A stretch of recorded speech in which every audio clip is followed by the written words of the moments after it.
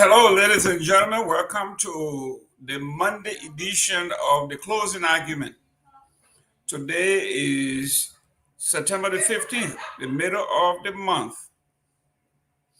I am Jerome Gayman, your host.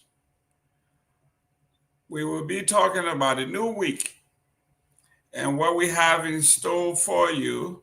As usual, we will be discussing issues, topics of concern to you that are trending in the Republic of Liberia. Real quick, as I promised, next week, we are going to be introducing the Divine Nine. The Greek letters. We're going to talk about what is the Divine Nine. Next week, Monday, we are going to begin with the first group. Zeta Phi Beta sorority will be here. If you know any of the Zeta women, they are going to be here representing Zeta Phi Beta Sorority Incorporated. Women of substance will be here to tell us what Zeta is all about, what's their mission, their vision, how long they've been around, and what are they doing to help our communities, locally and internationally. So next week, we're going to begin to deal with the women from the Divine Nine, beginning with Zeta. The Zetas will be here. But let's look at the different headlines in the news. In the Republic of Liberia, as usual, there is no shortage of news. We will give you the headlines, and as the day go by, maybe we will be able to discuss as many of the topics as we can. Right off the top, let me read for you an act to amend the new penal code, chapter 14, section 14.70 and 14.71. We are talking about rape of all kinds. This was approved December 29, AD 2005. Published by the authority, Ministry of Foreign Affairs, Monrovia, Liberia, January 17, 2006. It is enacted by the National Transitional Legislative Assembly of the Republic of Liberia, Liberia National Transitional Government of the Republic of Liberia in Legislature Assembled. Section 1, effective date of amendment. That immediately after the passage and publication in handbills of this act, chapter 14 of the new penal code is hereby amended. That immediately after the passage and publication in handbill of the Act 14 of the new penal code, here amended section 2.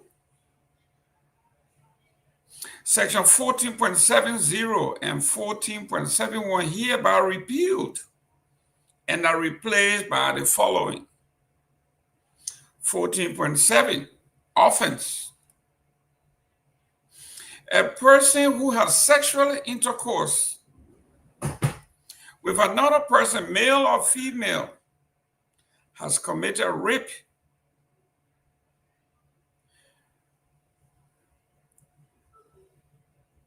If he intentionally penetrates blah, blah, blah, blah, without the victim's consent, or he or she intentionally blank, blank, blank, blank, blank, without the victim's consent. He or she intentionally blank, blank, blank, blank, blank. With any part of the body without the victim's consent. Then on offense A, section II. Then we jump to section B. The victim is raped if the victim is less than 18 years old.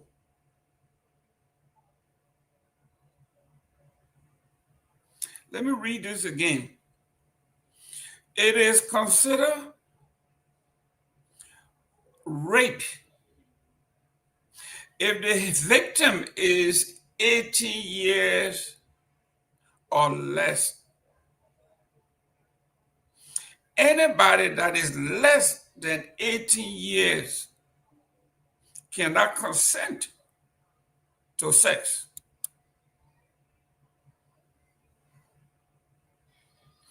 Anyone who is less than 18 years of age cannot have consensual sex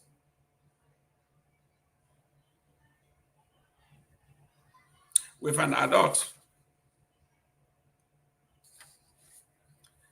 This brings me to this article. Deputy Youth Minister accused of rape, misuse of funds, takes leave of office. Written by Edwin Dolo, the Liberia investigator.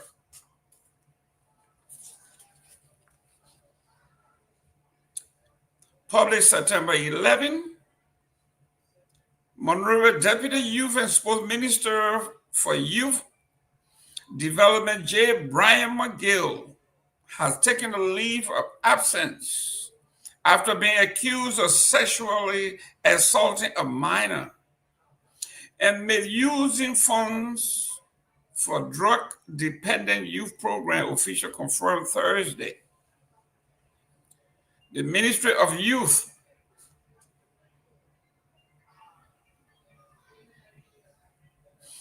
and Sports said McGill requested leave to avoid any perception of interference with this ongoing investigation.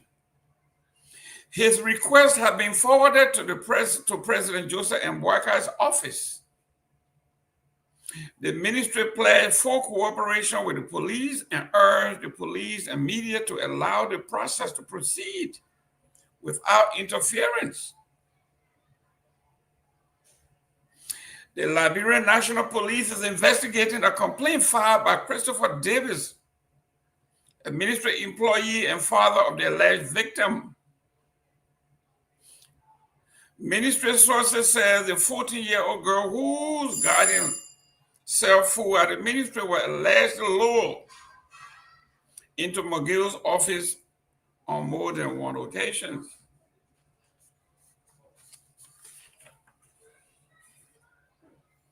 Mr. McGill had denied the accusation in a statement, calling it false.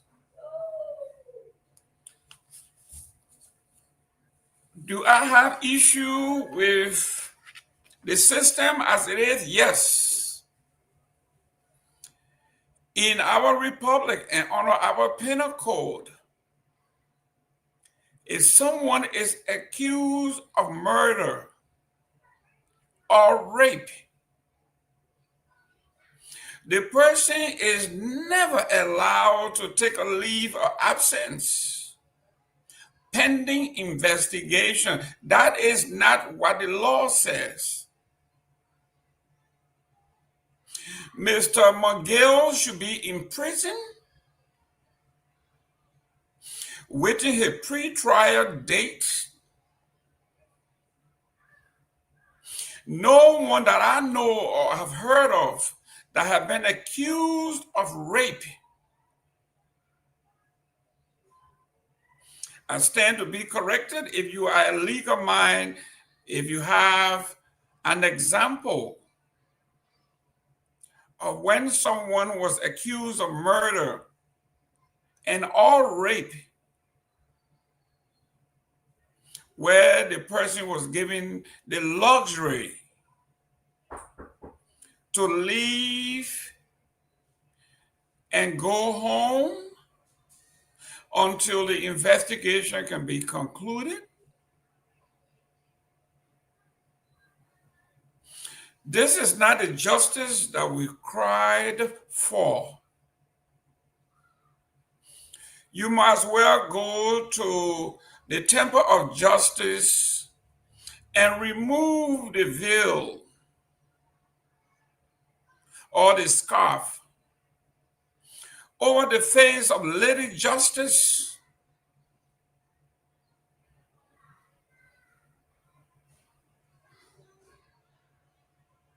I know it says, let justice be done to all mankind.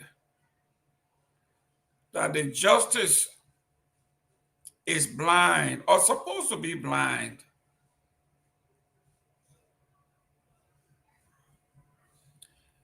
The deputy youth minister is accused of rape and had the audacity to ask and be given a vacation while the case is being investigated. If a Gayman or a Pewee or a Sanvee or a Tomalin was accused of rape,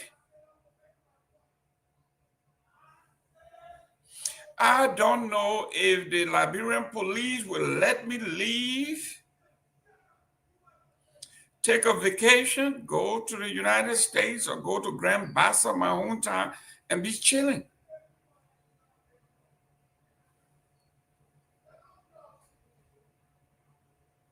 To me, that is considered a rapist on the loose.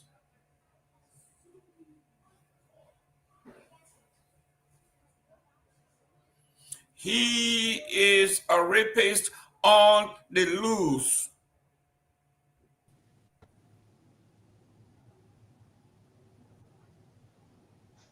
He is now given the green light to go out there and even commit more rape if the opportunity presents itself.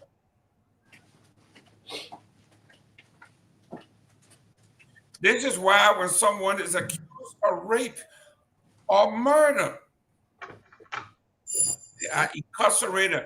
I think we have a video that we have cued from the police department. If that tape is available, we will play it while we are looking for it. But this particular case is of interest to all Liberians, all mothers, all fathers, to all women, all girls. If Myean Torgbean rapes you, you can rest assured they will arrest him on the spot. But if a McGill does it, he's given vacation. Take time off from his office and go home. He needs to go on vacation and rest while we investigate this case, according to the Liberia National Police.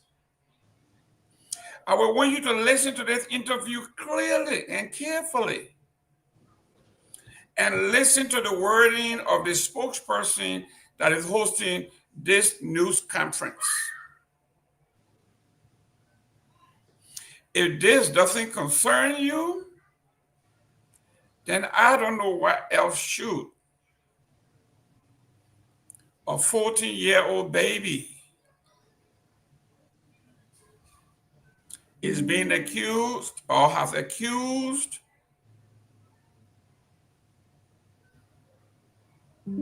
a top government official of rape. As always, we say rape is usually done by people, members of the family, people with whom we have relationship. In this case, the father of this girl works or has some relationship at the ministry. And this is his daughter being taken advantage of by someone who is powerful. Let's listen.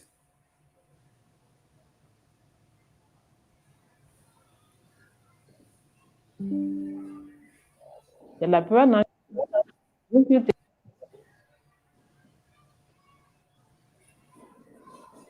Good evening, Liberia. I'm Assistant Commissioner of Police, Susie T. Tele, Head of the Women and Children Protection Section of the Liberia National.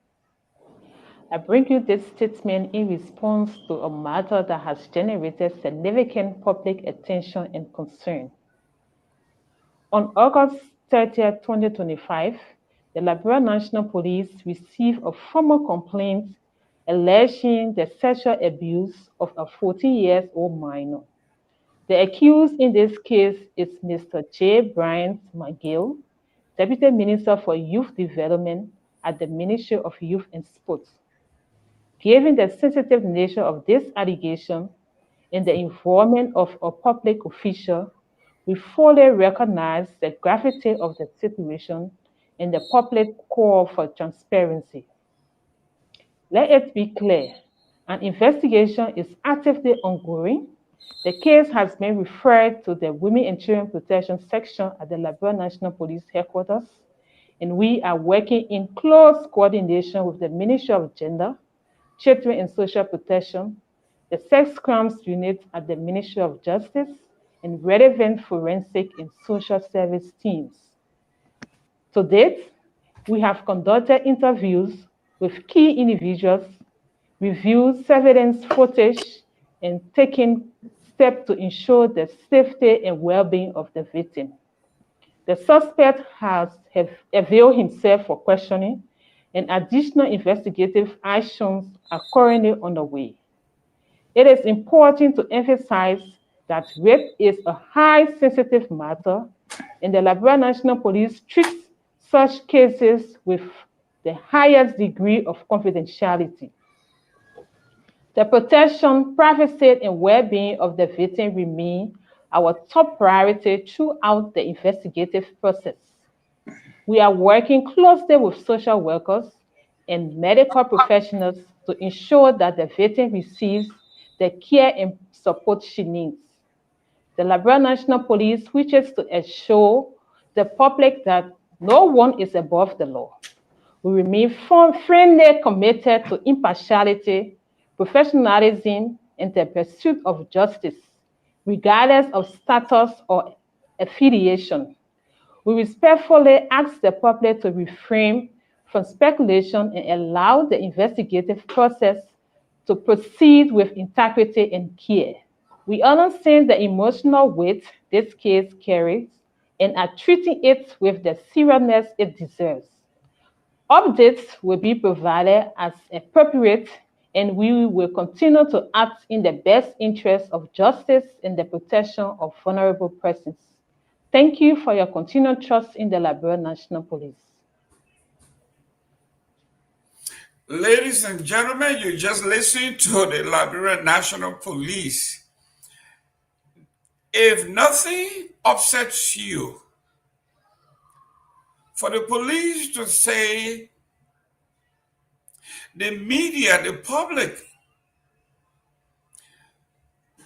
should remain mute until the investigation is complete.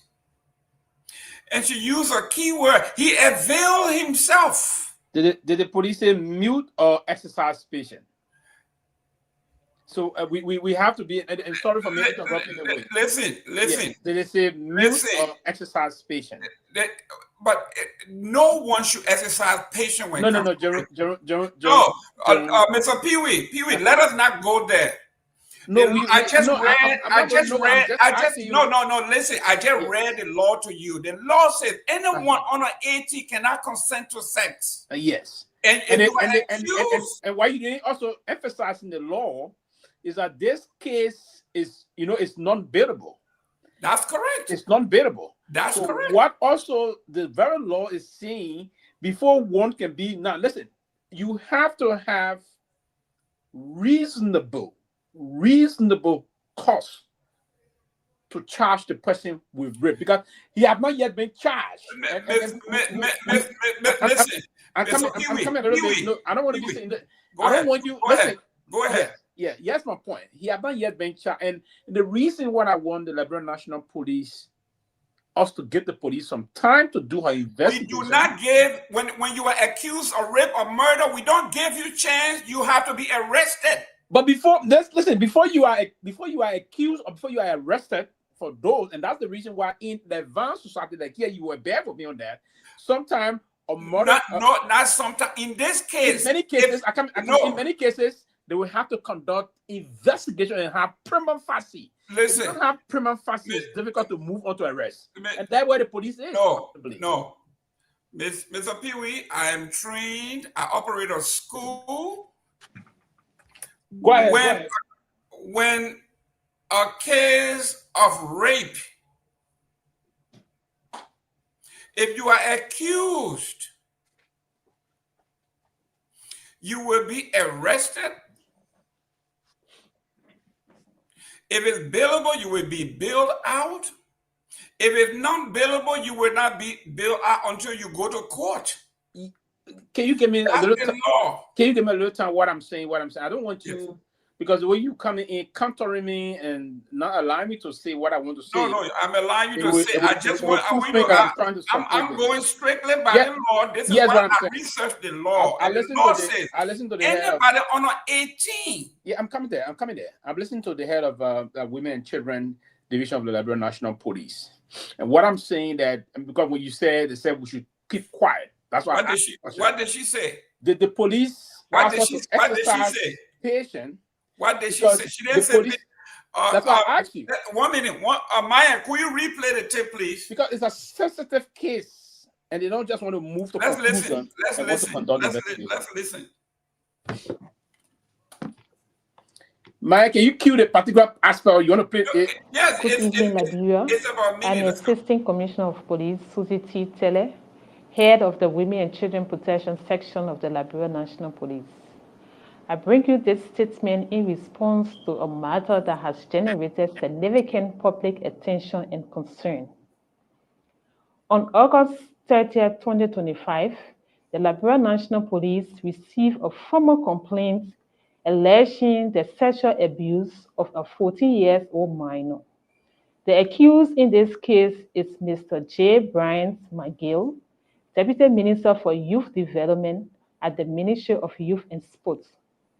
Given the sensitive nature of this allegation and the involvement of a public official, we fully recognize the gravity of the situation and the public's call for transparency. Let it be clear, an investigation is actively ongoing. The case has been referred to the Women and Children Protection Section at the Liberia National Police Headquarters, and we are working in close coordination with the Ministry of Gender, Children and Social Protection, the Sex Crimes Unit at the Ministry of Justice, and relevant forensic and social service teams. To date, we have conducted interviews with key individuals, reviewed surveillance footage, and taken steps to ensure the safety and well-being of the victim. The suspect has availed himself for questioning, and additional investigative actions are currently underway. It is important to emphasize that rape is a highly sensitive matter, and the Liberia National Police treats such cases with the highest degree of confidentiality. The protection, privacy, and well-being of the victim remain our top priority throughout the investigative process. We are working closely with social workers and medical professionals to ensure that the victim receives the care and support she needs. The Liberia National Police wishes to assure the public that no one is above the law. We remain firmly committed to impartiality, professionalism, and the pursuit of justice, regardless of status or affiliation. We respectfully ask the public to refrain from speculation and allow the investigative process to proceed with integrity and care. We understand the emotional weight this case carries and are treating it with the seriousness it deserves. Updates will be provided as appropriate, and we will continue to act in the best interest of justice and the protection of vulnerable persons. Thank you for your continued trust in the Liberia National Police. The public should refrain. I think you heard her say that the public should refrain. Yeah, and that they were coming. I started taking note, and I was starting there. I took note. Yeah, that's key point you struck there, and I think just by listening to her, and I believe that she's been sincere and she's a professional police officer. Just by that, the public should refrain from speculative thought process. Now, normally we speculate too much in this kind of criminal matters. The public should refrain from speculating. She went on by also saying there's active investigation ongoing. Active investigation ongoing. Now, Mr. Gayman, Ben Sanvee, I'm a student of criminal justice. Currently, when there's active investigation ongoing, we don't want people to speculate. She went on also to state, she went on to state they are collaborating with other forensic team from the Ministry of Justice, the sex and forensic team from the Ministry of Justice, because they want to collaborate all of the facts. They don't want to mix on anything before they move. Pewee. That is not the work of the police at this point. What's the work of the police? Listen, the word refrain. Just put it up on your dictionary. What does it say? It says stop. Yes, stop speculating. Yes, stop. That means we are not speculating. No. She said, no. I will come in defense. No, listen to this. Listen to this, Pewee. Yes. She said a formal complaint. Yes. Of sexual abuse have been filed. Yes. Okay. If it's formal, it's not speculation, it's on paper. No. This man should be arrested. Jerome, don't sit behind the microphone. He should be arrested until proven innocent. Jerome, don't sit behind the microphone. I am just as you are. This man has been accused of rape. What's the police? What she was trying to say to us, the public, is that you should refrain from speculating because there's an active investigation ongoing. We are not speculating. A formal complaint has been lodged for the police. The police is now, the only thing you can do for the police now is you can help the police with any information but don't speculate. No. When someone is accused of rape, you are arrested. You are never given a chance to wait for investigation. That's after the fact. No. Let me say this to you first and foremost. Before you arrest, you have to have probable cause. We do have probable cause. We have a probable cause. Or complaints have been filed that someone was raped. That is the probable cause. Who determines probable cause? That's the probable cause. Who determines that? A case, she said, a formal case was filed. Just a minute. Who determines probable cause? The law. The Liberia National Police. The law. The Liberia National Police. And the police is now saying to us that there's active investigation ongoing. That is after the fact. The fact is when the case. Listen, Mr. Pewee. No. After the fact, I don't. Listen, this man and I, we don't have nothing in common. No one says that. I don't know either the fact that the woman was raped, the girl, a baby was raped. I understand. If you do, then what is your... No, you don't understand. You see what you're trying to do, and that's why we're not allowed, and sometimes it's going to be, and that's why we can always be coward and allow things to unfold. Let's agree someone was raped, but should we, because someone was raped, and that's someone probably that would be innocent? Listen, so that's the problem. So that's why you should leave. No, that is not the... You are making a procedural error. No. The procedure is when someone is accused of rape, that person is arrested. The person is not who accused the person. The first phase of it. We have a case against the person. The police have not done that yet. The police have not done that yet. And that's why the police, the head of women and children, that has been said there's active investigation ongoing.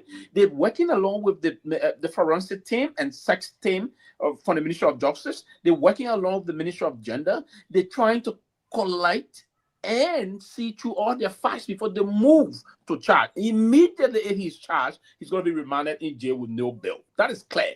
But what the police lady just stated here, that the public should refrain. And everywhere in the world is best practice. They will always ask the public to help with refrain for speculating because you don't know yet. Now, before you can move to charge in any criminal case, you have to have probable cause. And that's one of the things the police is now working on. And if you saw what she said, there are additional investigation ongoing. And the additional investigation will be the scientific aspect of it, the forensic aspect of it, and then if they collaborated all of those evidential evidence or evidences, then they will now move to the decision of probable cause. Can I ask you a question? Go ahead. There were cases in Liberia where we are talking about people who are in detention and have not been accorded the opportunity to appear before the court for the charges against them. You agree to that? Come again with that question?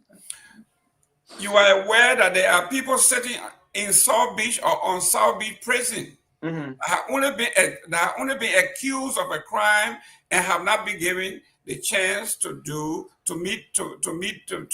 their first court appearance. Before even here now, back when I was very active in advocacy, back I advocated in favor and against that kind of a treatment in terms of pre-trial detainees. We have hundreds of pre-trial detainees languishing behind bars that some of them, for instance, let me get a case. I knew a particular guy that was allegedly charged for theft, right? He was charged for theft, and then if he were to go to court and found guilty, he would be in jail maybe for 2-3 years. But he was behind bar waiting for trial for almost 6 years. When I brought the case out, he was in Pakopin when I brought the case out. When the case went, because when the case went up to the Ministry of Justice attention, they counted Antonio of Monserrato. When the case came out at the time, they bluff Antonio. They said, "Oh man, just slip me a name. It will come." When they went to the case, they saw the case file. The man he was going to be found guilty. He's going to be in jail for 3 years. Now he's been in jail for almost 6 years. They immediately moved. Did a release for him, and I had to put him out of jail. There's hundreds of them also back. I can remember President Weah also freed some of them at the time. When President Weah went to the South Beach and he did a tour of the Ministry of Justice, then advised him on the President Weah also moved to free most of them. The pre-trial detainees we have in the country, the languishing behind bar for petty charges that the time they already have spent, it would have passed the time if they were even to be found guilty. If they were to be found guilty, right? I agree with that. We understand this. Now let's go to this. Let's go to this current issue. Listen, that's one of the reasons. Let me end here. Yeah, go ahead. And that's why in the criminal justice system, that's why we always say it is appropriate. And part of the reason why many of times people get charged and move on before the indictment is done to go for a city for a grand jury, the indictment is done, they go to court and win those cases. The reason behind some of those things is we have not been appropriately charging people. We go with sentiments. We want to push when the public bash a little bit on the police, and the police become more sentimental because of public pressure, and they charge when those charges do not meet the weight of evidence. If the charges don't meet the weight of evidence and you charge recklessly, the person will go and walk free. It's just that people have not been suing back for those kind of things. So that's one of the reasons why they have the police, women and children division is saying there's active investigation ongoing. The suspect have reported.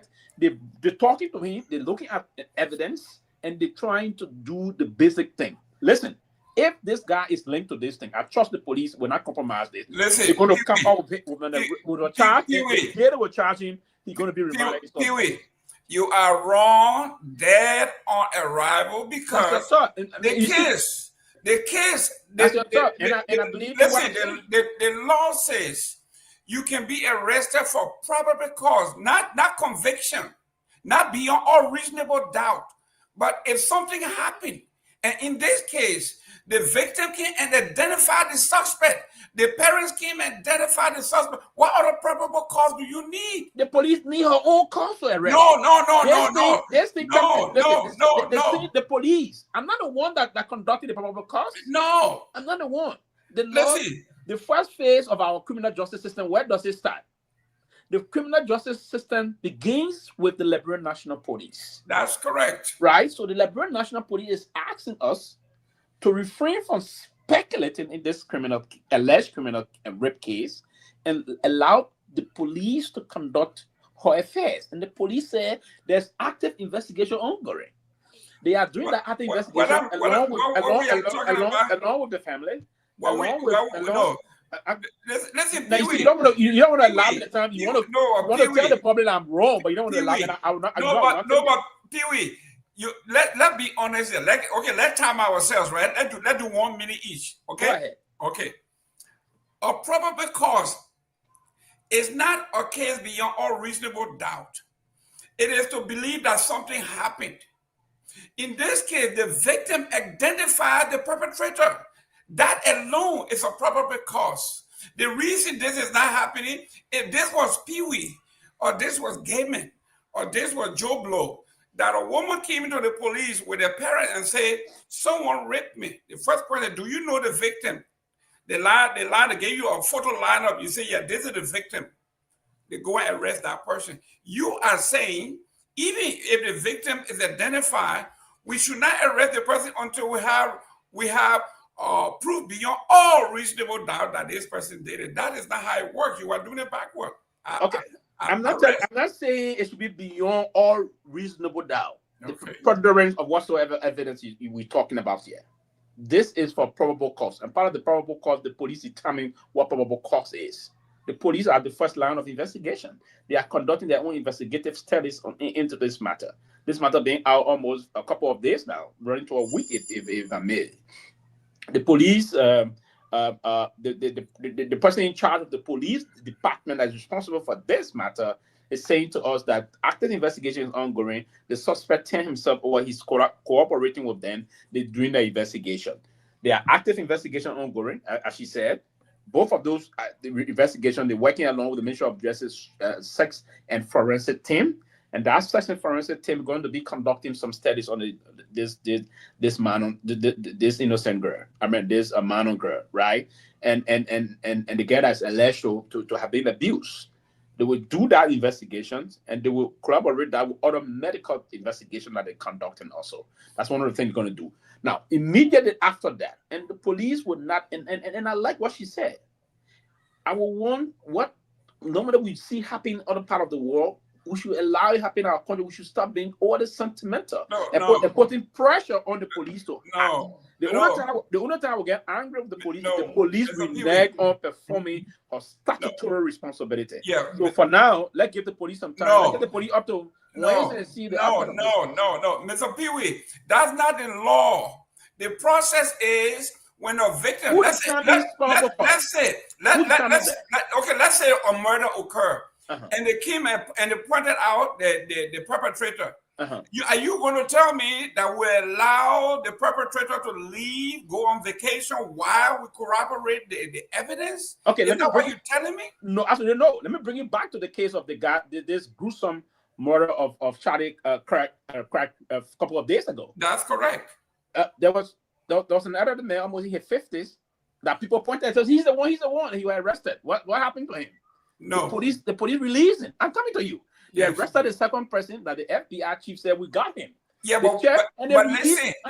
No, Pewee. What did you say? You said they pointed. No, listen. You said they pointed to him and they arrested him, right?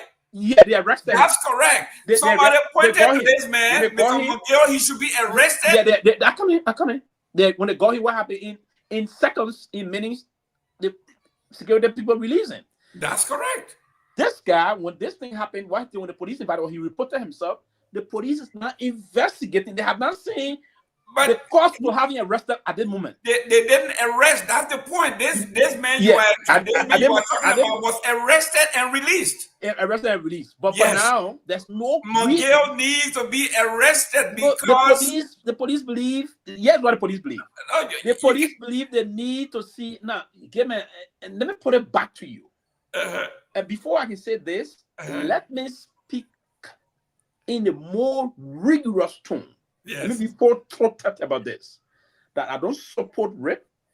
We understand that. If you are to hear that we understand that. We understand. If they hear that associated to me, if I'm guilty, let me be punished with the harshest of all penalty. But meanwhile, what I don't want to see happen, I don't just want to see. We have seen those kind of. There's a case in Chocolate City before, a classroom teacher that a little girl, the mother sucked the little girl out to lie on her study class teacher. There was a kid, the man went to jail. The man was already in jail when the later on the thing happened. Some confusion came, someone pushed and they confessed the story before this guy was released. He had spent some months in jail. And when that happened, Madam Sylvester said this thing: while we want to fight against rape, we don't want nobody innocent that would be innocent and go to jail for this, and that will have the stigma for the rest of their life. So that's one of the reasons why I'm saying give the police the appropriate time. If the Liberian police came out tomorrow and said, we have some reasonable reason now to hold this man, and we will not charge, they will charge, then he will be remanded in jail while the case is spent. And even by them charging him does not necessarily convict him in court. Yeah, but so what the police are afraid of, the police don't want to charge. The police don't want to charge. The police don't want to charge. The police don't want to charge. And then you go to court, then the man. Pewee. That's the problem. Let me tell you this. Go back. I'll listen to you. Listen. After being accused of sexual assaulting a minor and misusing funds, the official requested time off from his office. Can you imagine if you are accused of a major crime, you either did it or you didn't do it, but you request a vacation? How many criminals in the Republic of Liberia, anywhere in the world, will be accused and asked to take a vacation? No, you see, and given sometimes, I'm a man. What I wouldn't want to see happen to my girl child, I wouldn't want to see it happen to no girl child in Liberia. Or no child in Liberia, maybe a boy child that may be sodomized also. But what I would also want to speak of, and that's where leadership comes in. To be a good leader, you should be able to strike the balance. You should be able to do some quick evaluations and strike a balance here and speak to the mind of those that are affected and whatsoever. So to bring them to check in terms of difficult times. What I'm saying here is not the issue about the mayor asking. The reason why the mayor asked for that, and the reason why that unfolded, probably they missed something because they don't want him to be active in his position. No, I'm coming. You see, Pewee. you want to give me, and No, Pewee. What you mean? They don't want he took. He didn't ask. He took. Yeah, he asked you to leave, taking a leave. I have been in an institution. Someone is involved with this, and they ask for looking at a matter. They didn't ask him. They didn't ask him. They said Mr. Brian had taken a leave of absence. No, requested a leave of absence. They didn't say he asked. No, requested. No. And that's not also true. You see, the reporter, I'm seeing a communication from the Minister of Youth and Sport. You see, today I'm going to be absolutely fair. And I always be fair anyway. I always not on this one. But today I'm not going to be political. Right? The Minister of Youth and Sport stated that Mr. Miguel requested for a leave of absence and it was granted. No. Right? And that's a fair thing. And the reason why it was granted is granted pending investigation from the Liberian National Police. And listen. And I got some insider in the police that is saying to me that the police is trying to be very impartial in this matter. They want to do things and apply the science, apply the investigation. That's one of the reasons why the forensic team has been onto this. The sex and forensic team is on this one. They want to do it from a medical perspective. I don't know how the DNA issue going to react so fast in this matter. So they want to get it if that man, that Deputy Minister McGill, Brian McGill, is he's actually involved into this. They want to get him and nail him in court. That's the intent. They don't want to get him haphazardly, and then he get a good, brilliant team of lawyers that will come and get him out eventually during the time of trial. They want to get him, and that's what my police source is telling me. Say, Pewee, hey, we are taking time to get to this case, and we'll get to the bottom of this case, and if there will be charges, those charges are going to come in, and then we're going to go to court. Those evidence of bulk of evidences, if you will, going to be used to have him nailed and send him to jail for life or many years. So that's the reason. That's one of the reasons why I'm saying today. And we all agree, even in the House when the law was being passed, people started speculating. Do you know that Senator Prince Moy, before was someone said Senator Prince Moy did this, the other lawmaker did the other thing. If you open a floodgate in the kind of case, and they say well, Jerome was involved into rape or raping a man, then they just get Jerome. You put all of the men, people will start sucking people up in the country, and that's why the police want to stop. And that's why we men that are against this thing, saying to us, while we against rape and we want to condemn rapists, it is important that we balance the scale of investigation to make sure that those that are pinned down are those that are culpable. And those that will be charged, those charges should meet the weight of evidence. That those weight of evidence that will be induced in court that the prosecution will use to win the case and send the person to jail. That the person will never be around our innocent children in the country. That's the reason. But not to speculate and do it. And at the end of the day, is be a perception on a speculation. But then you would again. So I'm not wrong on this one. I'm not wrong. Let me welcome J. Victor Nagbe. Are you doing that, Chief? We will order the legislature. I will order the judiciary, the police. Are you doing that, young man? How you doing? It is good to be with you, my brother Sylvester Pewee. How are you? And what's up, audience members? Why is Telvina so active today? What is she drinking? Slow down, sister. Look, my call to order the legislature, I am now extending that to Sylvester Pewee. We got to order this, brother. I worry about this brother. I think he's going down the deep end. He sat down here on Friday and said the progressive did not like Taylor. Weekend, you back with it. And so if Tiawan was not like Taylor, then he got up to say Kehleboe Gongloe faked his beating. So he comes on again today. He's doubling down and he's telling the people. You just rightly pointed out, Mr. Gayman, we have a suspect, we have the evidence, we have the medical examiner. What evidence you know you have? The eyewitness. We have the witnesses. We have the witness evidence. We have the medical report. To nail someone. You see, he's not a lawyer. Listen, neither are you. But listen to Pewee. If there was a murder and someone comes out and says, this is the guy who did it, are you going to let him go home and take a vacation? I come in. No, answer the question. Let's get back to what you just said. I'm coming out. Somebody can say, I saw Jerome doing this. Is that enough to send you to nail you? Oh, yes, they will arrest me. In court? They will arrest me. And a good defense lawyer will trust that. That's fine. That's fine. That's fine.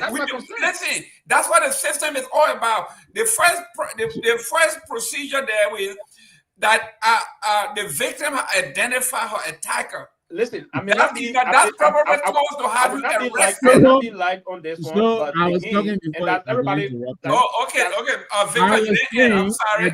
I just sent a video to Myean, and I hope you will cue this. This is the video on Nyenwolo. And we don't have any right to this video. I have to say here for disclaimer, this is a Spoon Network radio where Mr. Sylvester Pewee was one time a panelist as well. He sat down here and said there is absolutely no evidence that Nyenwolo had ever been accused. And I was saying you were saying during the room that there is a video. And so I put a video in the chat room over the weekend. He had said if I were to you can be historical video, sometimes. You don't even know how to you will come out. Why you keep interrupting me? But why interrupting you? You think bigger than me? You have to always interrupt me. Does that make you feel like you're bigger than me? Saying things that you gotta stop interrupting me. Let you go. I don't do that to you. You gotta let me finish. No, but go ahead. Thank you very much.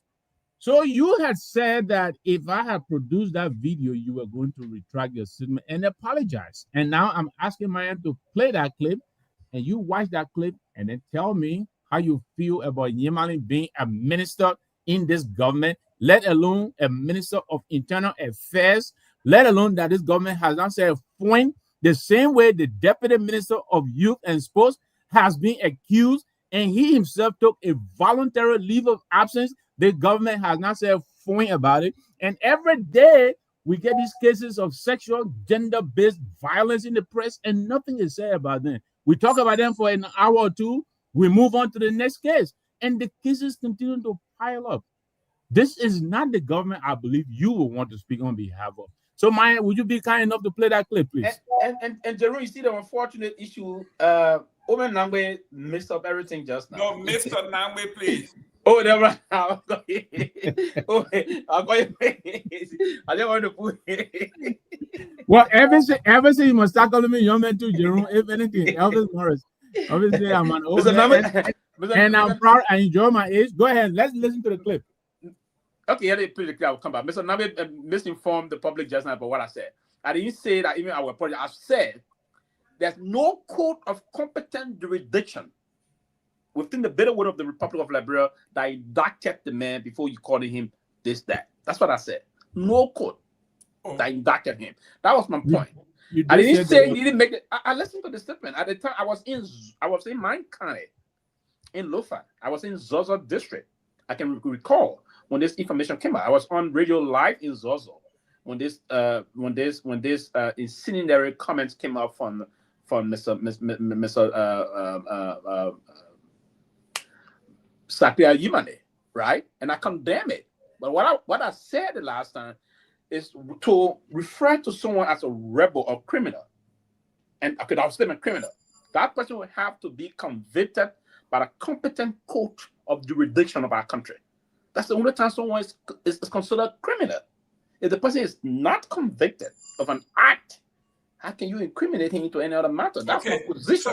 But I didn't say he didn't make it. Okay, so the video. Okay, so your logic is the Bob Nakeds of the world, the Prince Johnsons of the world, those that open pregnant women's stomachs, and they were not adjudicated as murderers and criminals.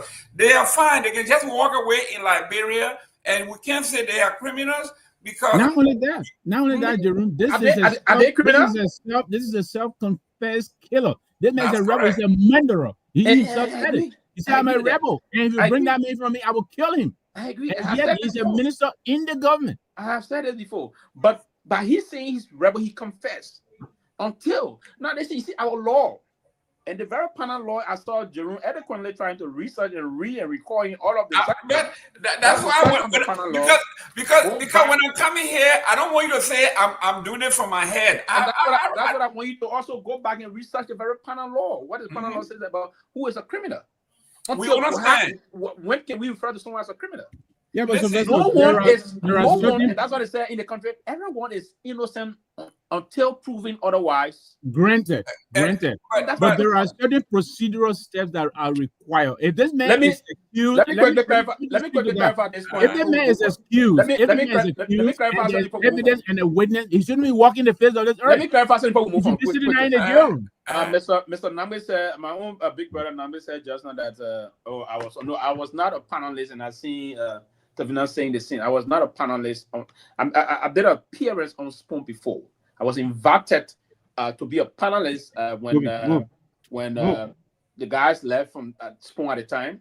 When you have the leg of Garguah and others, I was invited personally to be a panelist on Spoon. I made my debut. Hey man, are you telling me I use a white spoon for nothing? Because I use a white because of you. I made my debut appearance. Pewee. I made my debut appearance, but I later on. Pewee. Let me ask you. So I just want to say that I did appear. Let me ask you a question. A couple of times. Let me ask you a question. There is this operable word in jurisprudence, not in law, where it says competent jurisdiction. Yes, competent. Is the court in Liberia competent? Yeah. So listen, and I respect. No. Listen, Mr. Nagbe. Listen, you don't expect to ask intellectual kind of question. He will tie himself into pressure. You going like that? You are pressure You now. know, Yeah, that's he what I'm saying. is the ultimate pressure. Listen. The courts in the country. The master deflector. The court in our country. Let me say this to you. While I have some reservation about the independence of the court, and I respect the court, and that's what and I was taught. You see, I am a constitutionalist. I believe in the Constitution of the Republic. But let me ask you this, Sylvester. And the Constitution says we should respect the court. Let me ask you this. Article 65. I come in there, and that's why I said I got my own reservation about the independence of the court. Let me drift from my sterling. But yeah, I know, right? Can I ask you a question, Sylvester? The courts are competent, do you believe an arrest warrant should be out for this deputy minister?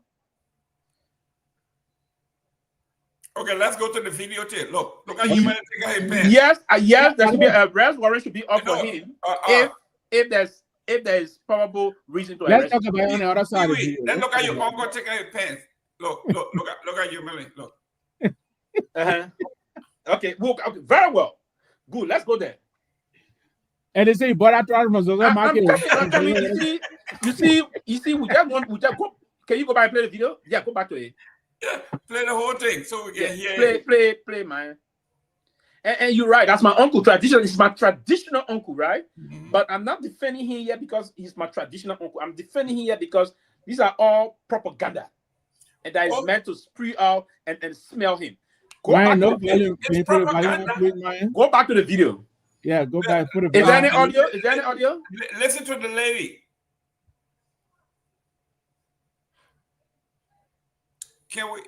Do we have audio?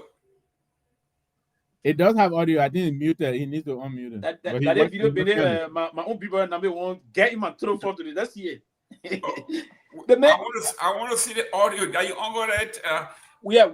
So where's the lady in question here in this video? We come show the no, video. Where's in our room there now? Where he's trying to listen. We're looking for the audio. The man's wearing a clothes. My taking a picture and he said it. Okay. The man's wearing his clothes. Let's listen to the audio. Yeah, but we don't have sound. We can have sound. I will stop talking. Okay. I will keep talking. Myean, if we don't have the audio, then because you will clearly listen to the woman crying and the conversing with him. Why are you doing this? I'm trying to put the audio there. I'm trying to get the audio quick. Okay. So the woman is with him. The woman is with him in the room and she's crying. Then you can see her. She can show herself. You should be ashamed of yourself. Oh my God. Oh my God.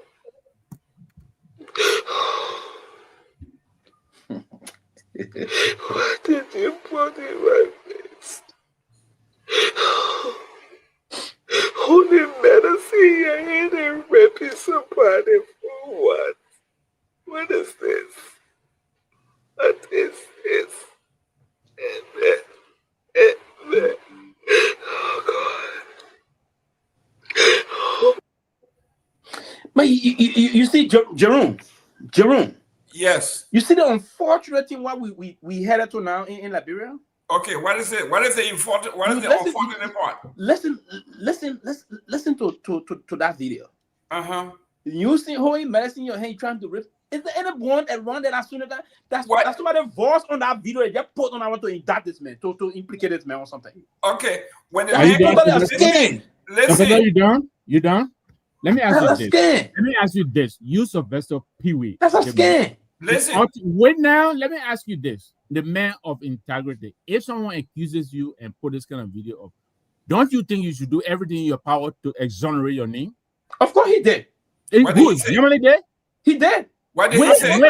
He said, come on, man. Listen, he did.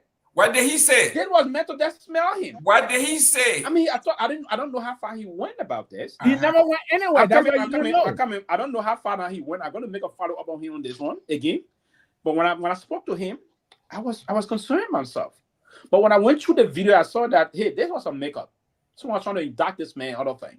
If you already see what that man was involved into what we display, we will have seen something more graphic than this. And Oh, you're going to come see, on. beyond that, the man is in the pants trying to wear his. I mean, it's quite unfortunate. You know that there's a whole setup. And the same thing we're trying to now to do sentimentally about Brian McGill in the case. Listen, to come out and say I the police. Can I ask you? Uh-huh. Is it a crime to falsify document information to implicate somebody in a felony? It's a big time crime. Absolutely. Okay, excellent. Have that person been arrested? Have that lady been arrested for impersonating? I thought he was going to court to take out the court. That's what he said he was going to do. I don't know where he went out with that. If that's what in my shoe, I would have taken her to listen, because if you cannot prove that I did this to you, I will take you to court. Okay, so he never exonerated himself. He never. I remember he was out of the country when they took him out. This video when he came at the airport, nonsense. They asked him. He was confronted by the media when he entered the country. He had nothing to say. Nothing whatsoever. Let me welcome the chief.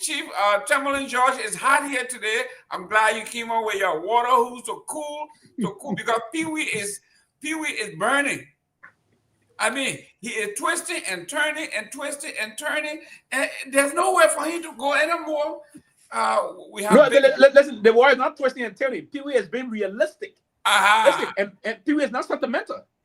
No, Pewee is not sentimental. Pewee is not going because of public sentiment or public pressure.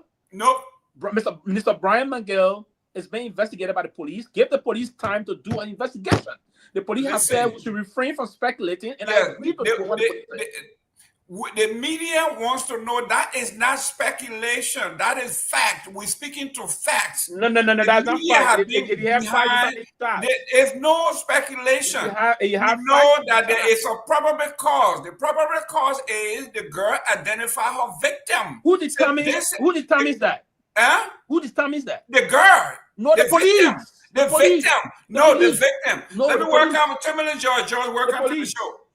Well, it's good to be on the show. Let me say, happy to be on the show, and welcome to everybody who watching the show. But I have to side with Pewee on this issue, because the fact of the matter is that anybody can accuse you of something. We agree. But the police, if by the police have probable cause to arrest that person, and they have the probable cause. Why they say investigating? Because the police is biased. No. The police is biased. This is a crime against government officials and nobody. Let me ask you this. When there is don't the police man the podium almost every hour to give you update on the matter? They tell you what they're doing. They tell you the suspects that lie. They tell you all of the stuff they're doing. That's what this lady is doing. She's assuring the public they are aware of the case. They're on the case. They will let us know at the end of the case. I think that's fair enough. But by now, the man should be behind bars. He shouldn't be walking around. No. You can't just put somebody behind bars just like that, Mr. Nagbe. First of all, the Ministry of Gender is involved. Justice is involved. And so forth, right? And the case is being followed by rights from all over the country. The fact of the matter is that they must check this girl, get DNA samples and everything before you if they have it and you do the DNA samples, everything, you have evidence that this man DNA is in this girl, you're making an arrest. But just by somebody accusing you and saying something like that, look, I'm against. I got 4 daughters, and I will always be a woman's advocate for women and children, because I come from a family of a lot of women. 5 sisters, 4 daughters, and so forth. I'm telling you this. To just say somebody is ripped me and you just arrest a person like that, gentlemen, let's be realistic. Let's be realistic. No, but Mr. Gayman. So imagine, because tomorrow if somebody come and say Mr. Gayman raped me, my arrest you, Mr. Gayman? Listen. Should you be arrested? Yes. Why? Listen. If I am accused, if anyone in Liberia is accused of rape, that person is going to be arrested unless you are a member of the elite class or the ruling class. Because there are thousands, maybe hundreds of folks that are on South Beach that have been accused of rape that were taken there. And we just talk about pre-trial detainees. That is a problem in the Republic of Liberia. Why? Because they want to take that predator out of the audience, out of the public eye. This man has been accused. The victim has identified him. The father has identified him. And the police can only refer to someone as a predator when the person has been convicted. Listen. So are we discounting the medical I'm talking report? about the perpetrator. The perpetrator has been identified by the girl, the victim. I hear as a school administrator, if a child accuses any of my staff of abuse, sexual abuse. Let me put it quickly. Listen. If you went to Buchanan this coming vacation, and then someone just say you went in the house or a child 15-year-old came from there and say, "Oh, Gayman raped me." They should that grab you and put you in jail? The police will give her the benefit of the doubt. But if they bring the medical evidence and it points to you, they should grab you. So my question is, so when we have our differences, right? But the police, let us get, and I'll be honest with you, right? I respect some of the folks that are the national police who are there. Okay, I respect them a lot. Most of them I respect them. But the problem, for instance, look at, I'm not a fan of Francis Jumani. I'm no fan of his. I'm one of those who even told the Senate, say, you should reject this man. That video show was Yemeni. You tell us a fake video. They in the background. Why did I come in the game? Then the person crying against you. The problem we're trying to avoid that kind of lies. The man put it close on. He said, "Oh, hey, he raped me." Why don't you on that case? Because everybody was a fake Sonny. Let's be frank. Okay. Let's be honest with ourselves. If the police get proper recourse, and I come in now. Once they have done an investigation, so now, okay, we're not making an arrest now. We keep it. It may have been a question of interest. Yes. Now we got evidence to find arrest this man. You won't go to the arrest somebody that the evidence is not there, and you lose the case. And Jerome, here's another point quickly, Jerome. Another point, Jerome, quickly. So it is possible. I listened to Big Brother Nagbe saying something that is important also. It's possible, and I've seen our own friends all on the stream making their own comment, and I respect all of the comments coming in. It is possible. Don't look at the comments. Yeah, it's possible. I've seen a case also that someone that was the arrival of the someone that was leader of the CMC is just joined us. He's the only one someone that was raped before, and that particular child, I think was 16 years. You got mail. That child was 16 years old, and said this person tempered with them. It is possible that person didn't do it, but that child was tempering with someone else was tempering with the person. It is possible that someone else has been tempering with this child, and someone's alleging that because the medical report will say the person has been tempered with. But who tempered with the person? That's what the investigation should be. Pewee, you try to divine thoughts. Okay, you are trying to divine thoughts. Is that factual? What we are saying here, it's a sensitive matter, but we have to be very mindful. The protocol is when you have probable cause. I would not be surprised if you believe it. I would not be surprised if then you run to Buchanan. When you start crying, that Jerome. Listen.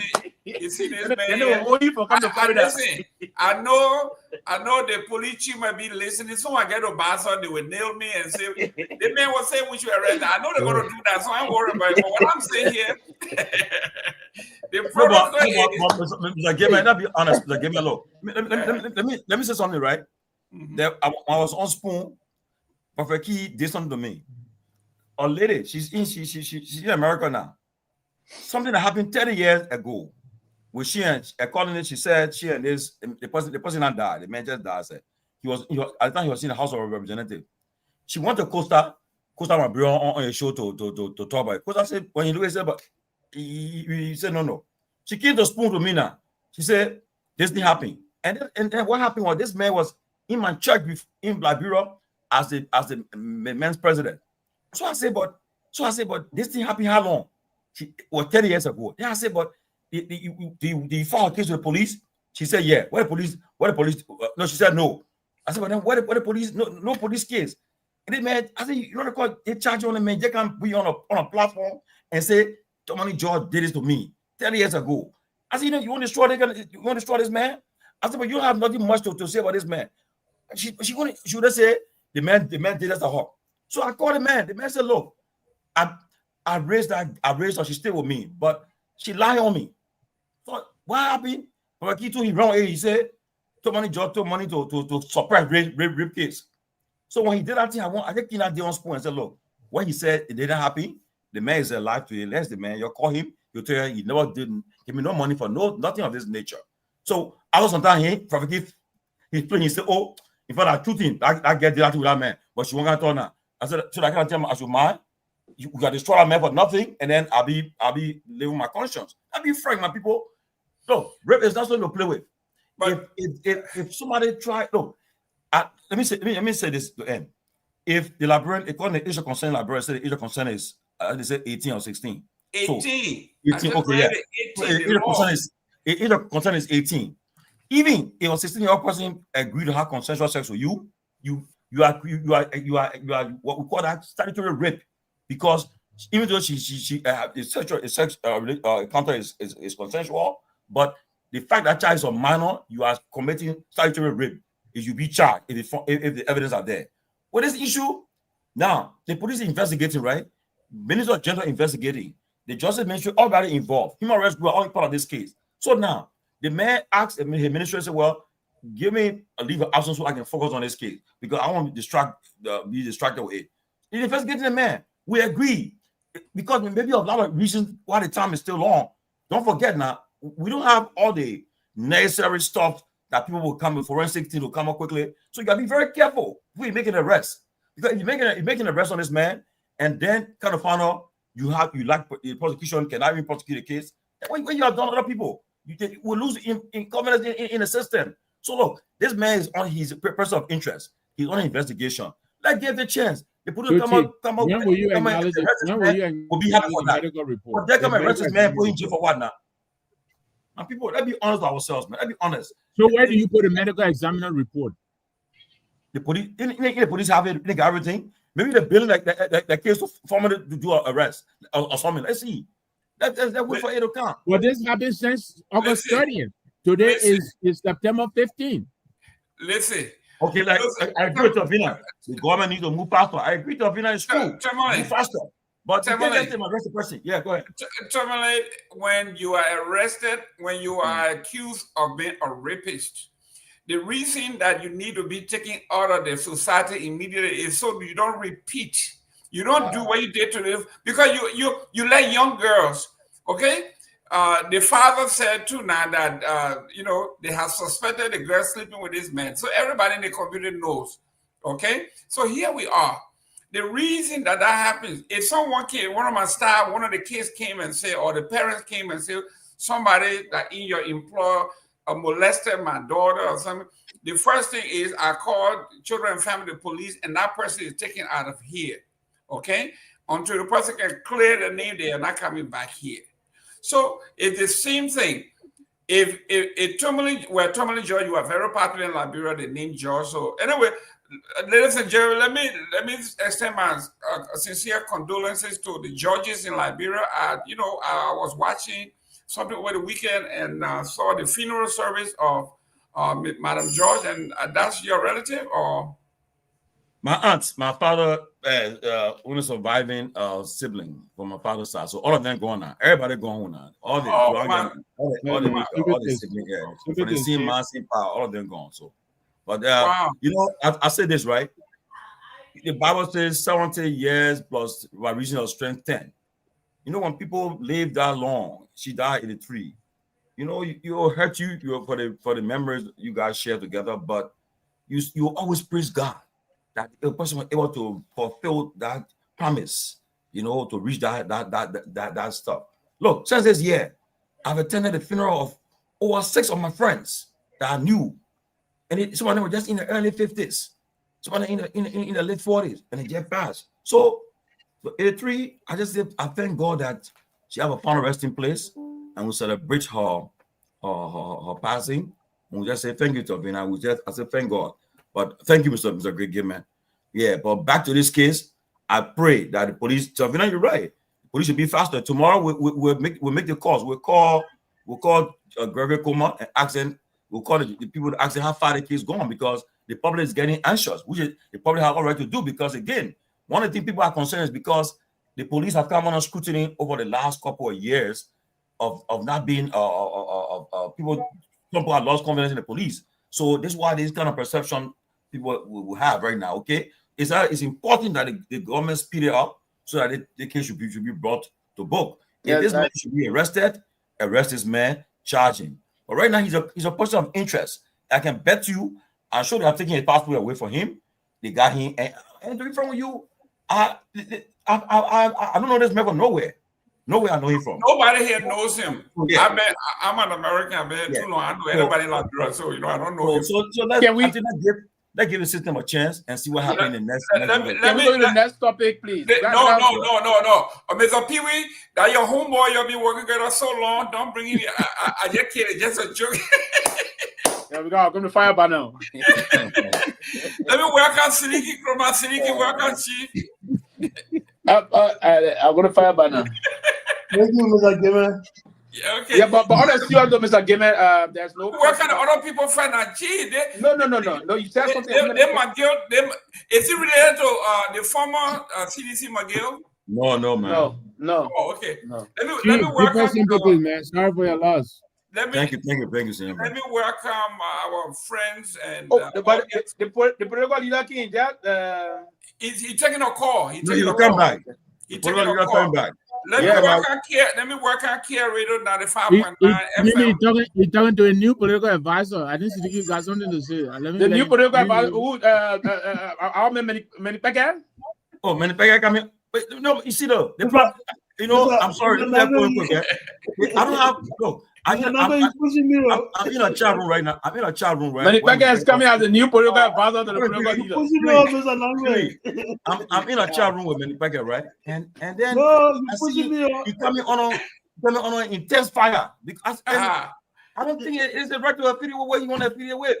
Okay. No, it's a right to affiliate with whatsoever, and I agree, and that's the constitution call for that. But again, if you vacillate too much in a period of time in politics, you are not taken seriously. That's the major thing. But is it right? It is right, but if the man is coming home. The man is coming home. One at a time. Yeah, this is becoming a troubling pattern, right? For Liberty Party. Hey, come on now. But you gotta see Jerome. When Kamara joined the CMC, that problem.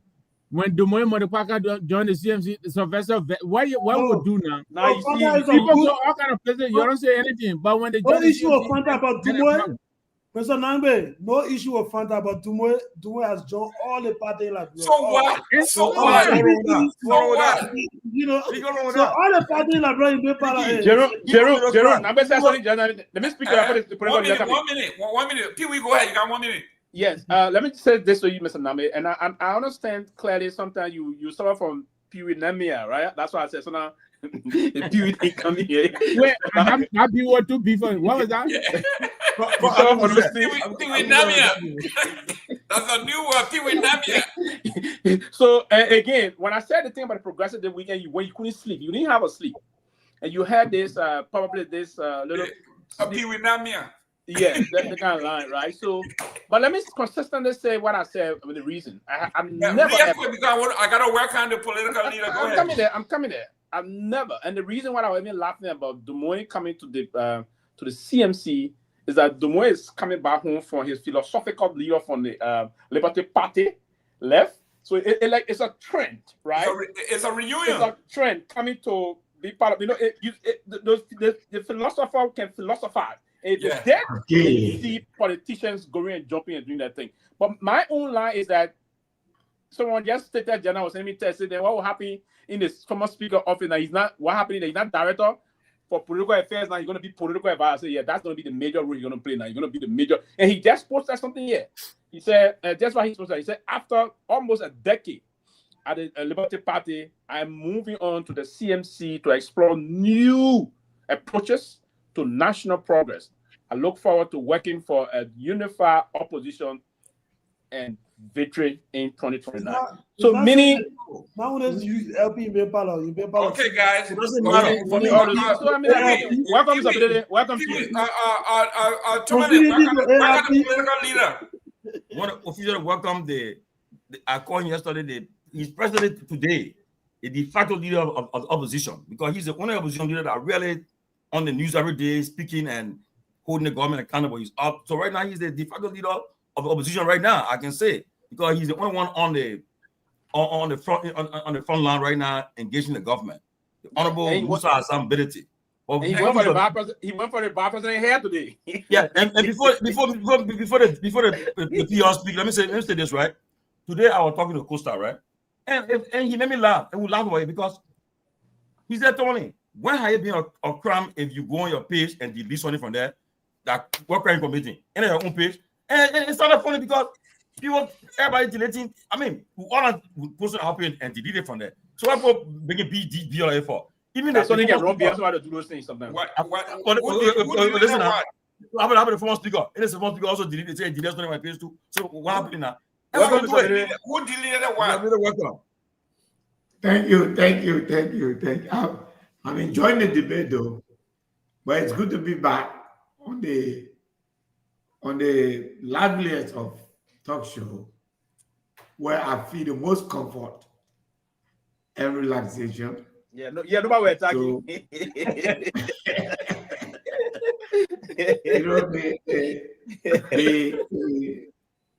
Anyway, I will not use any word from having wizard tonight. I'll reserve it for next time. I was coming as guest. Give me a guest week. I don't know the guest week. What you call it? Abula Razan?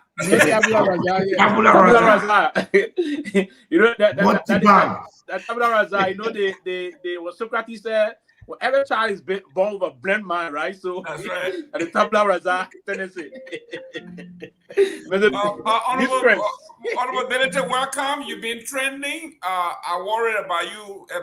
Do you get enough sleep?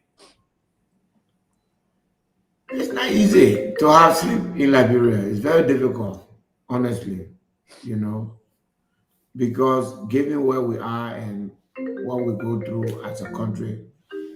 We can't easily sleep, honestly. So for me, are you hearing me? Yes. You know, for me as a person, I find it much easier and much more comforting to see that, you know, I am where I am. I'm enjoying the life I'm living because I'm following my dream. And I know that I did not have to be here if I didn't want to be here. So every day I'm reminded of the fact that I want to be where I am. That's why I'm here. If I had chosen a soft life, I could have had it easily. Having won the election, allowed the Unity Party to pillage our country, get my spoil, and go and sit down. But everything has a price to pay. I'm here because this is where I want to be. So I guess for sleep, Chief. I go to work in the morning. I wake up very early, but I go to work in the morning. I move around. I have 3 offices. I have my business, which is the first and foremost one. And then I take that out. Once I've taken that out, around 12 o'clock, go to the Capitol building. Unfortunately, nothing is going on in the Capitol building these days. So I go to the CMC airport and you know, sometimes I continue meetings. Like today, Monday, I meet, you know, as many people, conclude political arrangement, you know, conclude people who are thinking like us, answering their questions, you know, before they join.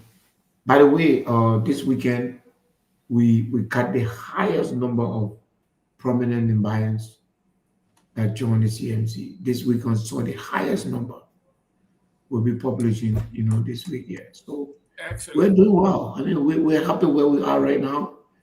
And like you said, we are not happy that we seem to be the only voice. We wish that everybody will join us so that the voice can be louder.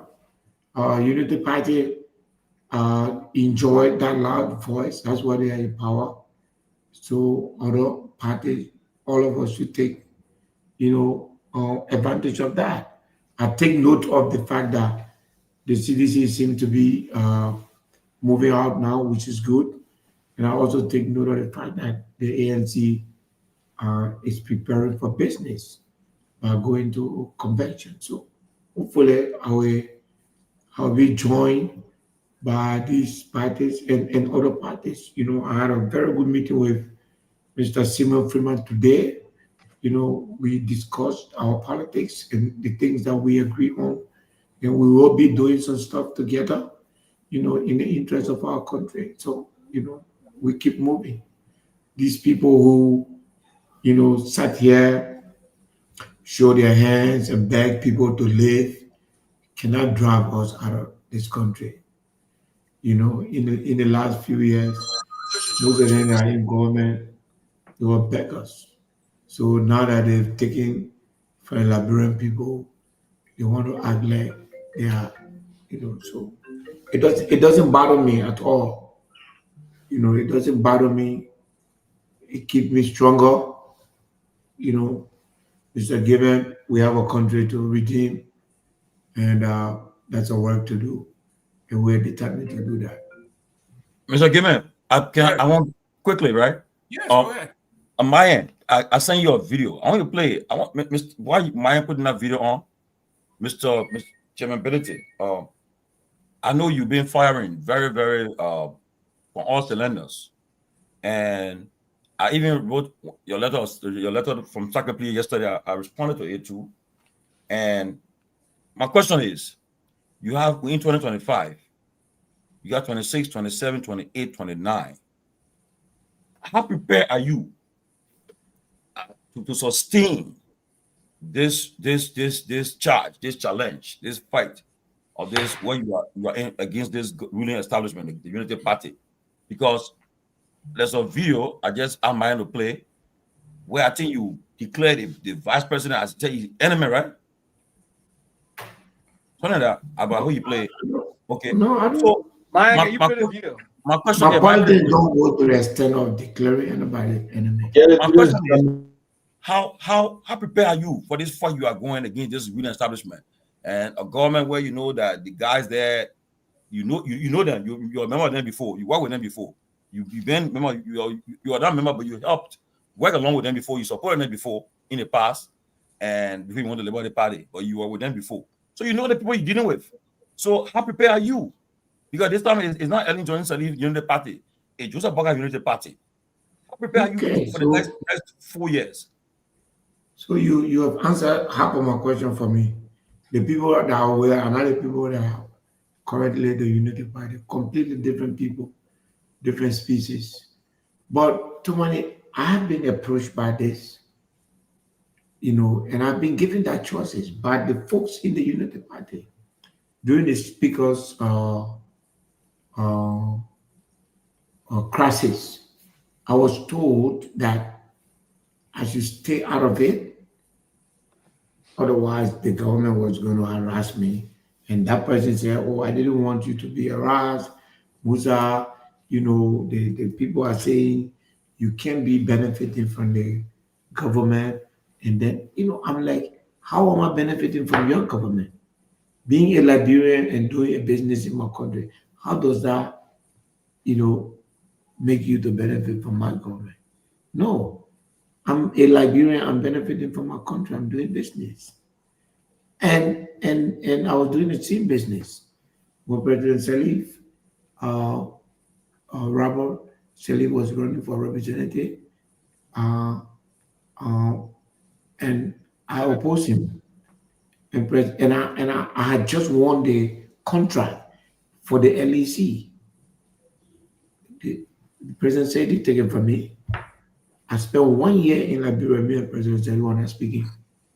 But she didn't take my business from me. I remember the guys on the board at that time, knowing that I had difficulty with the president, wanted to take this very FPRC contract. At that time, it was just a contract, nothing was happening. They wanted to take it. The late Sumo Kubi wrote President Salif. And then when I took office, I made this contract. Everything has been signed for Musa Berede to build his own tanks. But I wanted your approval, even though everything is in order. And President Salif wrote him, said, once everything is in order, wow. I mean, he has every right to do business in his own country. At that time, me and her were not speaking. Because of the crisis, we spent 1 year we were not speaking. And that's how Kupi called me and said, my man, you know, you told me your mind and your son got a problem, but this is what happened. She showed me the letter. And I continued my business. Come this very business, most of these, and I'll try to use some of, maybe we need to start paying, having wizard now. But most of the multi-bank were all around here begging for money. We're paying their rent, we're buying their gas, we're doing this. It was okay. When you come now and you want to harass me because I don't agree with you. Well, to many people, the very UP people, some people in the CDC, some folks in the United, in the ANC, who were saying, oh, Musa Berede is what? Your answer has come. I guess by what you see now, I'm sure you can know that I'm braver than some of your political leaders. I'm braver than some of your local leaders. I'm Chief Tomalin. I'm prepared that nothing the CNC is doing right now will stop. You know, when you see the lion and you want to cut the tails, any good man, any thinking man will have a plan to deal with the claws of the lion after he cut the tails. Myean, Kunda have exploited this country. They have exploited our budget. They have, Myean has been Ways and Means chairman for almost 10 years. They have refused to audit the country.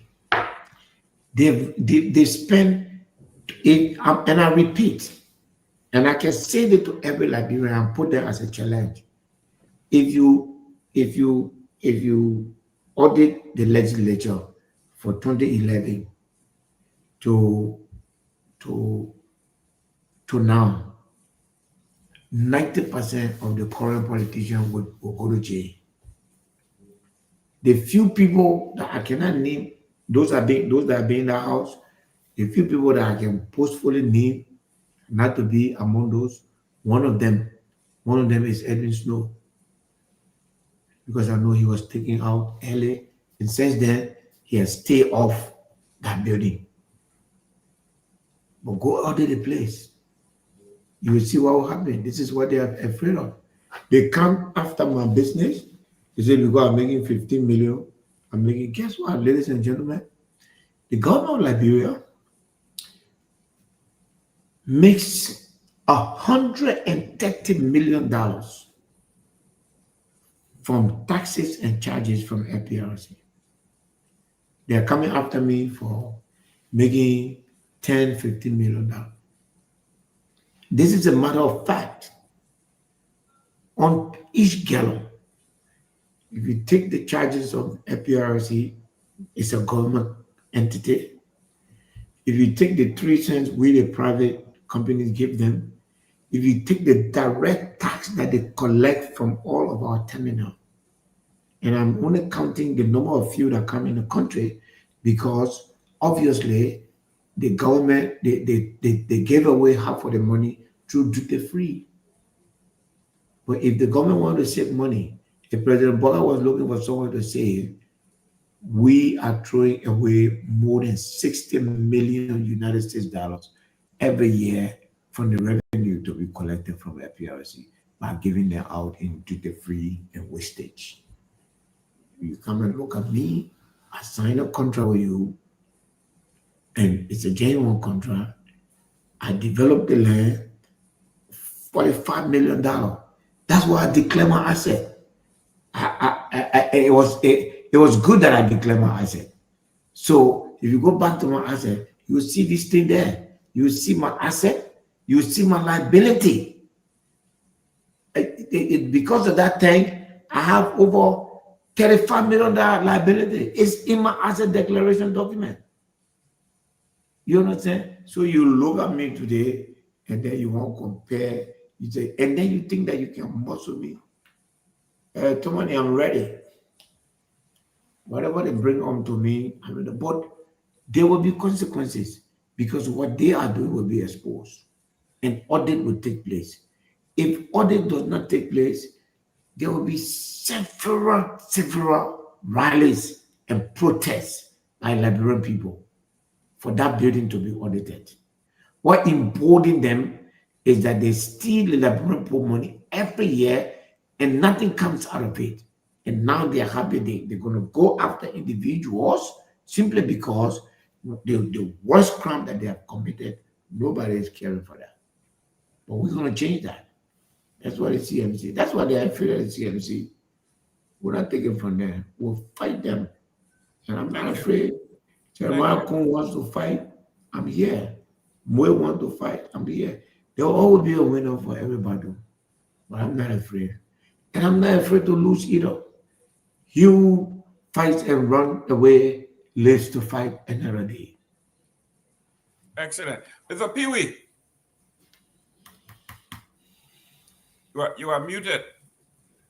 Thank you, Mr. Political Leader. It's just like the person you're trying to avoid for general, Mr. Snow. Someone just said to me, Mr. Snow, before Chairman on Rules or Administration, when this controversial tablet came on the purchase, there were a lot of things they couldn't account of this amount, that amount, other things, and myself followed that closely. So his hand was also in the cookies jar and other things. So the person that shared and I thought to also bring this up. But I do agree with you sincerely that there's a need for the house to be audited on a more serious note. And I also do agree, before I can just come up quickly here, do agree that all of what you just explained is true. And I think you took the bold step to challenge the status quo correctly. And it is quite unfortunate that you be targeted because you are a politician. The Constitution of our country gives you the right to exercise that right. And we all are given said rights, if you will. So I don't understand why they would want to target you particularly. And the question to money asks you, I like the way you answer that you prepare for this. And I saw how you fearlessly, I don't know where were you in that beautiful contract tie, progressively and fearlessly hitting. And if a politicians are sounding this way, and let me admire you for that. You are sort of stealing the show. On the most serious note, you are stealing the show. It's like you are the new sheriff in town, and everyone's gravitating towards you. Everyone's getting, it's just like this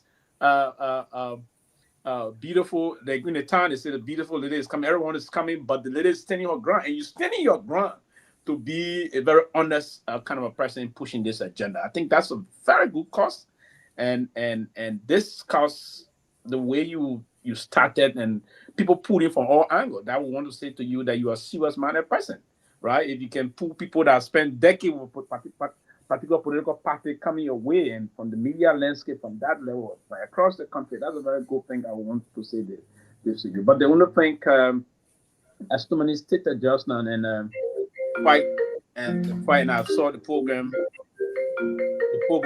quite recently in the program quite recently in Nima County, and all those things, those that are coming over. My short question to you, sir, is that I just listened to your newly appointed political advisor in your office, and his recent post, and that's been one of them we have been sharing. Are you stay open to a major opposition collaboration come 2029? that seem, because the last time I asked you this question, you said CMC is going to go alone or this. Are you open to a major wherein the appropriate forces were aligned and then the opposition collaborate for one cause? So, I mean, the coalesce. Are you open to coalescing behind one opposition force? Okay. what I'm to the question, I know you wish I'll answer the question over yes or no, but unfortunately, No. I want you to answer the question as a politician. So there are. I am conditionally willing, and one of the conditions will be if we are going to come together, we're going to have to look at what we have done. For instance, what role did each of us had played? What kind of governance system? And an empirical analysis of the Liberian people's desire at this time. I believe the CMC needs to have the opportunity to engage the Liberian people for at least 2 years. Okay. To enter into any kind of opposition now is to eliminate that chance for us. Okay. We believe that we are in the right place to run this country.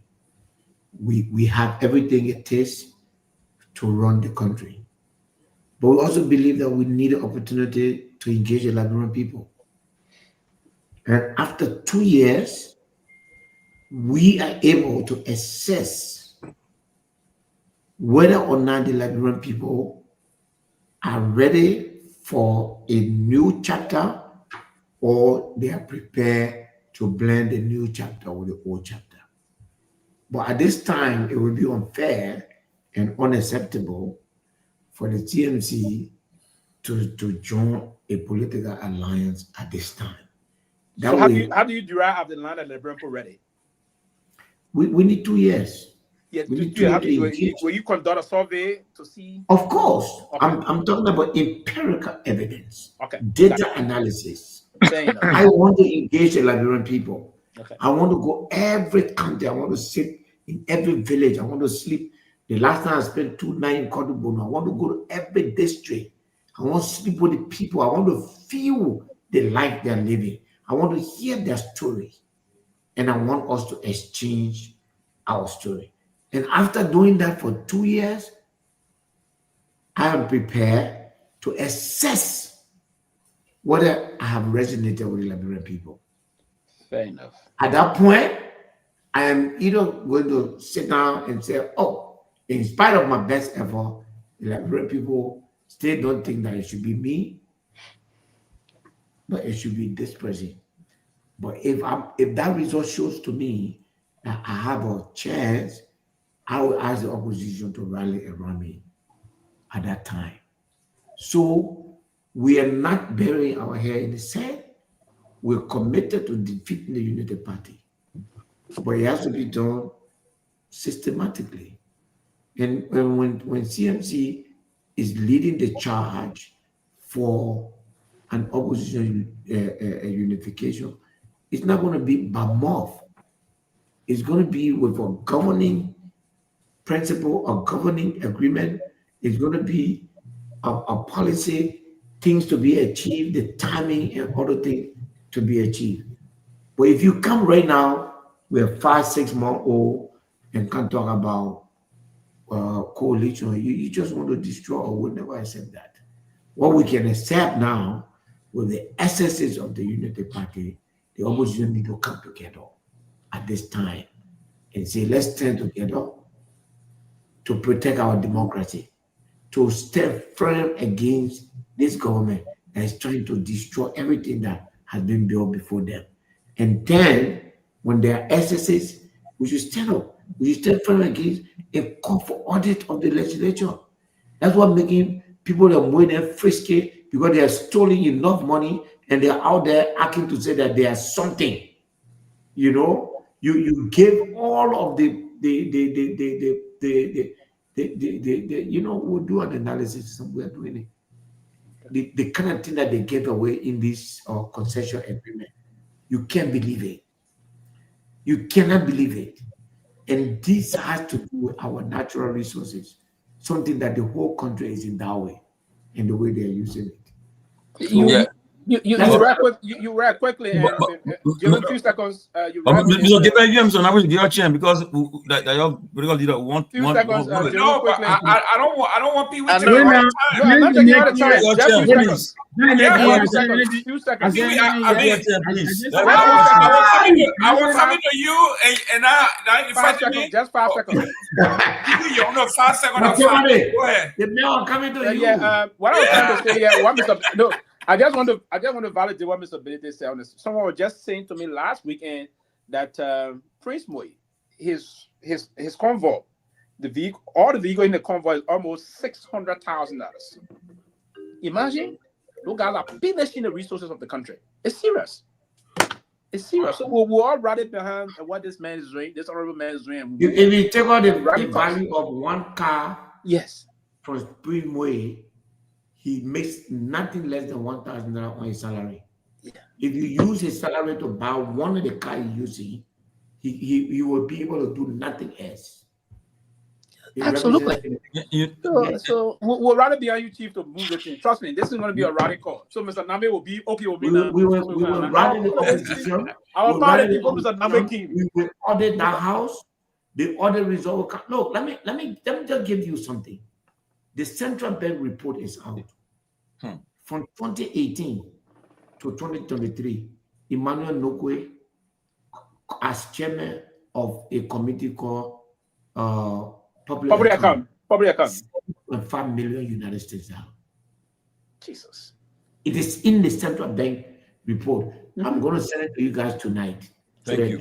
While on the show here, I will send it to you. $7.5 million. That is the man who wants to look at me and my business to tell me that I am exploiting the Liberian people. When you are there extorting money from business people, after you fail to extort money from me, then you want to come and fight me. You can't fight me politically because you've been stealing money.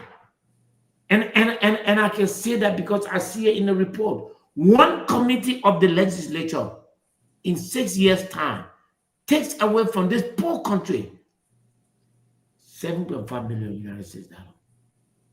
To do what? Just in the packets, nothing to do. Look, but Pewee, you ask. I will send a report to you. I will send a report to you now. And I want to you probably get asked. You see that? You said something. I just want somebody to come in. That's all. Go ahead. Yeah, you said something that make a lot of sense, right? Look, the audit, and that's the only institution I see that have not been audited. And like you said, and it's not you alone. So somebody said it. They said the main thing about audit, things can happen. When Kofa talk about audit, they gang up on him and they make sure they took him out. The reason why you remember the legislature, they can't expel you. You're not doing nothing inappropriate. So you have the fortitude, you can stand with them and call for an audit. But it should be a national call because 2029 is coming. And if people ask you and you answer the question, yes. For me, I said it today to somebody in a chat room. It is the issue about coming together. It's very important. We shouldn't make mistakes from 2020, 2011, 2017, and so forth. Yes, do your survey, your voter perception survey you are doing. It's good. Visit all the electoral district. And like you said, if you honestly say, look, I've seen from what I've done, I've been throughout the country, and I see my chances clear. I think if I go forward, I will win. Or if you finally say, well, from what I see so far, based and do an independent survey, somebody's independent group to do it, should be honest with you. Is it independent and international? Yes, yeah, so the facts. I'm not going to do something here where people feel that. It will either be Queenie Parks or Pew International. Good. Or any of those international, almost like an auditing firm. Very to good. Come and assess my capacity. Yes. And that's the capacity of if that report showed that Musa Belede for the last 3 years has done so well, he has merged so much with the Liberian people that they believe that he's the right person. I will ask the opposition to rally around me. That's how you do it. Okay. If that report showed that with all that I have done, I have not been able to crack through, I will take another course for the sake of this country. That's good. I believe that I did that in 2022. People believe that everything I was doing in Nimba, I was not going to win. I won. I'm using that same strategy now. I'm going across the country. Tomalin, we in 2 months, we have registered 63,000 Liberians in the CNC. As I speak to you, we have registered 63,000 Liberians. In fact, we just brought in additional ID card machine today to bring it in. So that's okay. That's ID card. That's identity. That's not a vote. But what we are doing. And remember, in Nimba, we have not even launched the ID card system yet. This is from Bon County, Myean, and part of Lofa County, and then Magibi County in District 1 Grand Bazaar. We have not touched Monserrado. We have not touched the Western Belt. We have not touched Nimba County yet. This weekend, those counties will be launched. That's so good. we That's believe in our faith, but we will not bury our head in the sand because this country cannot stay with these guys. So at the end of the day, I think we have a good chance. I believe sincerely in our chance, and it also embedded in the kind of work we are going to do for Liberian people and the way we will conduct ourselves in the next 2 years. yes. So we'll be You know, the only thing I'll tell you the truth, right? I'm happy that you say you bring independent people to do it because one thing I know about, like, from the time I've been following Liberian politics, one thing I know about our people, they love Adika and T-shirt Benny. I tell you about them. They love Adika and T-shirt. That when they say take Adika, they will come. They want to see the picture there. I know about them good. So it's good you bring in independent people to give you that. That's why if advice. the Adika was the thing that we're depending on, we'll not be talking about that pool. What we want to do is that at least as a new party, chief, the part that people can stop, stay in line to take our Adika, we consider it a plus. Mhm. It may not be 100 plus, but it's something. At the end of the day, we will get the facts. We will work and work and work. We'll work all over the country. We will do for the Liberian people what government and politicians have refused to do for them over the years. And we'll ask them that if you allow us and give us power, we'll do more. And then we'll come back and set that independent body to say, what do you think of the CMC? What do you think of Musa Belede? Chief, wherever that result takes us is where we'll go. Honest, fair game. And also the audit. You know, it shouldn't be you alone. And I think it's about time that everyone get involved. Because look, I'll tell you some folks today. The problem one of the major problems we face in our country is our lawmakers. They are the major problem. They have the power of oversight, they have the power to do a lot of stuff. They control the budget. They are the one who control the power of the purse. But what, like you said, what they do, they have given themselves the money. And most of them will only talk because as example, if they say this fire service is on a Tomalin job, I don't have oversight over that fire service. That budget, that fire service budget, I get my cuttings already. They will approve it, or they will say, oh yeah, we put 5 million for the fire service. But mind you, that budget you're talking about, you have the cutting side. You have the cutting side. I'm an evident. I'm evident. As chairman of the National Security Committee, the security people were shocked. Wow. When I had my first meeting with them, I said, the budget that you all brought to me, based on my analysis, which I think that you people deserve, there is not a dime That I won. that I want. Excellent. Wow. I can't call their name here, Yeah. But if you know them, go ask them. I have a know. meeting. You understand? So these are some of the things. Other thing was during the crisis, there were things that they would normally do through the National Security Committee. I refused. You understand? I refused it. So if you hear the Nagbe, the Vice President Kun, the making big more for money that they never earn. The Moy man say he's making business. Why is he afraid to declare asset? Because if in the first place he will be charged for perjury, because he will leave plenty of the asset out of it that we know for him, and we expose it. Secondly, anything you declare, you got to show how you got it. If you declare that you got 10 cars and 10 houses, you got to show how you got it.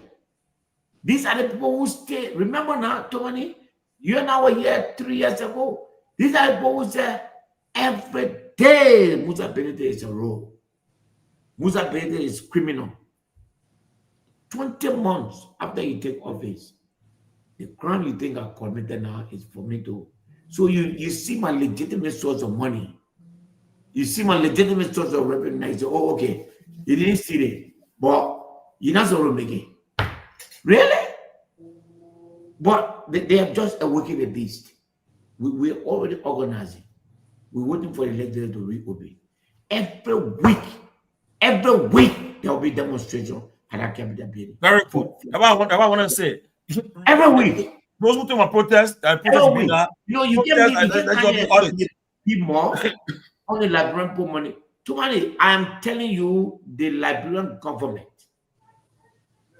expected income in gasoline and fuel in Liberia is over 122 million United States dollars. Look at that.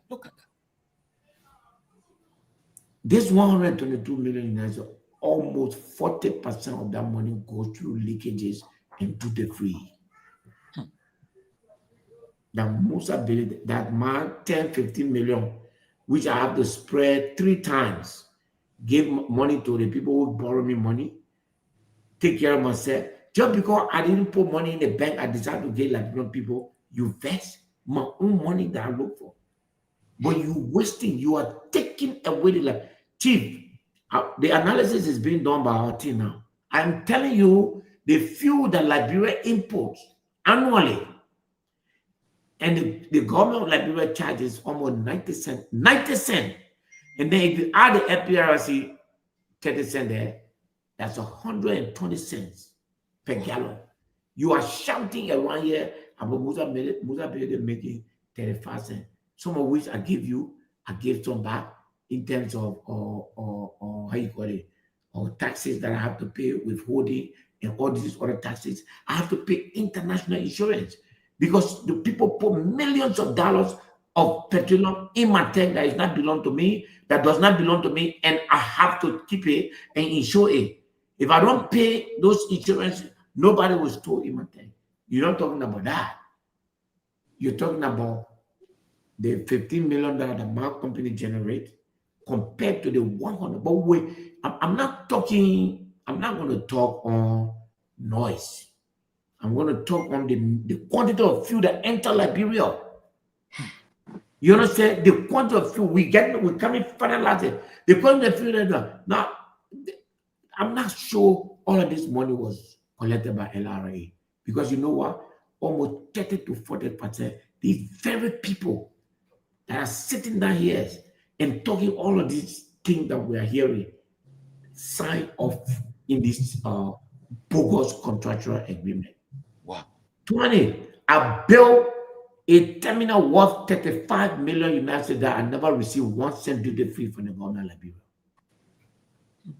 The last time they were checking on the set on $10 million investment and gave forever duty free. Their investment in this country that even past 5 million. Those people got 4 or 5 years of duty free. Look at it. I never received 1 cent duty free. The contract that Martin Colley is showing, that is my contract. 1 duty free is not there. You understand? But you get away all of this money, and you come now, you say, because Musa Benete is talking, I will talk. And this time now, I'm not going to talk. There'll be action. Myean, Samson. Every Thursday, we will demonstrate outside the content. Story is already off. Story is already off. Okay, I need a story on. I need a breaking news story on what I'm hearing tonight. But if you listen to what the political leader is saying here, and listen, this is one of the reasonable voices currently we have in the country. But again, as you said, we're going to match the talk now with actions. The combination of the two going to go a long way in pushing these guys that are pillaging the resources of the country to come. If you progressively move the folks in trying to counter what they're doing in the country, it's troubling. It's equally troubling because we're not going to go to the Capitol building. We'll go have demonstration in their homes. We'll go demonstrate right in front of their houses and tell them that we want audit, we want accountability. They don't know that we are aware that they got all these stores in real life. There's the Omega market there. Yeah, and for them. One of them got one of the that whole place for them. About 38. And they cannot show one thing that they have done that will give them that money. Even as we speak to you, they are making the joke about it is that they think that we don't know. Everything they're doing, all that nyama agreement that you're going around, trying to go underground to we're on the closing argument, we're going to move there tomorrow, even to take a picture of that whole place, and we're going to start talking about it also. That the massive. Who those stores for? To really, for them. Yes. These people that came to the legislature with nothing. See them today. They are the richest bunch of people. But then they want to come and attack me to say, oh, 10 years. Oh, by the way, you gave concession free. There are concessions in this country that gave the Liberian government only about $28 million. Guess what? That same company received more than $30 million worth of duty free. Which means our natural resources is going free. Yeah, absolutely. Absolutely. And I mean, people who can stay here and can talk about I went to work, I used my brain, I work, I got money to come and build my company. I took money from bank, from foreign people, and then you want to come here and make me look like I am this, I am that. It's not gonna happen. Yeah, Mr. Bishop, why You want to reduce this price of, you know that they never took anything, no price on it. They never reduced the price of storage. That reduction you saw there is a result of international price. Mm-hmm. They took 11 cents. Instead of reducing it, they put it to, according to them, to LRA, and then they took 21 cents and gave it to themselves. That's what they did. They took 21 cents and gave it to themselves. 0 to the Liberian people. CA chief, 0 to the Liberian people. Then you want to talk about me and Musa Benete. You can't do nothing about me having to do business in this country. I will do business. I'll resume whatever you do. I'm going to take advantage of the law. People say, oh, the code will not do nothing. I got no other option. Yeah, no, the code. That's the only option. Yeah, Mr. Nagbe. That's what the civil law code is there for. We're going to go there. Yeah, whatever. Yeah, Mr. Pewee. Yeah, well, I think that any point for the political leader. Well, and your man Tomalin said, Jerome, I'll call you now, then you make it call again. Okay, if you don't want to tell them, we'll go to Seleke. Go ahead. No, yeah, go ahead. Look, Chief, welcome. It's good to see you, man. How's everything going? Yeah.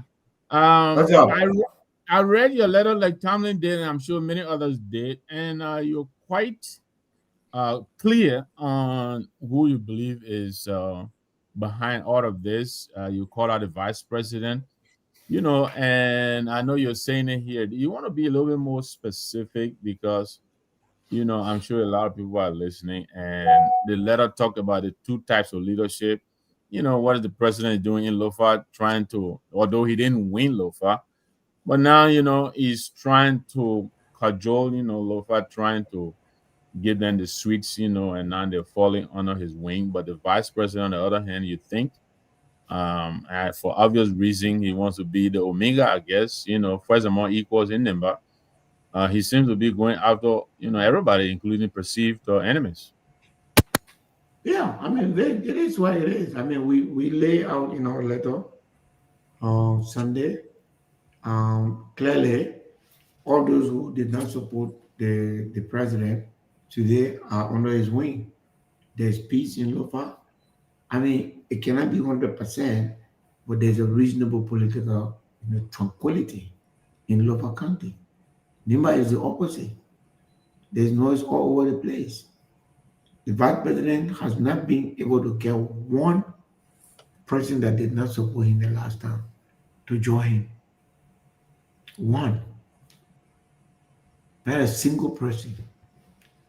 They've come to adopt. They've come to adopt the belief that they've come to adopt the belief that when you did not support him, you should not benefit from him. And it's very sad. The vice president did not support George Weah to be president. He supported Joseph Walker. But he ended up with, George Weah. George Weah opened his arm to him, give him everything. They had Nimba County. They were appointing everybody in the country. That's magnanimity. You get power. I'm not looking for magnanimity from you, but you do everything. The vice president, I mean, they've done everything. Even when President Barker called us in the beginning to say, you all recommend a local official in your district so that they can make harmony. Since we have lost the election to Kofa, they wanted to do that. We did that. The vice president, every name that submitted, he blocked all. You understand? He blocked all. Then he blocked me from becoming our deputy speaker after he encouraged me to come and join the Unity Party team. Then he had Tomo Fala, who is his man. And then there are people in our camp that had the instruction to vote for Rachel Kun and then vote for Tomo Fala and left me hanging. I left from there, I didn't talk. The vice president, when the crisis came, I went to him. When Kofa told me, Funati Kofa, listen to this. Funati Kofa told me that Muta, go to the vice president and then let's arrange election. I'm going to resign and then finish with it. In the early stage, I went to the vice president in the morning. In the afternoon, I carried 3 other lawmakers with me. The vice president took the phone, he went inside, he talked to Tomo Fala. He came by, he said, Tomo Fala said, then he brought the phone out after talking to Tomo Fala. Tomo Fala said, no, we don't agree. He may not resign, not knowing they finished concocting to have the election the next day in our absence. He did that to me. And then when everything fell apart, and then we were going to have election, he got on radio in Liberia to say when there's election for speaker, I will support Musa. When the election time came, I went to him. He said he can't do it. He does not have the power to do it. But he had the power to instruct the Nima Legislative Caucus to issue a statement against me. He did that. So what else do I want from the vice president? Then I accepted all of that. For me, when I get defeated politically, it doesn't hurt me because it's part of politics. Why are you coming after my private business? Yeah? Why are you coming after my private business? You know that I'm helping you and myself, our people. The things that you did not do for 13, 15 years, that's what I'm doing for our people now. And then you're stopping me to diminish my capacity to help my people. How do you do that? You have money. You have millions of dollars. You decide not to use it. I make my money and decide to use it on my people. How is that wrong? And then you come after me like this. Well, I told the vice president, by the way, I informed him. I didn't surprise the vice president. I don't like that. I sent you a message. I said, I'm aware of what you're doing. and I'm going to publicly attack you and I'll call your name. I told him that. Wow. 1 week before I did my post yesterday. I did that. Thank you. Mr. Kromah. Thank you for holding on for you now. Yeah, but Chief. Thank you, Sylvester. Also, and welcome aboard, Sylvester. It's nice of you to finally make I like your background, man. What is it? I said, welcome. It's good to hear you finally make it formal. But listen, no. Give me 1 minute. Let me say this to you. You're not starting. You're not starting again. The political leader is saying knows the rest of the story. Okay. Listen, I'm not a coward. I'm not being one. If it's my middle name, Kovawu, if it goes far, absolutely you are now. Absolutely. Kovawu will be what, coward? Go find it. I'm a testimony to that. You are not a coward. Kovawu meaning warrior. Okay. I don't pretend. Which warrior? Because Musa Bede said the warrior that can't run. Are you the one that can run or the one that can the fight? warrior that can run, that can capture, that can defeat? Let's go, Kromah. Let's go. Go ahead. Yeah. Again, for me, I don't have a question. I just have a comment to make. Every day you get comment. Go ahead. Yeah, but on a serious note, this is not politics. I remember when the CPP were together, the 4 political parties, they used to have an executive meeting. At the time, the chairman was an executive member of the CPP, Benana Ure, and all the other leaders. Not a single day, Mr. Gayman, we hear the UB people calling Musa Belete criminal. When that formation started, from the early stage of the CPP. But when the CPP went in front, and then this whole issue of political, supporting Assad, and who is going to head the ticket, and when the Liberty Party took a stand, and ALP took a stand, and it came up, they started calling, Chairman Belete criminal and all of that on the social media, and they were even pleased to work with Benin Ure, and calling him all of the good names and printing, Musa Belete as a criminal, and this is what they do. And the people who don't understand, they follow suit and all of that. So basically for me, I'm just here wishing you all the best, Chairman. We are standing with you. And this belief, I will close on this because Mr. Gayman already complaining. This belief that when Oseku, because recently this comment is coming from, recently Senator Corner did a post, wishing the chairman all the best, and I saw most of them coming on a post, tribalism, you standing with your Mandingo brother, and all kind of nonsense. Seleke can support Abraham, Moses, Elizana, and the rest of the other people. There's no tribalism. But when Seleke stand with Musa, then that's a tribalism. And this is a nonsense we got to get rid of. And people who you expect to know better, and I see Abdullah Katama, or Big Brother that I respect so much, asking Amara Kone to come and clarify. Amara Kone don't owe anybody any explanation. He's standing with Musa Belete, and all of us, we are standing with him. We don't care anyhow you want to misinterpret it, whatsoever. I'm not from CMC. I'm not a member of CMC, but for the people to target him, because he's doing well for his people and he's disagreeing with them politically, and you say everybody should fight him, that's the only way you can be pleased. And once a Seku say, I stand with Belete, and you say it's a tribalism, then that's something you got to figure out. So basically, this whole thing is politics. And that's what I said that, look, we don't have to speak in everything. And most of us Liberians is that every issue that come on Facebook or on the internet, even if you don't have much information about it, we want to have a say into it. Everybody is a lawyer in Liberia. Everybody is a doctor. Everybody is a security expert. Any other issue that take on the internet, we want to have an opinion about it. So for me, I don't know much about the LPRC issue, but the fact that I know this thing is a witch hunt, because they said they took the charges, the fees, whatever it is, to give it to the government of Liberia, but the gas price is still the same price in Liberia. Yeah. And you see that supporters all on Facebook, Musak Brede, and this is where you know that it's personal. I saw most of them on Facebook saying, look, ain't saying man, we'll bring it down. So I'm just thinking, if you bring this man down, is it going to provide job for Liberians? Is it going to put medical equipment to the different health facilities across the country? In fact, you'll be taking other people from job because there are Liberians who are working with this man company. But because he's not supporting your Joseph, and the common United Party people who don't even get data, as most of them they on free basis. That they don't want to be protecting every nonsense the government push out as a policy. So for me, we stand with you, and we are not afraid to say it publicly. We stand with you. Anybody who says a tribalism, they can deal with it anyhow they want to deal with it. Yombly always standing with Dawes Delon. Delon always standing with Yombly. When Nigeria came up and said they are from Basa, they are doing tribalism.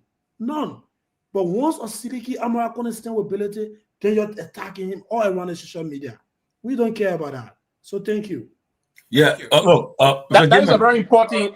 One minute. That's a very important comment Seleke just struck out. Let me give some example to align with that. When we started this whole debate about the last time when Thomas Falakina had a press conference, because of Dopoh Matisi, I was saying no one said it was tribalism. Exactly. Nobody said it was tribalism. When Moses yes, nobody said it was tribalism. And I'm very honest, and I like this. We have to desist, and this part of the debate we have to ensure that, because the thing that is, and these are things that can metastasize in the country and go in a more negative way. It got to stop. It got to stop. There are certain people, it's tribalism nonsense. There are other people that are really engaged in tribalism. We cannot point out those kind of lines. It's not about regionalism, sectionalism, or ethnicity. No, this is purely. And Amara Home was very much logical, was balanced. He struck the balance. He said, we stand with you on this one, because the man is very correct on this one. I'm 100% a Loma boy. And I stand with Mr. Bennett on this one. If you want to call that, is that close to tribalism? Right? So it is important that we that's one I want to emphasize on it. There's no tribalism here. If you run the man, you run the man. And Seleke, you're right. There's no tribalism here. You run the man. Stop. The reason why they're targeting the Bilete man today, because Bilete is the loudest in the country. Period.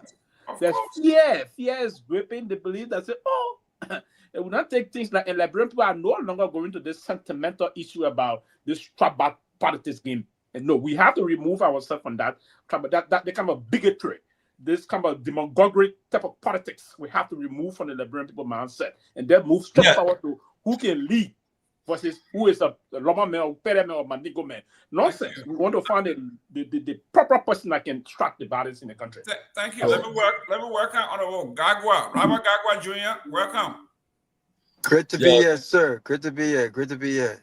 Great to see the CMC chair. I only came on to say that I have not gotten the call yet.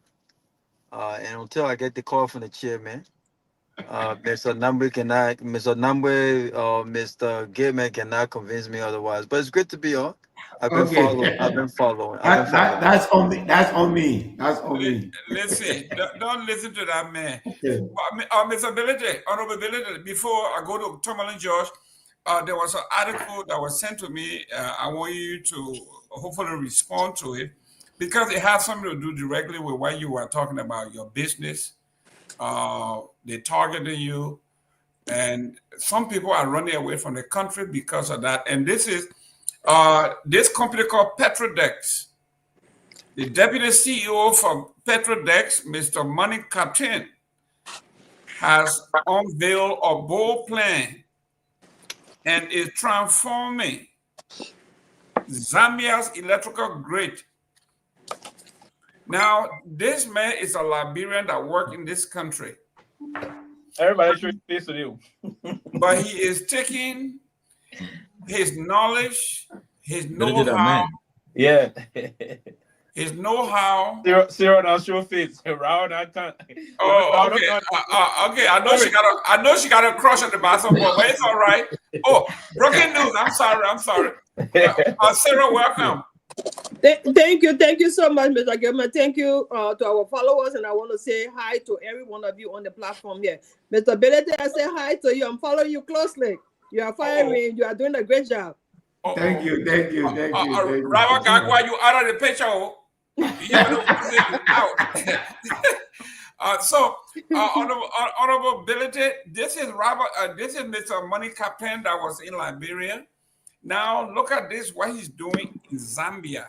The company he's working for is now going to double the electrical grid of Zambia to 400 megawatts, and they are going to provide electricity to Mozambique, Zambia, Zimbabwe, and the Democratic Republic of Congo. Are we seeing something like the folks want to run you out of Liberia, maybe? They want to run me out of politics. They told me. They told me. Some of them try to extort money out of me. At the appropriate time, I will expose them. Good. You know, this is a warfare, political warfare. I will not leave weapon in my hand and let somebody shoot me down. I will put down all the weapons. All these guys are bribe taker, extortionists, and I'm saying that if they make them vex, let them go sue me so that I can prove in the court that they are extortionists. Okay, they've extorted money out of companies. You know, I'm aware of it. I know it, and that they can come. You know, let Nagbe come and prove it. I'm right. He's an extortionist. He takes bribe. I have evidence of that, and he extort money from business people. I have evidence of that. I guess that's the same reason why the U.S. government or sanction him. There's nothing else. Go look at the U.S. government charges for him. That's what it's about. But this is what they are. But they will not trap me, sir. There's no way they can. But what is important is that if you were to run a country where a company comes and invests, and then you just come and cancel that contract, you think we'll have a country going? Every day, even the current managing director of the NPA is crying. Everybody crying on the how you call it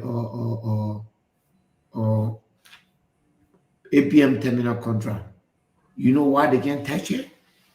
Oh, because those are international people. They are backed by the EU. They can't touch those, even though they've seen the need for them. No, but the contract has to be respected.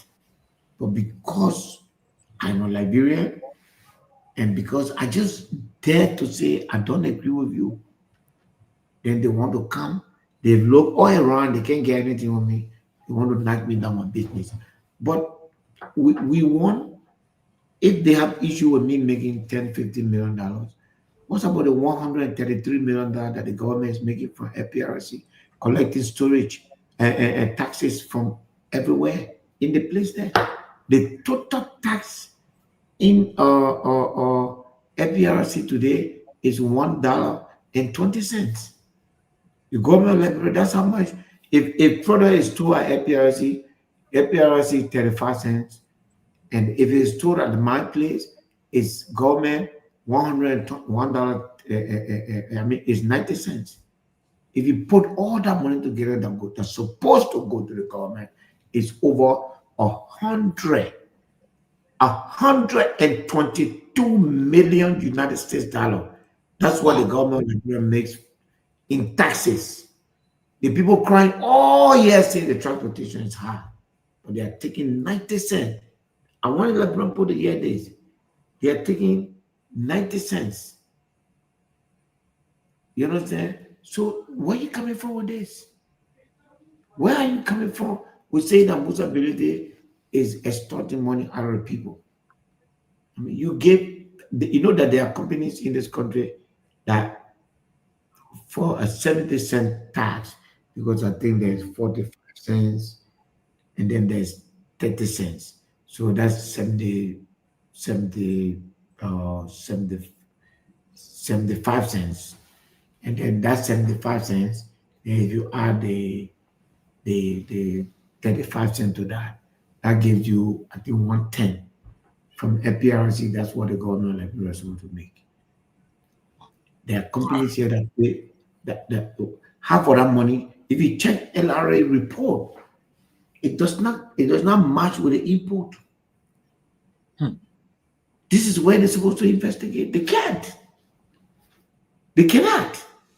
There should be if Joseph Boga is looking for a way to save money, there should be an investigation in the total fuel brought in the country and the total tax collected by LRA. And then you will see the variance. And then look at the legislature. From 2018, these very people that are haunting me, from 2018 to 2023, they consumed 372 million United States dollars, my people, with no accountability. Wow. Look. Wow. Myean, $372 million. That's what the national legislature took for the Liberian people. Make your story. Put it on the website. I'm not saying that this is part of the central bank audit. The past audit. Y'all go see it. Y'all get the central bank report. 2018 to 2023. It is during this period that the account called public account. Yeah, the PSC. The PSC. The PSC. 7.5 million United States dollar in the tune of 111 million Liberian dollar and 5.9 million United States dollar. From one committee, that man, no role in the district. He barely did anything. I just heard him say that he brought a drilling machine to do here. But you should see his house. When you pass by his house, there's nothing he's doing in this country. He owns stores and different things. He does nothing except to program the Liberian people project and take it and stop money, even from government agencies. If you do a private investigation, even government agency complains about the man. Wow. Then you want to come and tell me that I am. That's how much the Liberian government is supposed to. That's how much the Dopoh is supposed to collect. But go ask him if that's why he's collecting. No, that's not why he's collecting, because it has been hampered by bureaucratic bottleneck and duty free that has been given to companies that don't deserve duty free.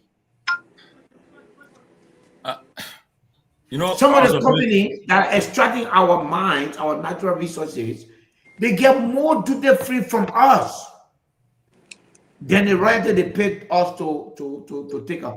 So, Tomalin, there are 3 companies here.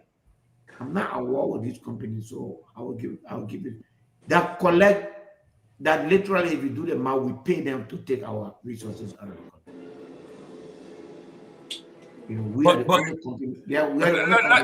Let me go to Sarah. Sarah, welcome. The political leader is here. Nagbe and myself will not be taking part. We'll just be passing on. So it's your turn. Anyway, thank you so much for the show, and thank you for having me. I want to say thank you to our followers in the comment section. Mr. Ability, I don't really have anything much to say. I admire your strength. I admire your resilience, and I really wish there were maybe 3, 4, 5 of you guys like you that will help us to straighten our country, that will help us to expose the ills in our society. I mean, a lot of people say a whole lot of stuff about you. You this, you that, you stole road fund, you did that one, you did that one. But you can stand up for yourself. You can stand up and speak the fact to the Liberian people.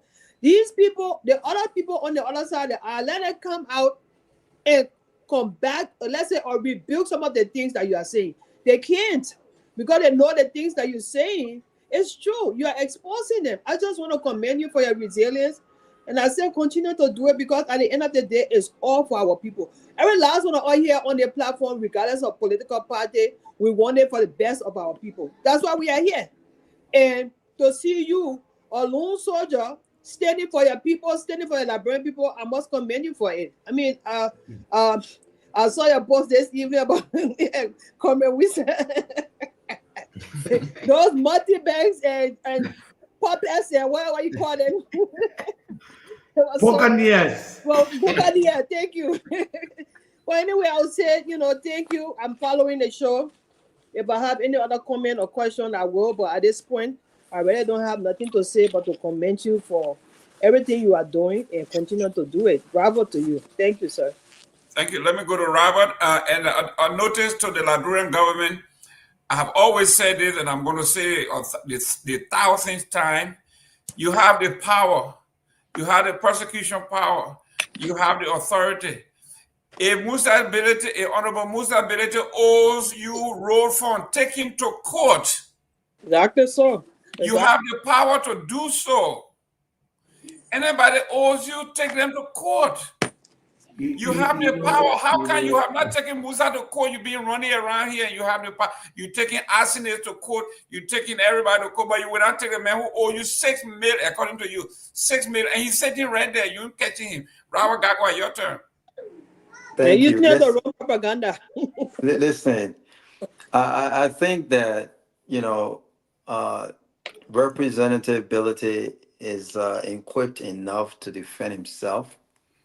What I will say is that before he became representative, people made outlandish accusations with regards to corruption. People made accusations with regards, and people questioned his leadership ability.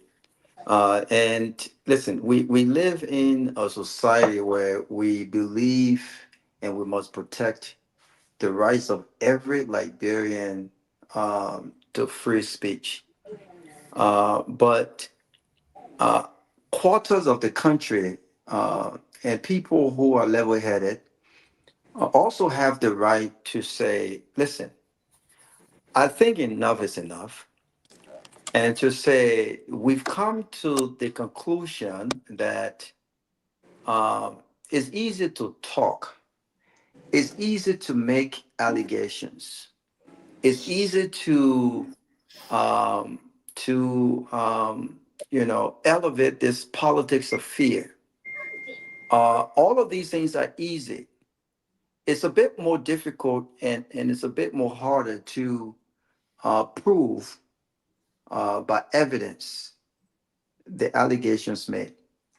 And I think what Musa has done, and even those who don't agree with him politically would agree, that he's shown that he has the leadership skills to make a difference when given an opportunity. And if you've ever been in leadership in your professional life, you know that, no one is perfect. We've not succeeded or achieved everything we plan out to achieve. But seizing moments actually matters, right? That when you are given that moment or second chance or third chance to change the narrative, it's up to you. It's up to you. Your resume won't count. Your years of experience won't count. What will count is what you can show that you've done contrary to all of the noise. And we heard the noise. Who Musa Ability was. Oh, Musa is this. Musa is this. Musa has shown and proved contrary to what everyone has said. And even those who don't agree with the man. By the way, I'm not a member of CMC. I'm not a member of any political party, though, and I will get to the point that my brother who dreams like CMC. I will get to the point where my brother Seleke just made. Even though they have taken relationships and they have an affiliation to something else, the records are there. I'm not a member. But hold your heart, because when I do become a member of a political party, it will not be secret. It will be public. And we'll be more firing than we are. No, yeah, every day you're not. We can hear you speak one party you go. Neo-progressive. So when you Victor and Mr. Gayman, every day when I join. When you join? Neo-progressive. Neo-progressive. Please tell Neo-progressive to hold his hat. Yeah, I hold my hat. Robert Garguah. Stop interrupting. Sorry. The show is being recorded. It's on the record. And so I said that to say, and I think there are many level-headed people in Liberia. The noise will not matter. The political fear, the politics of fear will not matter. What will truly matter are the tangibles. What this government said they would do better than CDC, and what they have done, and what they have to show come 2029. That's what will matter. All of this whole Musa ability, ordinary people, Musa ability, this, none of this will matter. Oh, let's come in 1%, let's come in 10%. None of this will matter. What will matter is, have you delivered? Have you delivered? So, Musa, I just want to say, don't worry about this stuff. But what I will say is this: you must fight back with everything you have, because Fanatic Kofa did not fight back with everything he had. And I give him credit. He fought. He fought. But eventually he succumbed. You must fight, because this is how bullies work. Bullies will poke you. They will throw bits at you. They will come at you. They're looking to see your weakness. They want to identify your weakness. And as soon as they do, they won't stop. So you've got to fight back. These Unity Party boys, and some of them are my good friends, they're very strategic. You've got to fight back with everything that you have. And if the facts are on your side, there is no way you're going to lose this whole talk. One last point I want to make is this. You're coming for my big brother, Amar Corning, because Amar Corning said he stood with Musa ability. Now you want to make this thing about religion. You know, I'm not a Muslim, but I respect people's right to religiously affiliate how they choose to affiliate. I respect that. This is what true democracy is about. This is what true decency is about. This is what true civilization is about. This is what true tolerance is about. But when the very American stood by the current president in the second round against CDC, no one questioned his religion affiliation.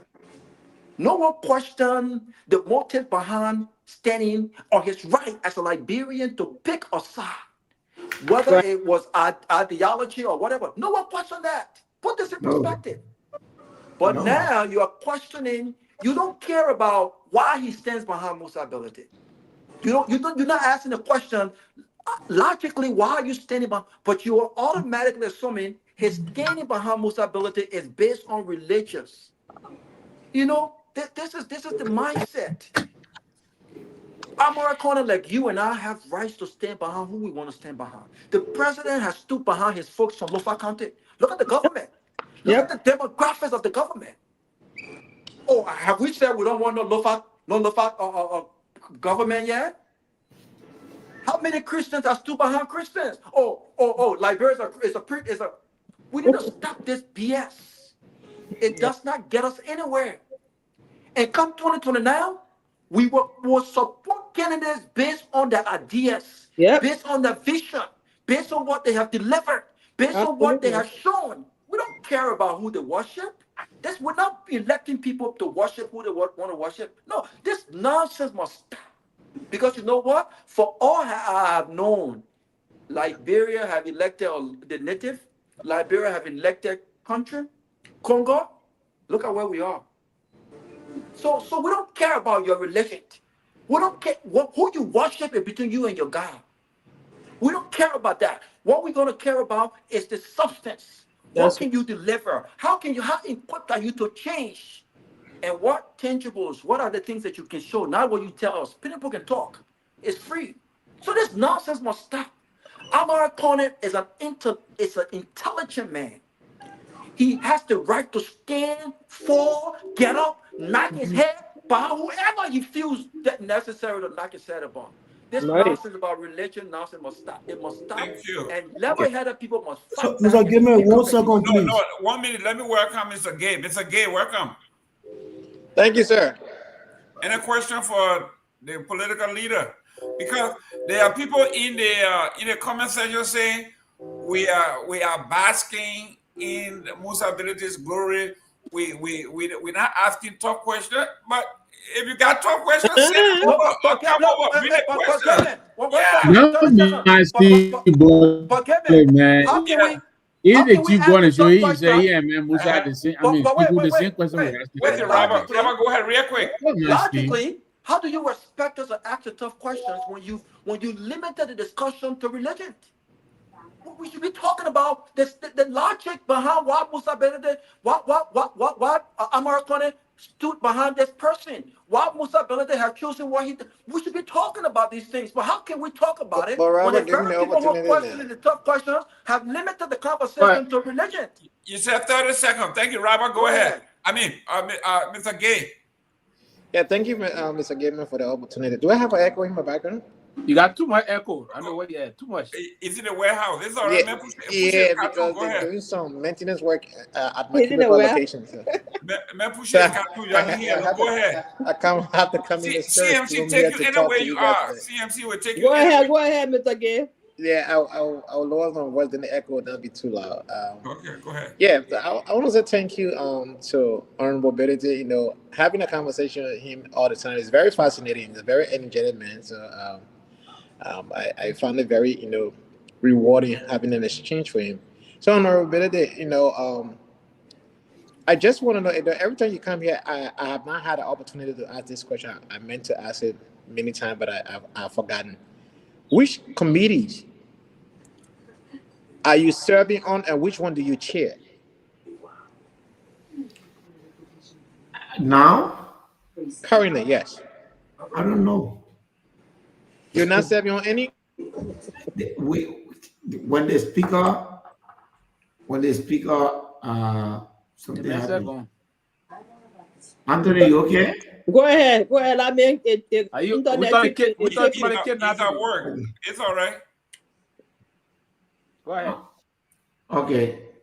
So when Kofa left and when Rachel Kuhn won the election, I was removed from I was heading two committees. One was the committee to review all the concessions. And then the other one was the Committee on National Security.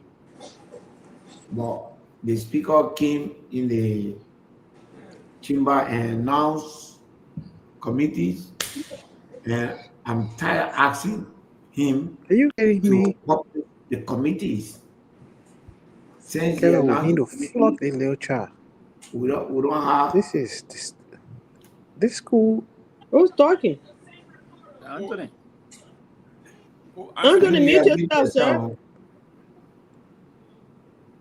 Go ahead, sir. Yeah, go ahead. Yeah, so I don't. Did she say anything to you after school today?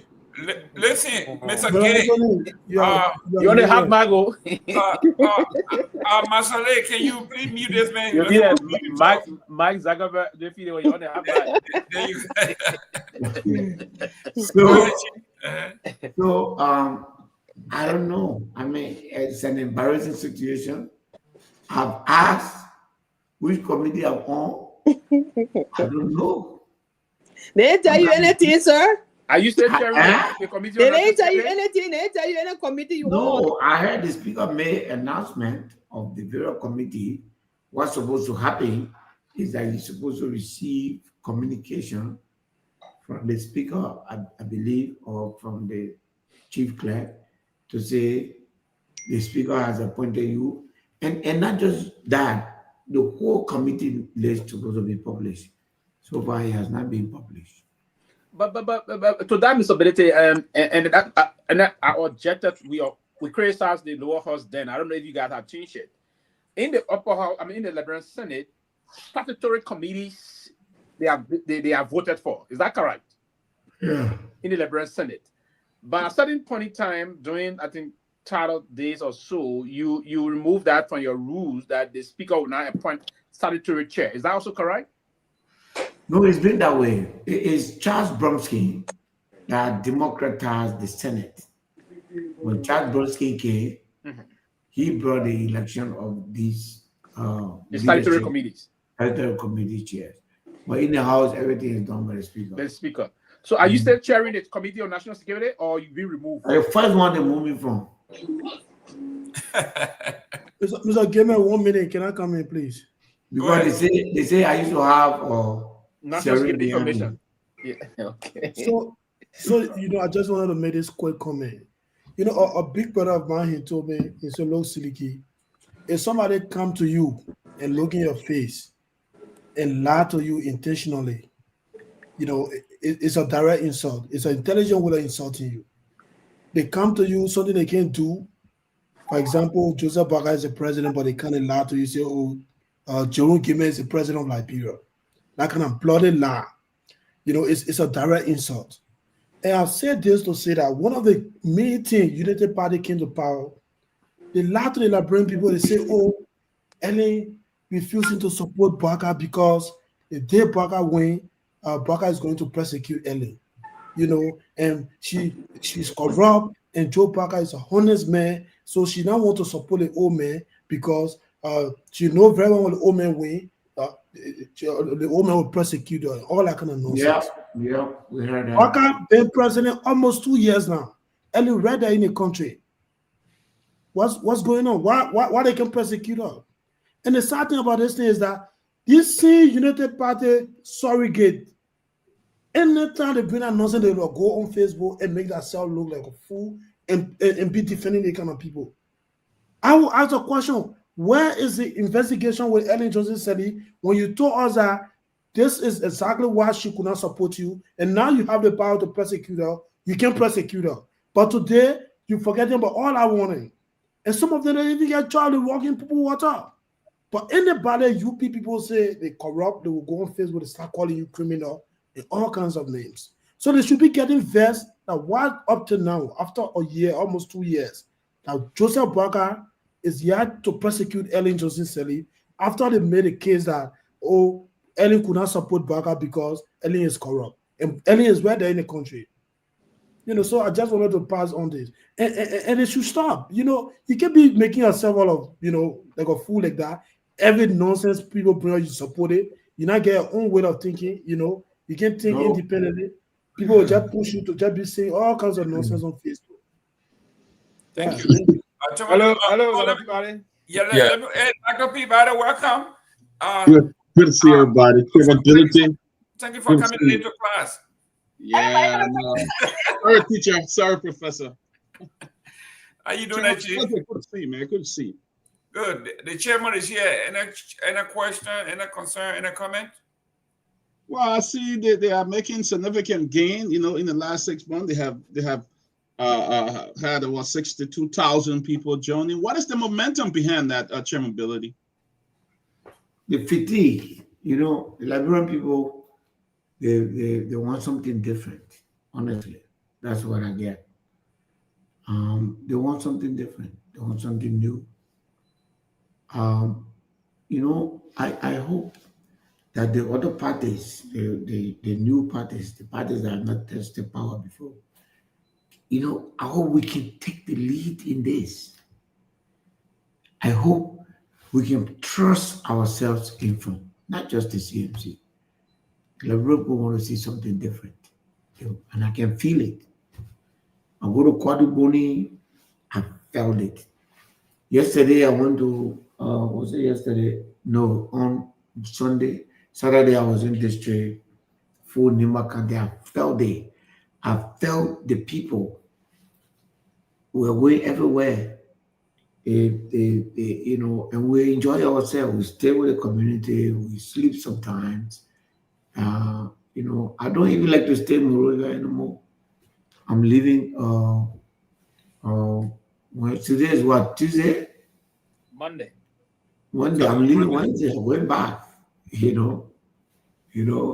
We're having a good time. We enjoy ourselves. We're killing chicken, goat. Enjoy ourselves. While you're making noise in Monrovia here, we're having the people. I've never seen this before in my life. But based on what I know Liberia to be right now, there's nothing a United Party can do to maintain power. I'm telling you. I've never. It's like the people have locked their minds against them. Nothing is reverberating up there. I'm telling you. Take it from me, Tomani. Everything that is happening here, it is not reverberating. As far as the people are concerned, they're just waiting for 2029 to change this government. Tomalin, Can I ask a quick question, please? Can I ask a quick question? Tomalin next. Go ahead. Yeah, let me look. Mr. Ability, before I got smart line, but before the person comes, let me say this. And I can go on record to say this, right? I think since recent time, we're the only legislator that have come up this blunt and bold to call out the sitting vice president and call the names of senators who are engaged in the betrayal of the public trust. And honestly, since tonight, I'll tell you somebody, the person we texting back and forth. Hey, what you did tonight? What you doing tonight? You change people who have different perceptions about you, their minds are changing. This is how politicians should do it. Be blunt, be bold, call names of people that are involved in betraying the public trust. And I'm telling you. Chairman, look. And those who talk about protest, they wanted to protest it. Protest on legislature. Protest. Let them wait. Let them wait. We'll help you. Every Thursday. It should be done. We will protest until there is. What a news up or you call a news tonight. And I have my boss down right already. And that story is trending now. It's good. People are doing the watch because you know what you're doing? Many people have not. They're always afraid. I want trouble. I want to call names. But we all know. Your reporter is reporting that the money is 7.5 million Liberian dollars. Let me correct here. Okay. It's 7.5 million. You're correct. It's not Liberian dollar, US.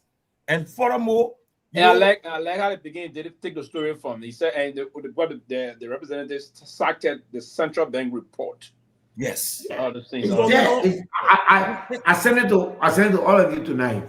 Yeah. So I feel we got it. Yeah. You know you have it. Central bank report. Somebody wants to say something. I give my balance time to you to use it. But all the time, he said. My time. Good afternoon, good evening. Talvina here from Texas. Hello, everybody. Hello, political leader. Before we hand out to the main, but let's get to the issue. So, a couple of things there. Let me say this. Can you hear me? You loud. All the people that are part of CMC, we are political leader candidates, so all of you but increase yourself to between your objectivity and your so you don't be biased. Talvina says so. So that's why we're not taking part. No, you're all in the conversation. I can't get other people cheers. You're political leader. You're other people ask questions. But there's the only chance they have to speak to your political leader. So all of you are not even on the panel. The issue. Other people ask questions. Go to the issue. The issue. Yeah. I can't want to lay the foundation. You're not telling me not to pass by her. But two things because Musa mentioned two things. He mentioned about audit and all of that, and I did put a link in a firm, and that firm, I just wanted to reinforce that firm is not a Liberian firm. 100% US. In fact, the sister of the firm, he's from Sweden. The only reason I recommend that because they're on the level of a big five, like the Deloitte. Anybody know about already stuff, Deloitte, the PwC, all of that. But they will charge you a fraction, or probably 50% of what Deloitte or other firms will charge you. So it's a good thing for you. I've not worked for them, but I've encountered them before at conferences and other businesses, and I know they're good people. So it'll be a good referral for you just to reach out and just tell them what you want. It'll be a good thing. Two, I also know, and I'll just give you a free advice, which is no strings attached. I also know a gentleman that's in the testing phase. He's launching this one's 100% Liberian. He's launching a voting app. It's in a testing phase right now, and he's contacted me to be one of his user asset testers just because he knows I'm in IT and cybersecurity to test it. But it's for Liberia, and it's a good app, especially you that's starting early, Mr. Ability. you use it as a tool, like you go in the counties, using it to guide your election process, or just to test the water. Just for example, to say, if election were today and you put these people on the ballot, who are you going to vote for? And you use that information to drive your planning and all of that. He's 100% Liberia. He's in Texas here. And so I'll be happy to give any of your people then his, but it's in a testing phase. He's about to launch it, but he's testing it, getting the box or like any other application for you. But it's a very good tool. He's starting early, and I think it will be a good thing for you guys to promote it, test it, test it out. Let him do a demo for you and stuff like that. But I just want to throw it out there. So that's all I have to say. Y'all have a good day. Thank you. Thank you. Thank you. So, I think Debbie, I got the link. I will check them out. And then visibility. We want to convince ourselves as a party and first challenge ourselves. So we're not here to bury our head in the sand.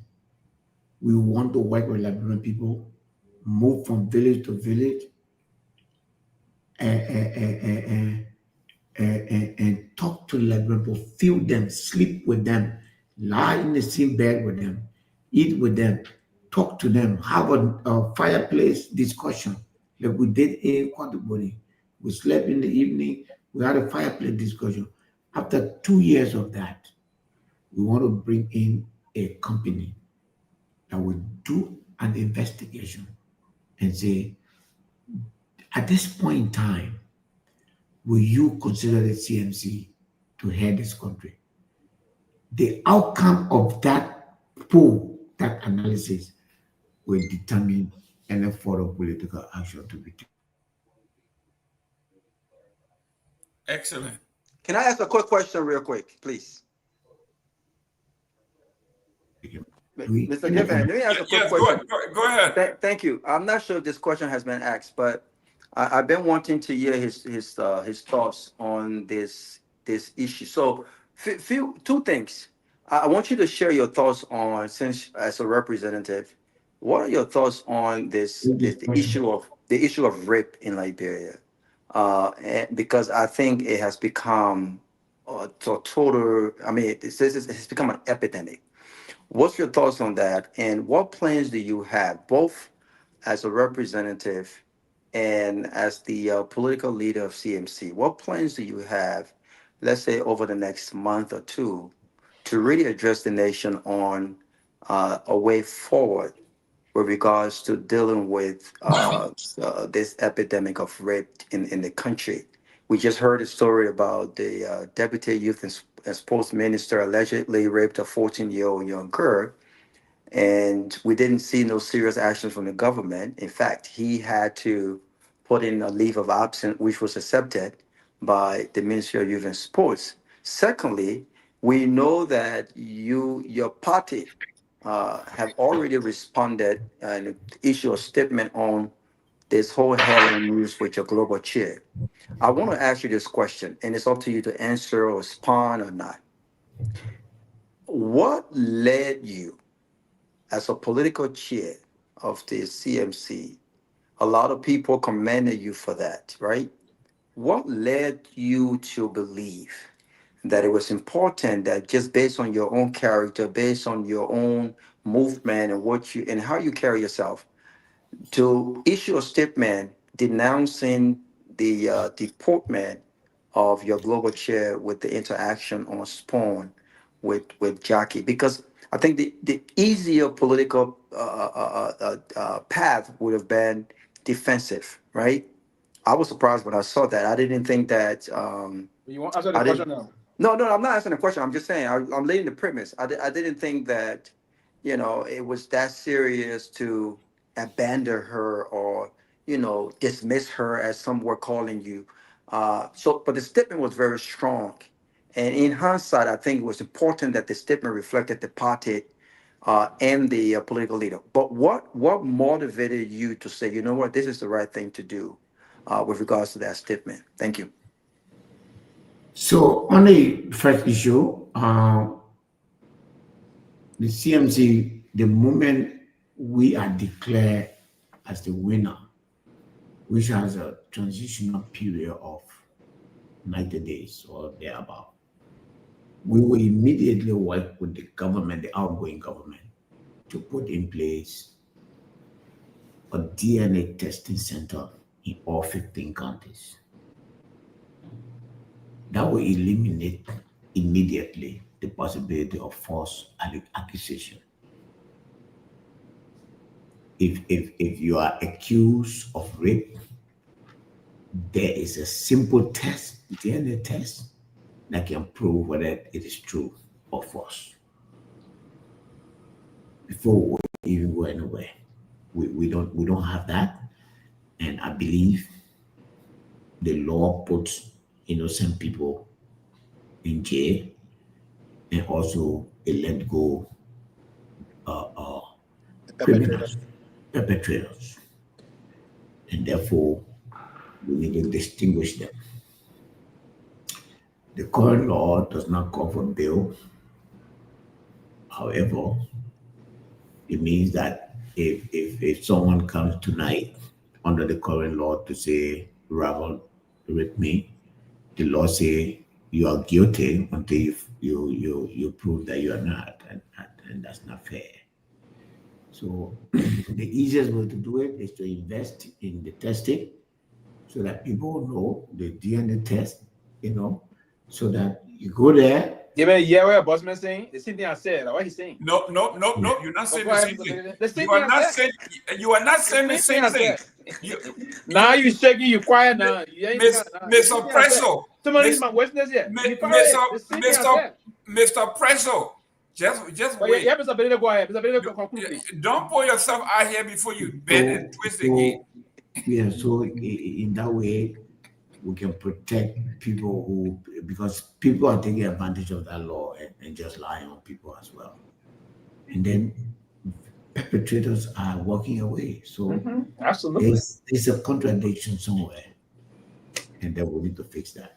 Yeah, but how do you tackle this whole influence as when Robert Garguah, who might know one or two folks who might have a little bit of cash, commit a crime to a young girl who is seen as a nobody, not influenced, poor. How do you connect the dot with that? Because even with that system in place, I still have money, can hire the best lawyers. I can still influence that system one way or the other. How do you connect that to ensure that we have to be vigilant. There's strong evidence. We have to be vigilant, and we have to encourage whistleblowers in the community system so that these things can be reported and the matter elevated. It's the only way. If you just have a bunch of police officers or protection officers in the community, and then they get involved into the negotiation, then the crimes are hidden, and then the girls, are just left, by themselves, and their whole life is destroyed. But once you have a system that reports these things, and then we can follow up, the children, you can follow them up, you can grab them and test them and interview them. They can be able to confess what is happening to them home, and then, we can take action. So yes, it's going to be action oriented. Rape is going to be treated under our government at the same level as drug will be treated. On the issue of our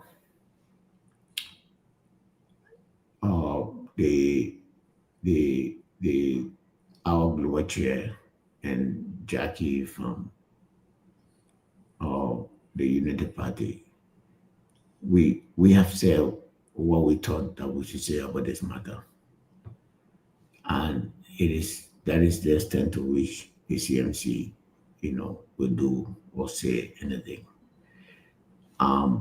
Their varying view. Even myself have my personal view on this matter, but as far as the institution is concerned, Dr. Francine is our global chair. We have confidence in her, and we have no intention of removing her. But do you still stand by the statement that she should apologize? We never asked her to apologize. What was the statement? What was the statement about? But the statement explains itself. They apologized. She wasn't the one that apologized, or they didn't tell her to apologize. Well, the CMC apologized on her behalf. Right. But was that customer also asking her to apologize? We didn't apologize on her behalf. We apologized. Okay. So I can't remember ability. People say we're not asking a hard question, but I think it's about time that we push you a little bit on this one. That is the extent to which yes, we just want to know. So Near Progressive Team, we're thinking alike. I wanted to push the CMC leader a little bit. So CMC did not apologize on her behalf. Why did he apologize? On whose behalf he apologized? We on behalf of the CMC. On account of what? On account of what? On account of that reckless outburst on the part of the global chair, or on account of what? Your words are very strong. We don't subscribe to those words. So why did he apologize? We have written in clear terms of English what our position is, and we have no intention to discuss this matter any further. Yes, sir. So I read this rule, the 48 rule of power said the boss is always right. So that's you want. So the boss is always right. So I rest my case. I'm just gonna actually go online to buy that book. I saw you were just now. Yeah. So the team is always right. So I cannot challenge you. The issue was dealt with, I believe, many. Okay. To many people, that was the right thing that the party did, but there was no intention from the beginning on the part of the party to take any further action against. No, we didn't think that the matter elevated to the action to the level of any additional action. Okay. We as a party, we recognize our strength individually. We recognize our strength as a party. The standard that we held our chairman by was not a standard that Unity Party set. They don't have standards. It was a standard. It was a CMC standard. We were just trying to uphold our own standard. We're not trying to somebody else's standard. So we just said, based on this is the party's position on this matter. And I think it was important for our people to know that we can sometimes do this. So I was going to say, Mr. Honorable Ability, is that why the global chair is not on Spoon anymore, or because of, did you guys stop her from going there at all? No, the global chair makes her own decision. So sabbatical. Okay. She makes her own decision. Who's that political what I want now? He said, how? Wow. She makes her own decision on what she wants to be. At the end of the day, as a growing party, but did the platform ask her to apologize? The global chair is actually a busy officer right now. She's going around. She's about to embark on she's about to embark on international travel. I think she's still needed there. I think she's still needed there in order to, But she was not there because of CMC. I want people to understand that CMC met her there. Oh, okay. I want to understand that she was not there. We have, we are properly represented. But as a political leader, do you think it would be fair for her to continue there, or you think she spend more time with the party activities globally? I've never ever judged the personal decision of people that I associate with. Never. You think she'll be effective while there and serving a global chair? Whatever she does, she's performing the duty that we have for her, and we're happy with her. We trust her. We have, let me tell you something about leadership. Everybody will not like, and I want Liberians to understand that when we begin to personalize this leadership, we make the running of organization difficult. Let's look at the principles of CMC. Let's look at the things that the CMC does. You don't even know internally. People know that internally we create one another. Who will come outside is a different story. So we are very strong on what we're doing, and we want people to look at the principle that we uphold. You know, when Joseph Barker said the other day that Liberians were rude, not a single person from the United Party came and said that was not. For a president to call the people who elected him and made president rude, that is wrong. But they said nothing. Absolutely nothing. Nobody said anything. That was very normal, but that's not normal. To say the war stupid or whatever and rude, they are all in the same category as far as I'm concerned.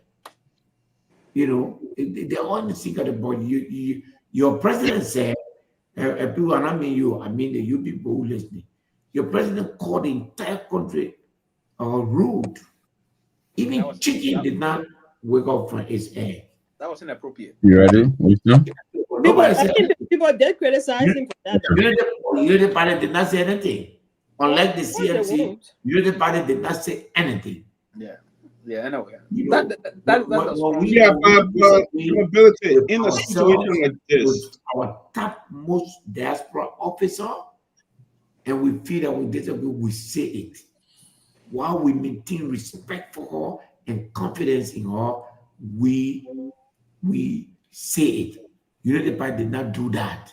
United Party did not do that. Their president insulted Liberian people for asking him questions.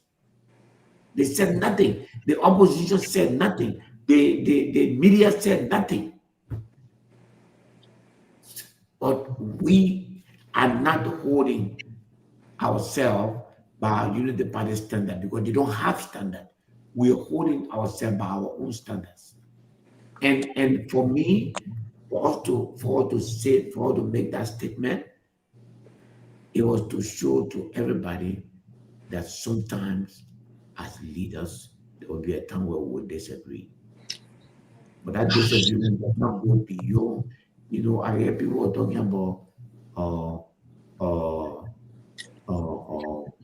expel. For what? Expel someone for what? You know, there are worse things that have been said on radio. But it does those things, the CMC standard is different. That's why we acted. We didn't act to satisfy United Party or all those people. We acted to satisfy ourselves and our partisan because we brought ourselves to a certain standard, to a certain level, and we wanted to keep ourselves that way. Jerome, I have a question. Jerome, I have a question. 1 minute, 1 minute, Pewee. Yeah, go ahead, Nagbe. Winston, introduce yourself. Go ahead. Well, you called many already. Okay.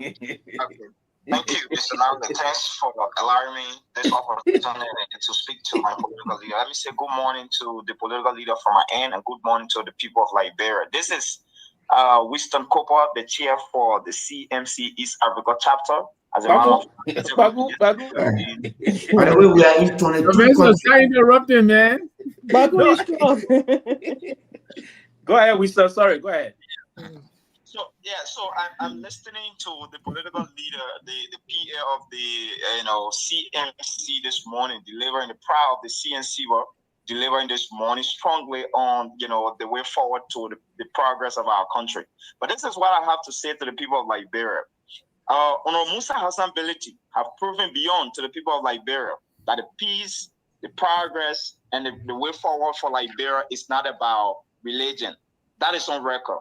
Honorable Musa Hassan Beliti has proven to the people of Liberia that he fought for accountability and transparency in the House of Representatives has been something that has been on record. And Honorable Musa Hassan Beliti today, what we have followed on the social media, standing tall to speak to the people of Nima County, that we have to grow beyond this thing where we will be as a county, we will be loyal to an individual. He has spoken about it, and he has enlightened the people of Liberia, the people of Nima County minds on moving forward with unity. That is all right. So I just want to let the people of Nima County know, to the people of Liberia, to know that this is a new face, this is a new institution, and we are bringing different game. We are not going to preach the same old politics. We are bringing tangible to the table. We are bringing tangible 2029. So thanks to the political leader for the level of work done. We are doing our best to make sure that the message rests with the people. He's been doing visiting from county to county, and he has our support. We are with him, and we will do all we can to deliver, to push the message from village to village in Liberia, from town to town, and in the diaspora as well. Thanks to you guys for the opportunity, and I look forward again to having time where our chapter will be. Is that Wisdom Koba?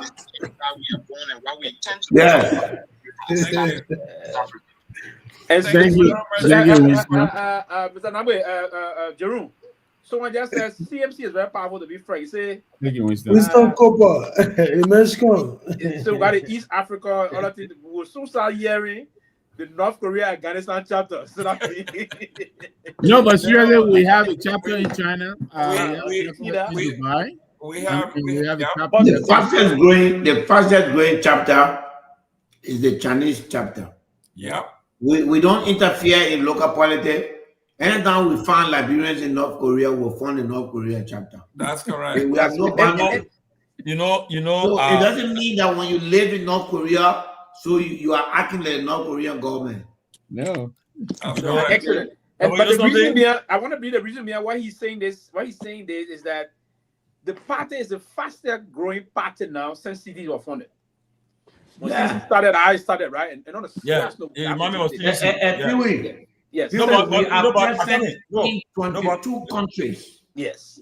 Besides Liberia, we have membership in 22 countries. No, but tell me, the record CDC set in the diaspora, you don't set it yet. No, no. I come in the USA. They're even close. We know this. So listen. CDC has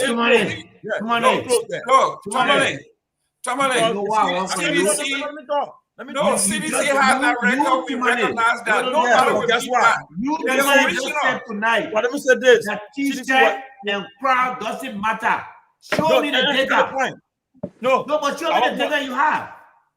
I'm funny. Why are you countering? Why are you countering? Because you just said tonight, and I agree with you then, that T-shirt and ID card don't matter. Show me your numbers.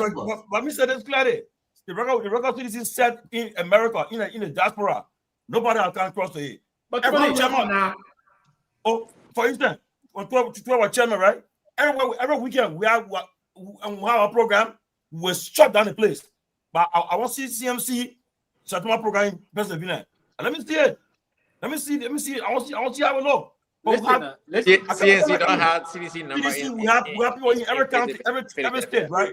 Massachusetts, Rhode Island, and we shut down. So I think you're talking. You be honest. No.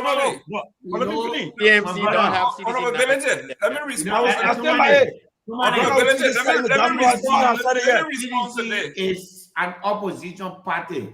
CMC is not in competition with CDC. No, but I want to be clear. Compare Unity Party, then we can talk. Compare the CDC. Opposition. We are the same family. I commend CMC for what they're doing in Liberia right now. They're making strides in Liberia, but in the diaspora, I get to see it. The Minnesota program saw, the Kenya program saw.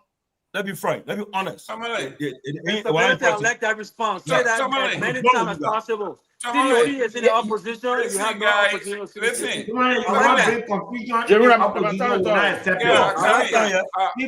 Robert, you're with now. Come on. We are not in competition with CDC. Listen. We are in competition with the Unity Party. We want to take power from them.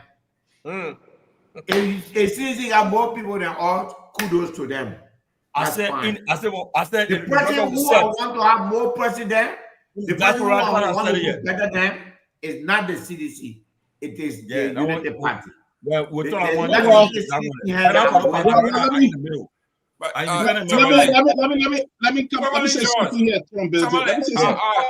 Dr. Peabody, you come in, but let me address Tomalin. You guys are the original, right? Ain't nobody can compete with what is original. You did an excellent job. Thank you. What we are saying here is it's a new paradigm, new things, we're working new things. That's it. Nobody can compete with CDC. What you guys have done is historic. What CDC did is historic, and we can't revive the history. Nobody can take that away from you. Go ahead. No, go ahead. No, go ahead. Mr. Gayman. I have a question. It's very crucial. It's crucial. You guys got to let it do something in September 27th. Let me say it. Let Dr. Peabody come in. Come in, Dr. Peabody. CMC is moving very fast. They are getting message across there. People are getting it. But let me say that there is a need to place strong emphasis on the code of conduct by some of the people that you have selected to get out there and spread the message. Because the code, if they don't exhibit the kind of courtesy that we give people the attention to listening to them, then it will be a problem. So I think there is a need. There is a need that you place strong emphasis on the code of conduct, and when you get there, let them represent. Because just like you, with ability, you have a very strong, like somebody described you. They can say anything about you. You right there, and you will defend it. You're not even going to create any kind of issues and stuff like that. They say it, and you take your time and respond to them. That's what a leader is. When they are exploring, you are taking control of situation. I think there's a need for you to pass down your character trait to some of those people who you have put in leadership. The global chair will learn all that. She's still learning. Yes. You're doing well. I give kudos. Thank you. Jerome, I have a caller on the line. The global chair is political leader. I'm a political leader of CMT. I have explicit confidence in my leadership in the diaspora. All that thing you're talking tonight, Tomani, that's tabata for me. The chairman said the people can insult that way. Every time it can affect. No, you see, for me, let me explain this to you about CMC. And I take into consideration the point you have. But nobody will be the most ability. If you come and attack me, I may not attack you, but the CMC has someone to attack you. If you want peace, we'll give you peace. If you want confusion, we'll give you confusion. We are not a party. You see, we're not too far from the ordinary people. We are not a party that will make ourselves like, oh, we are different, we are civilized, we are a Liberian party. We are a mosaic. We are a mosaic. In our party, the same way people that in a ruling party today, some people that bounce crumble, we got people that can bounce crumble. Some people, but you cannot give it to us. You got to give it to us. You're not being tested. Even me, we are the only party in this country. Go check all the record, all the people. We at least held ourselves accountable to account. Even the time you were in CDC, there was no way you were accountable. The Unity Party a pass mark. Thank you, Chief. I got someone to call. All you wanted for me is to come and what I wanted to do was that something happened. We had a position on it. Hold on 1 minute. Hold on. One matter now. I've been holding before your call. Okay, you coming next. You coming, Victor. Okay. I like what you're saying. Go ahead. I got somebody on the phone. I got somebody on the line. Yeah, go ahead, Chief. Everybody beat them, they will cost us every day. You call those who got people to cost you. Musa. Yeah, honorability, you got a caller. Go ahead. Hello. I want to go ahead. Yeah, I'm audible, man. Yeah, he's sitting up. And I also want to thank Tomalin this.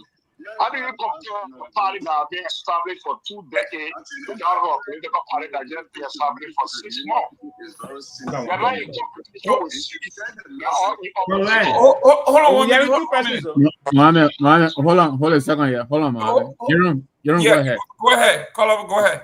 Hold on, Mohammed. Hold your thought, yeah? Don't lose your thought.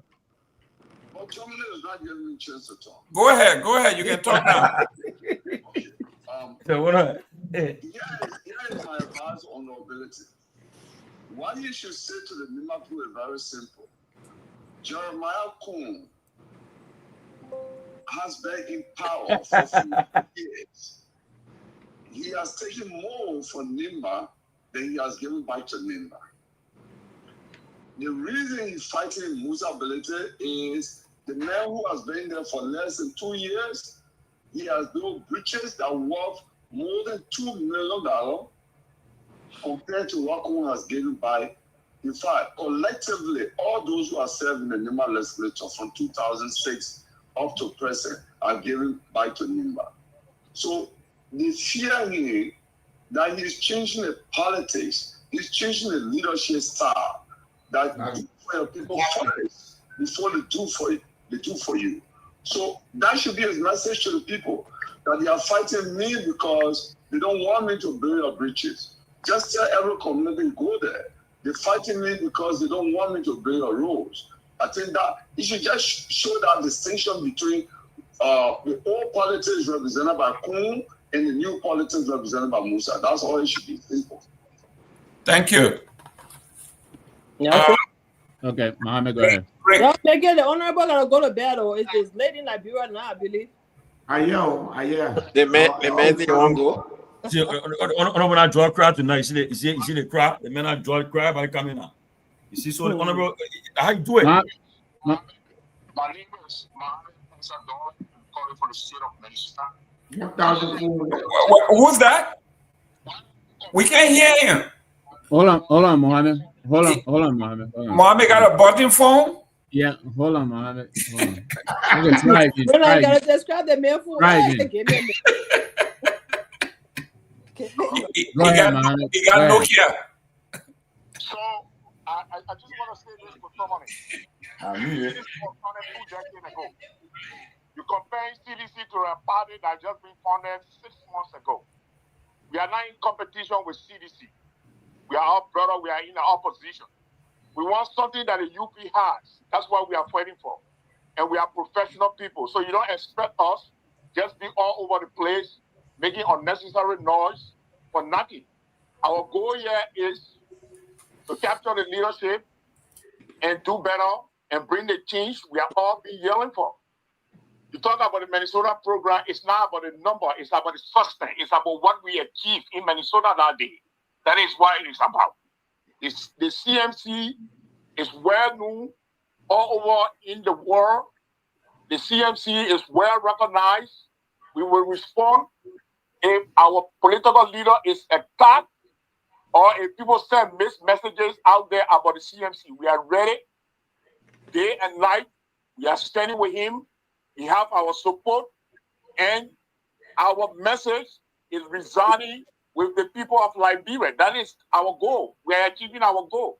So we are not in competition with CDC, my brother. So to those of you that say that, oh, our global chair, we should have done this, we should have done this. This is the first of its kind for a political party to come out publicly to look at their official, what they did, to say we apologize. I challenge any of you guys that are on this forum to show me your political party, a member of your political party makes such a statement, and you stand with them. The political leader just make an example. The president came a few days ago and insulted the entire Liberian community. You guys didn't condemn it. Nobody said anything. But yeah, you want us to get rid of our global chair because she made a statement on Spoon TV. She was on Spoon TV before she was appointed as global chair. So the responsibility to stay on Spoon TV or not to be on Spoon TV, that is not a responsibility of CMC. That is her own choice. If she want to be there, she can be there. If she want to leave, she will leave.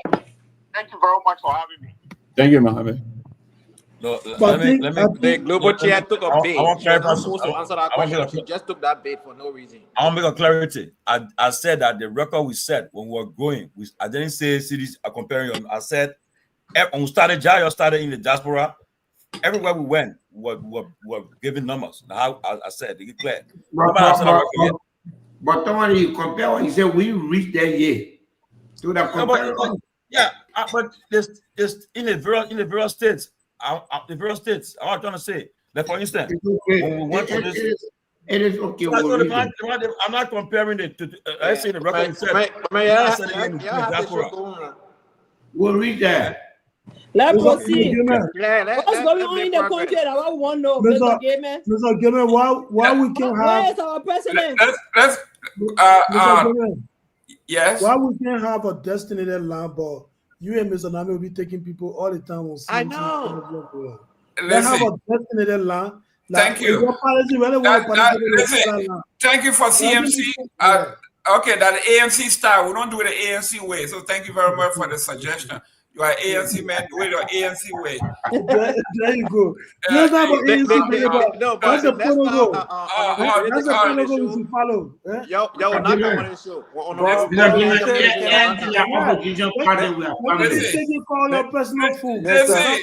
Mr. Gayman.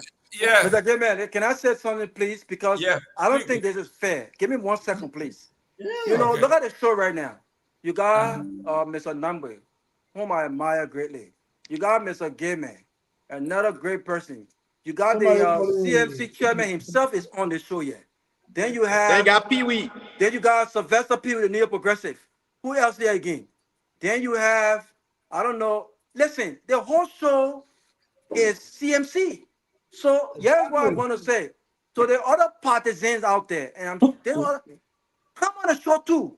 This is Musa Belete. This is Musa Belete. I don't know how many times appearing on the show. Then you have, then you have Robert who be CMC. No. It can be CMC. No, Robert, don't let CMC. I beg you, yeah. We got but listen, guys. We got two ANC here. We got Kromah and we got Gay. Then we got two CDC. We got Sarah and we got Tomalin. So what's the big? I told you. I said. No, I think because I want to show you I'm for no party. Because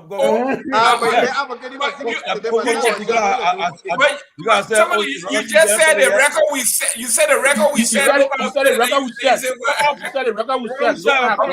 Okay, 1 minute, guys. 1 minute. 1 minute. Your name and where you calling from? Is it? It was a given. Welcome on number 2 now. The ANC people out there, we also need to announce the number for Liberia so others can call. I think it's important to call. Go ahead, young man. Okay, so if you want to put in your calls, you can put in your calls 0777-649986 for Truth FM, and also for Kia Radio 0777-95995 0777-959. Yes, go ahead, young man. Go ahead. So we have 0777-649986 for WhatsApp line. It's +231-777. So I'm not going to hide my hand. Okay. But I wanted to ask Mr. Billity, who is the political leader of the CMC. I mean, the strategy of doing, as Mr. Nyenwolo said, doing public work jobs for the Liberian people, right? Where you're building bridges and trying to build infrastructure in villages and things like that. Is there a precedent for that strategy working in the political sphere of our country where a man with means can go around building bridges, building wells and pumps and win a national election? I just wanted to tell us if there's a precedent for that. Thank you for taking my call. That's my question. Well, I've never won a national seat, but I try it at the district level. Now we're taking it to the national level. But what I can tell you, the idea behind it is that for the over 100, let's say about 20 years, 5 election cycles, everything that has happened in this country is politicians coming to Liberian people and say, do this for us now, and we will do this. So we wanted to change it a little bit. if the country needs 500 bridges, at least do 10%. So that you can tell us, look, even though we don't have power, we've done this. If you give us power, we'll do more. Instead of going with empty promises, we don't want to go with empty promises. It worked for me perfectly. My district is the most difficult district in the whole of Nimba. As popular as Prince Johnson was, he was never able to win that district. That is the strongest point of the United Party in Nimba County. Okay? United Party has always won that seat. And they have won the highest number of votes in that district. As the fiercest critic of the United Party, I campaigned in that district and won by a margin whose difference was higher than the last margin the last time.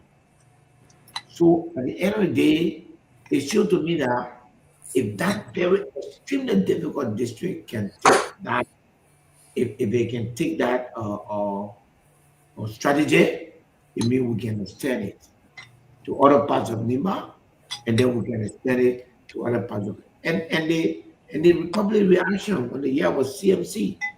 You know, one thing that CMC has learned to put in the head of Liberia now, we are associated with development, nothing else. When the population sees us, the only thing that comes in their head is development. Mr. Belete, I have a quick question for you. With promises. Yes.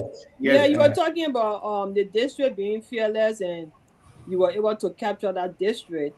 But there were rumors during that campaign that you did a lot of trucking in that district. And that one of the reasons why you won that district because you truck a lot. And we all know trucking is, you know, pretty much that's a lot of these guys do it.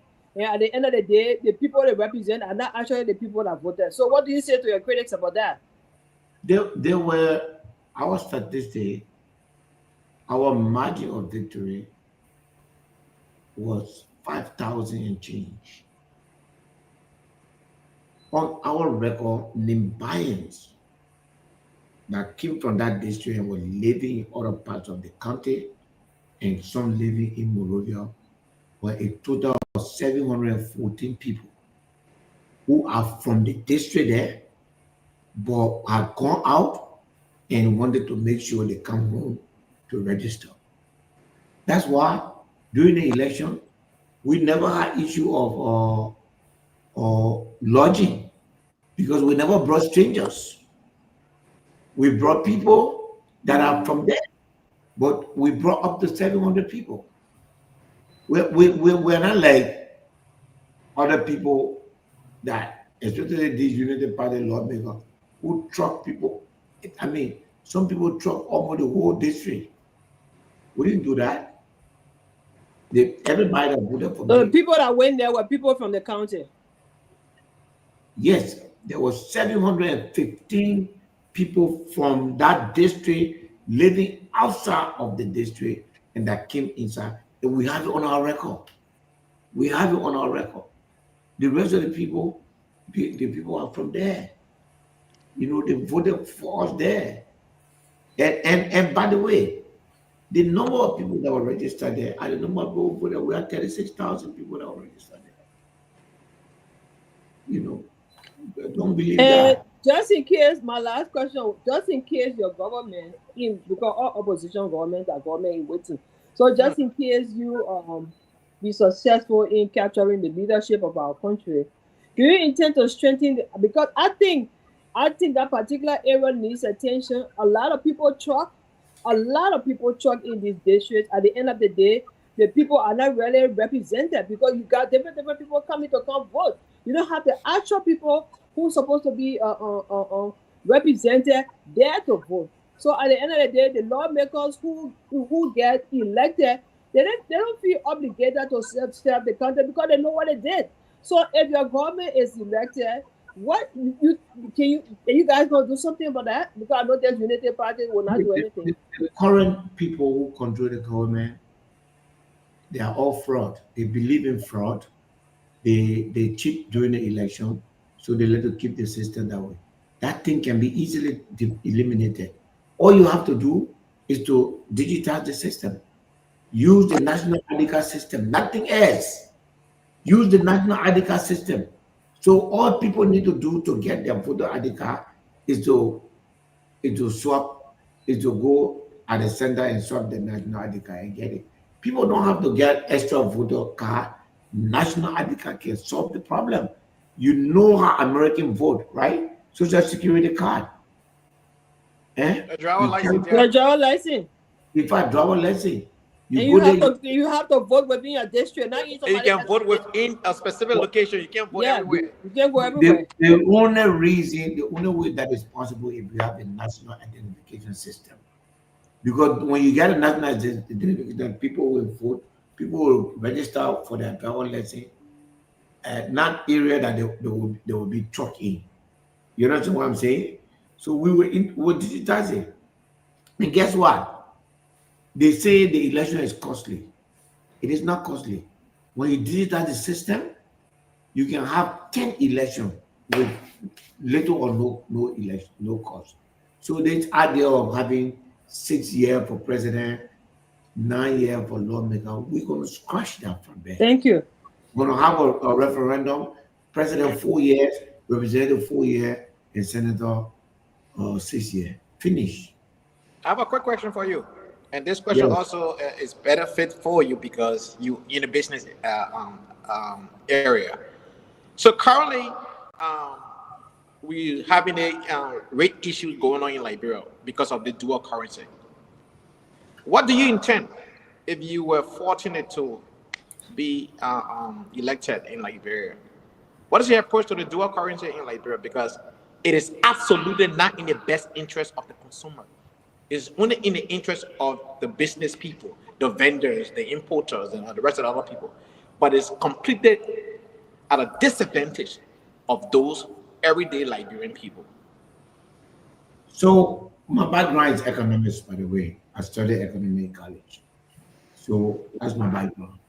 Like what is happening now is a disaster. Technically, the price of rice has gone to $17 because the so-called Liberian dollar, the Liberian dollar rate has, the Liberian dollar value has gone up, and then now the US dollar rate is down, so people are now asking for Liberian dollar for the rice. It's gone to $17. Nothing has changed. The only thing that can change and strengthen your currency is agriculture. The strength of the currency is what you are able to produce. We as a country, we need 350 million United States dollars. That's what we require to bring rice in Liberia every year. So the moment that demand goes down, you go back to the main theme of economic supply and demand. You understand what I'm saying? So if the demand for the United States dollar goes down because we are producing our own rice, so we need less money to go for rice. Once that demand goes down, the value goes down and the Liberian dollar value goes up. And then the stability in our market. Nothing else, everything else is artificial. The only thing that can give us stability is the things we need to buy to use to buy the US, to get US dollar. We'll begin to produce those things locally, then our demand for US dollar will go down. That's the solution. So invest in agriculture, invest in rice production. Rice can be produced in the same spot 3 times a year. Rice is only. So my last question here before the time is fast spent.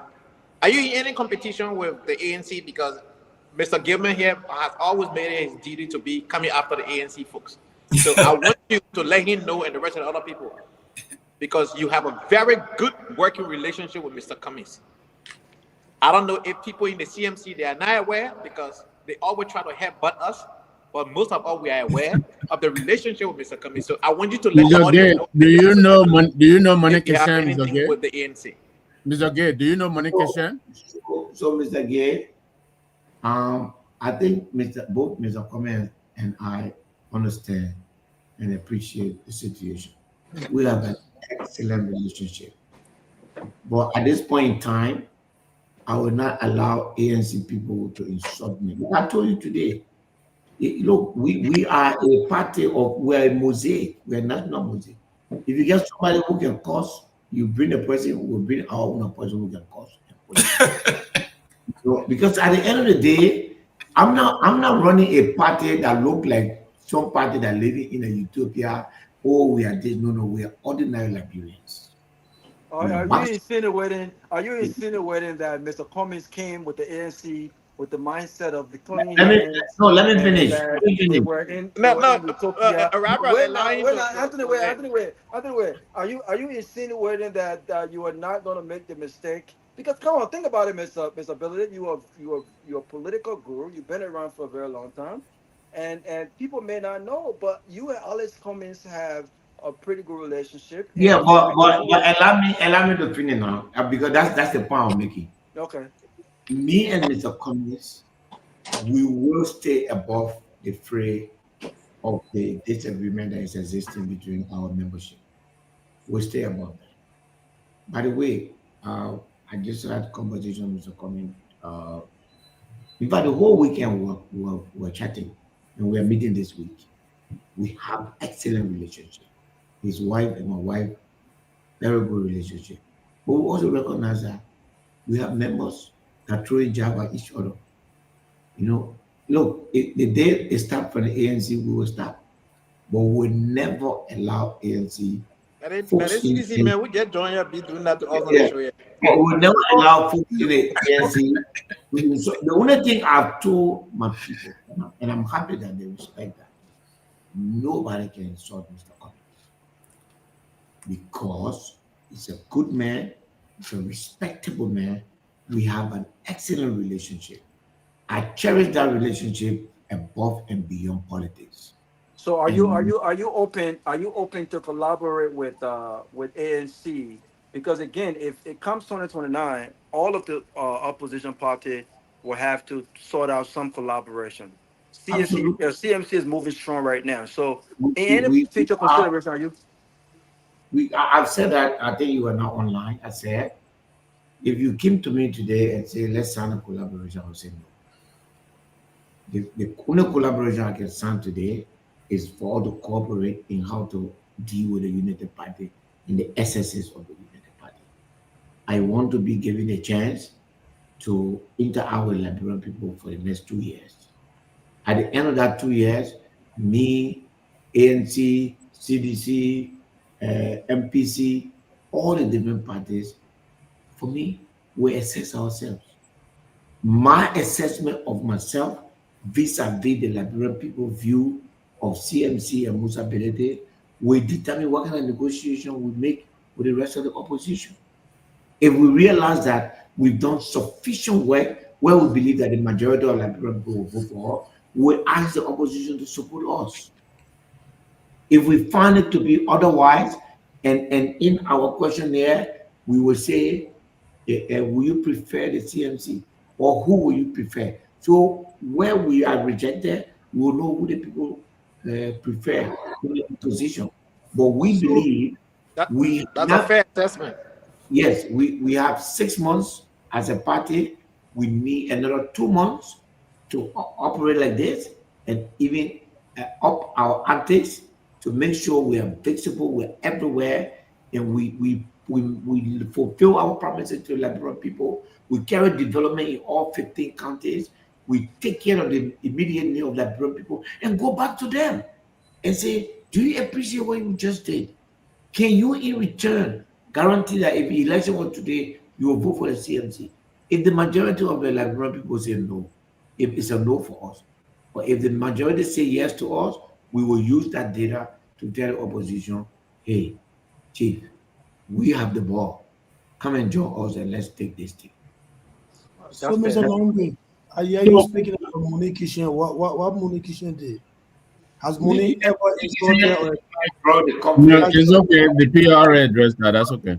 Yeah, I don't want to talk about it. What are you doing? What he did was Ability. What are you doing if you're like the president of Liberia? What would be your approach to agriculture in that country? What would be your approach? That man looking sleepy. I will cut the work day to Thursday, and from director, everybody will be required to have a farm.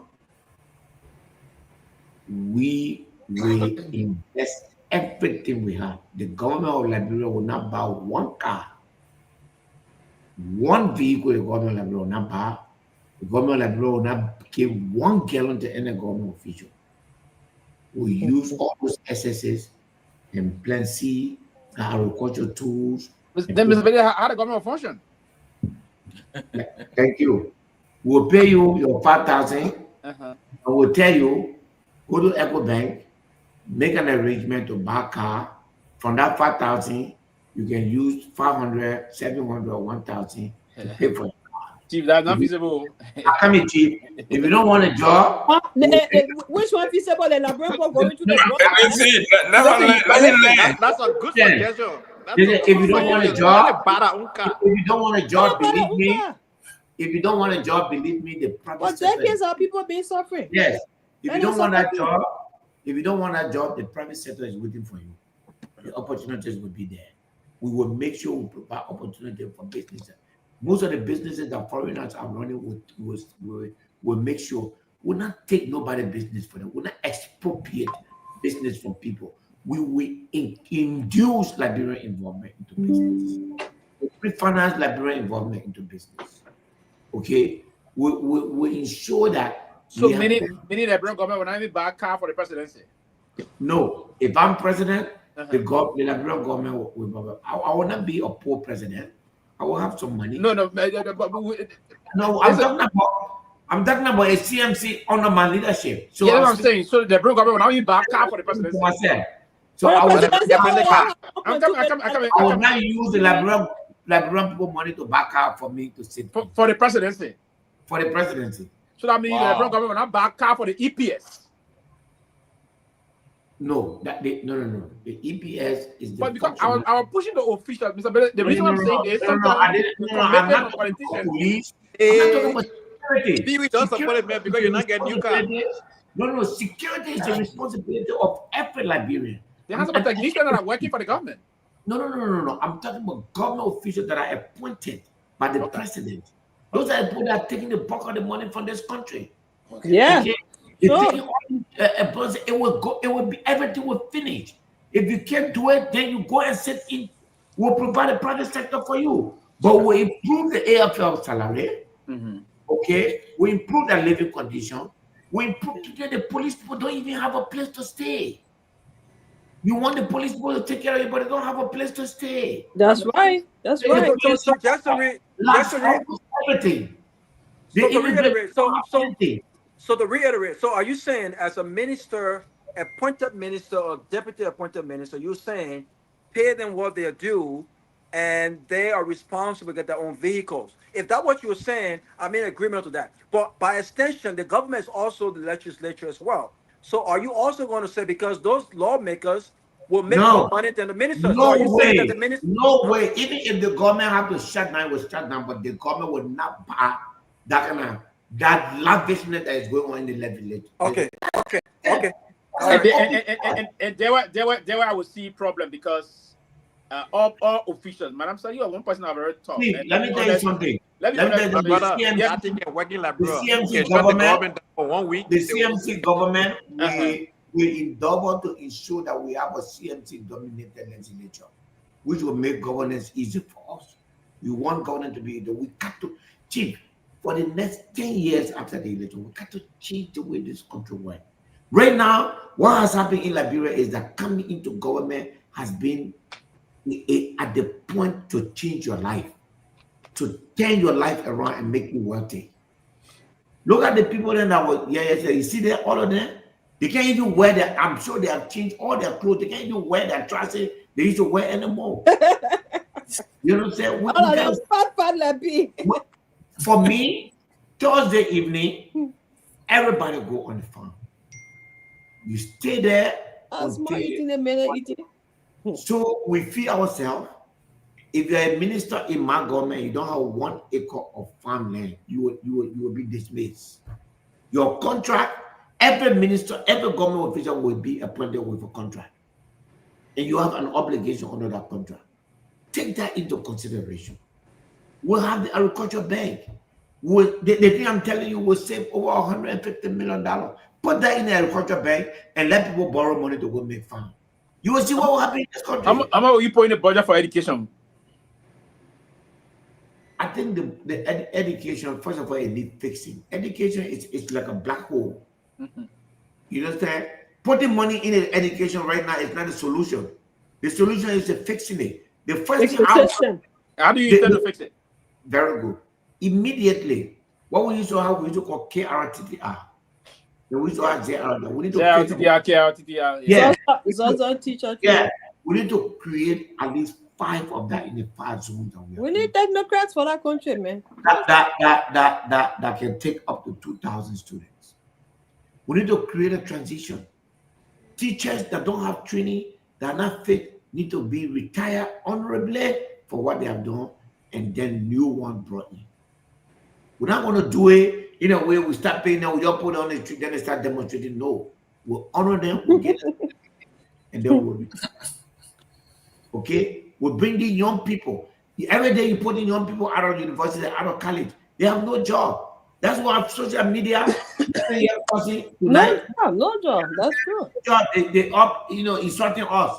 But if we're going to get a job, they're tired, they're sleeping. So we're going to be the point. That's right. That's right. We need to give our children a job. We need to create job. We need to make sure if the man guy a family land in Banga, it reach 1,000 acres, that is an asset. Yep. The bank should be able to get that man $15,000, $20,000 so that you go on a farm to go make farm, make cocoa. And guess what? Every farm produce, the government will produce buying station. That's one of the things. If you want agriculture to be encouraging, then the goods will not stay with the people and get ratty. So we found a way to make sure we buy everything from them. We get food processing center. Do you know how much Morocco brings in this country? Up to oranges. When they say Air Morocco come here, Air Morocco come here, 50% of Air Morocco business is cargo, agricultural cargo from Rabat. Yep. I mean, are you kidding me? Yep. You can do that. You see, apple can grow here that large. You can make a greenhouse. I planted apple in Liberia good. But now, when you did that, when you say you grew in Africos, gee, you can recent time in 2020. When you did that, when you grew in Africos, Africa and Liberia got the same land, man. The political leader gotta go to bed, y'all. When I have a group, I was interrupting the political leader. We have a political leader. Yeah, respect it, man. No, we respect it, member. At the end of the day, everything everything they say we cannot grow. Let me tell you something. Greenhouse. To fix one greenhouse or 1 acre worth of greenhouse, it's about 27 to 30,000. You going to bed? You can produce apple. You can produce. Also, that means apple only grow on a normal circumstances there, right? Yeah, because it requires certain number of light. But man, so you grew apple. So when you make a one apple that he grew one. He grew one. When you make I got somebody on the phone. I hope y'all can hear him. Okay, go ahead. Go ahead.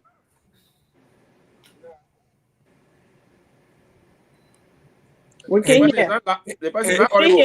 His Nokia not working. Hold on. Charles, I get to see the country is rich. Go ahead. Yes, go ahead.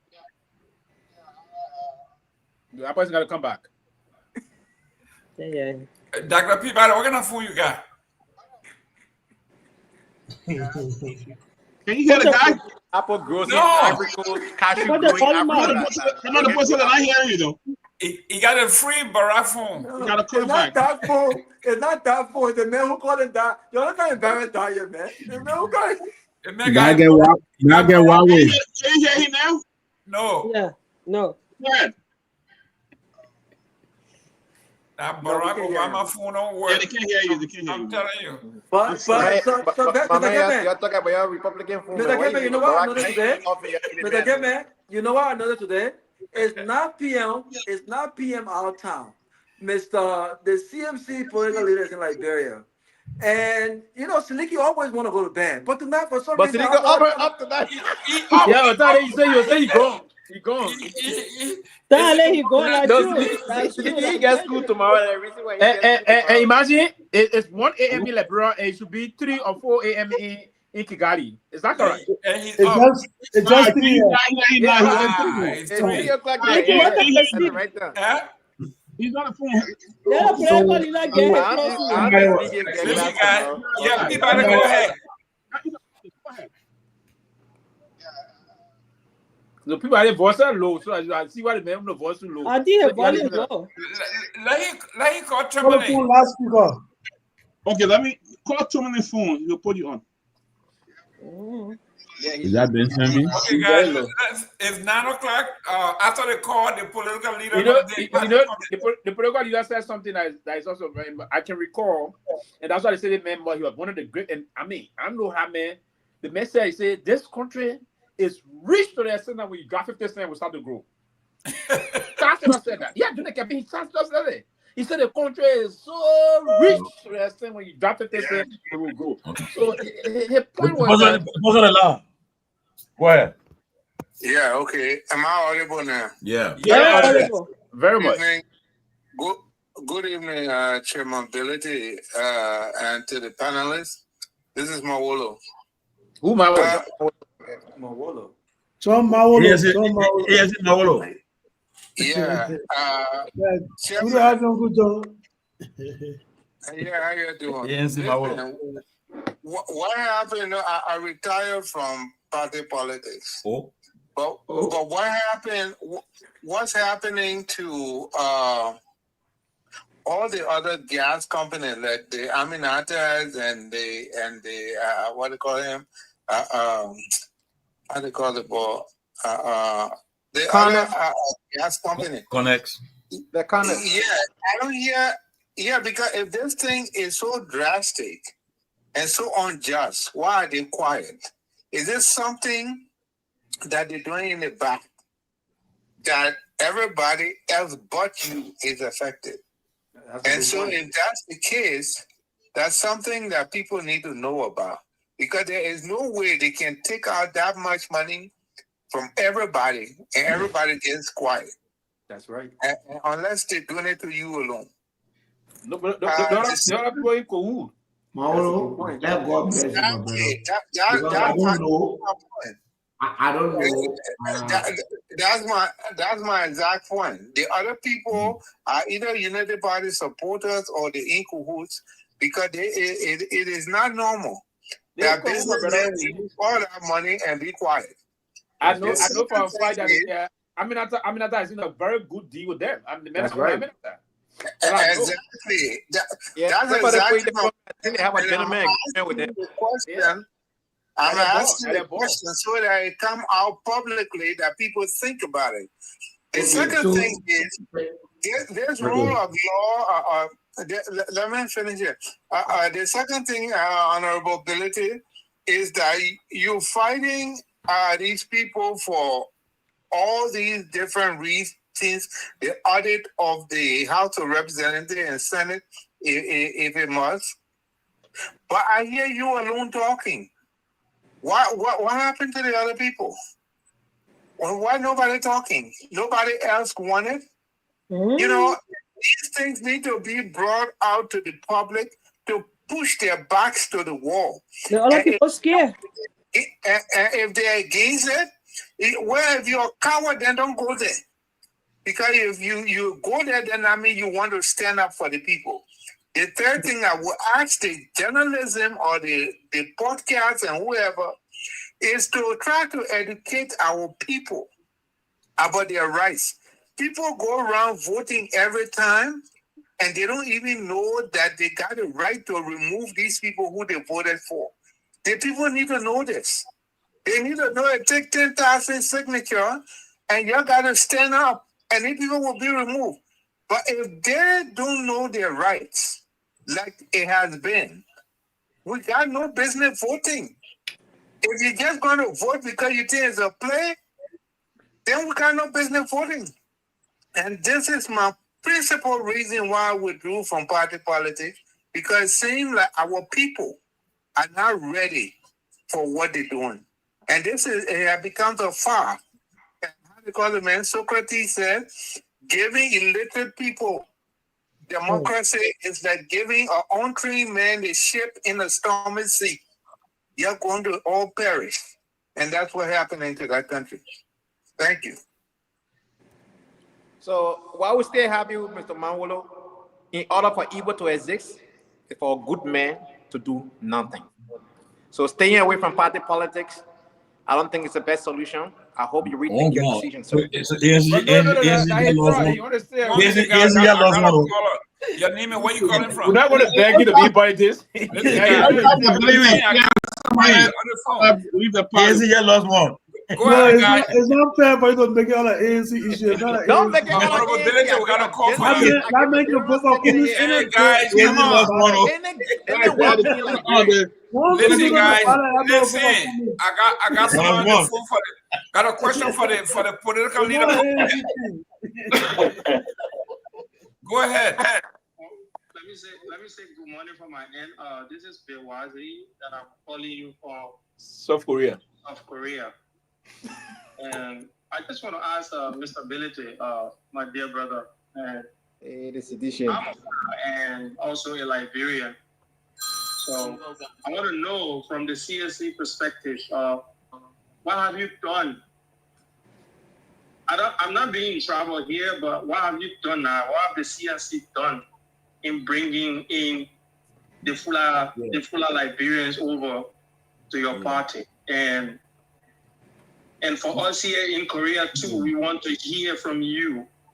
What do you have to offer the Liberian people to convince us? We have over 3,000 plus Liberians living here in South Korea. We want to know from you. We are not asking for you to organize a political party, but just to come and tell us what you have to offer the Liberian people, the genuineness of you to offer the Liberian people, so that we can trust you and vote for you come 2029. Thank you very much for my time. Thank you, Mr. Gayman. Okay, so let me answer those two questions so that we can go.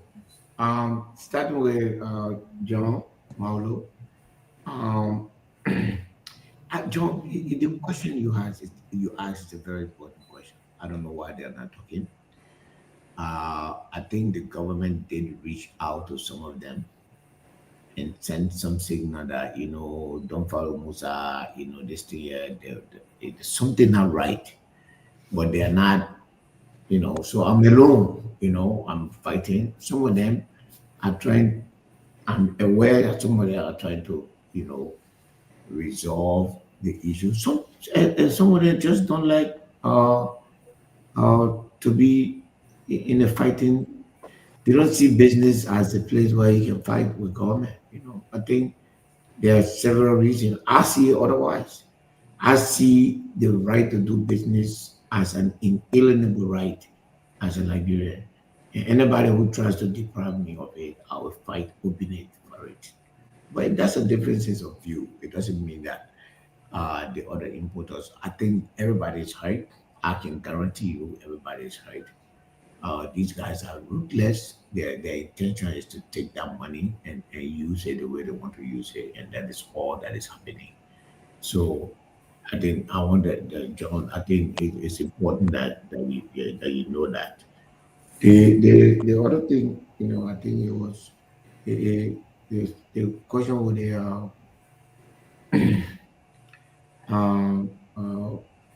the Fuller community. We do. We actually are preparing right now to appoint one Fuller person as vice chair. He's from Maserado. And also the chair of CMC Europe is a Fuller person. So everybody is formed in this party. If you go any part of Liberia, in any region, the chairman is from Lofa County. The global chair is from the west. The USA chair is from the southeast. So we have our party spread. Right here, you see Mr. Nagbe, the nigga tell you where he from. And he said Mr. That's not easy Gayman. enough. Yeah, that me. So we're spread all over as a party. So for me, it is important. And as I heard Terry say, where we are going to get land from land, nothing is in abundance here equal to land. But it's really And we'll pass a law that will allow people to farm on free land without owning the land. So the land can just be sitting there idle. You can go farm on it.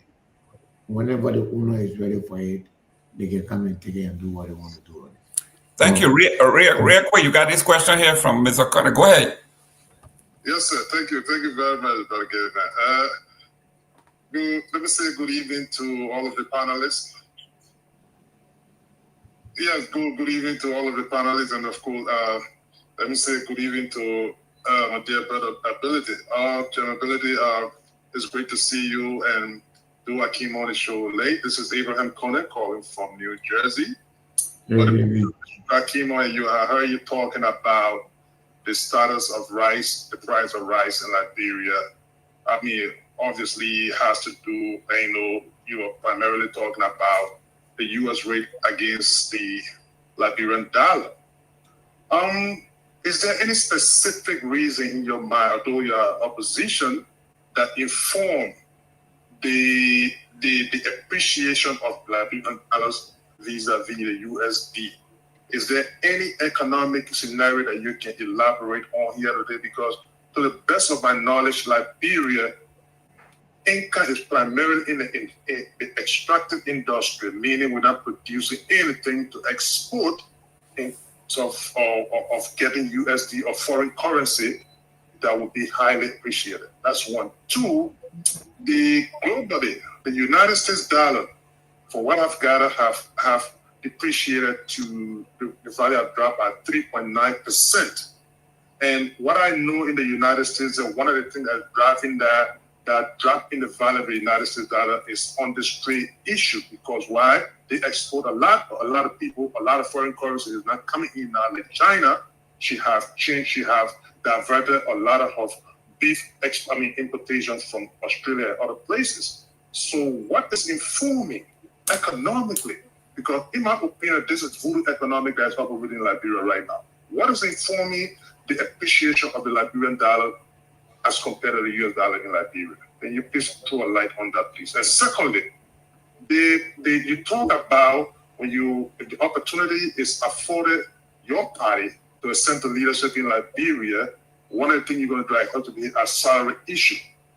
How did we guys come about with an exorbitant salaries for lawmakers in Liberia? Is it enshrined into a specific portion of the law that state that can bring a shine? Legislators should be paid those kind of exorbitant salaries and benefits in Liberia? Please throw some light on it, my brother. Thank you, man. Okay, let me go to the economic side. Yes, what is happening is induced. There is no cogent economic backing to justify the drop.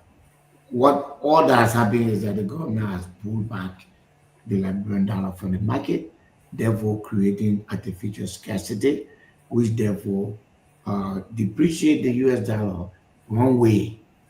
The US dollar is depreciated one way. If you got money in your pocket, you want to change it, it's depreciated. But when you go buy the US dollar, you still pay 202. So it's one way. It's artificial. And it's not backed by any economic policy. So it will go back up. And that's not fair. Because it just hurt the ordinary people. And then there's no variation in price. You know what I'm saying? And then we're back to the seed space. So nothing has changed. In other words, it is still being played as a voodoo economy. I agree 100%. On the legislative pay, my brother, it's legislative tyranny. It's an abuse of power. The Constitution says all financial instruments shall derive from the House of Representatives. So when they get it, they do what they want to do. They pay themselves in the way they want to pay themselves. It is wrong, it is abusive, and it is irreprehensible what it is happening. And that's why the Liberian people need to vote to remove, the 70% of the people in that building don't need to come back. They don't need to come back. 70%. So at the end of the day, we're here, we're sitting down here trying to do our best and trying to change things around. Thank you, ladies and gentlemen. The chairman been with us for over 2 hours. Yeah. It's late down there. Chairman, give us a parting word because you got to go to work tomorrow. Thank you, guys. It was nice. It's always nice to be here. The CMC is reaching out. We're all over the country. The next stop is the Western Belt. We wanted to go to the Southeast, but I think we got some urgent matter to do this in the Western Belt. So we'll do that. And once we finish with that, we'll be heading to the Southeast. We'll work for 2 years. We are committed to opposition unity. We will never ever be part of an opposition collaboration that is not accountable. So accountability for me also means accounting for yesterday, accounting for how we got here, and then accounting for where we're going. And and when we work hard, we believe that our standard way, the survey will show that the Liberian people are ready for the CMC. At that point, the CMC will be asking the rest of the opposition to support it. If they have been otherwise, we will stay join the opposition. So we are committed to opposition, unification. Thank you, Mr. Ability. I pray and hope that other leaders will follow you. One of the person that being in the press every day in the press. That's good. I'm not a fan of Trump, but one thing I give him credit for, Trump has press conference almost every day, and that's what makes him always in the news, and it's good. But the leaders who don't engage the press, who don't talk to the media, they are the ones the message not being heard. And that's the reason why I think you are making the strides on the ground is because of your engagement. So look at it, it's almost after 1 o'clock, and you on the closing argument. You've been for almost 3 hours to us. That's good, and you have been very bold, very fearless. I know. People. I mean, people will say what they want to say, but I tell you the truth. On the ground, I would say this. Let me be clear. On the ground in Liberia, same to you. You guys are really making some strides there, and I look forward to seeing what will happen in the diaspora in the coming weeks. I'm sure my senior comrade Victor Nagbe, as he's in charge for the September 27 program, we're looking forward to see what he's going to do. I'm sure. But thank you, Mr. Benedict, and have a good night's sleep. At least we can talk on top of that when you leave now. Thank you, sir. Thank you, guys. Good Thank night. you, sir, for always showing up. Thank you. Excellent.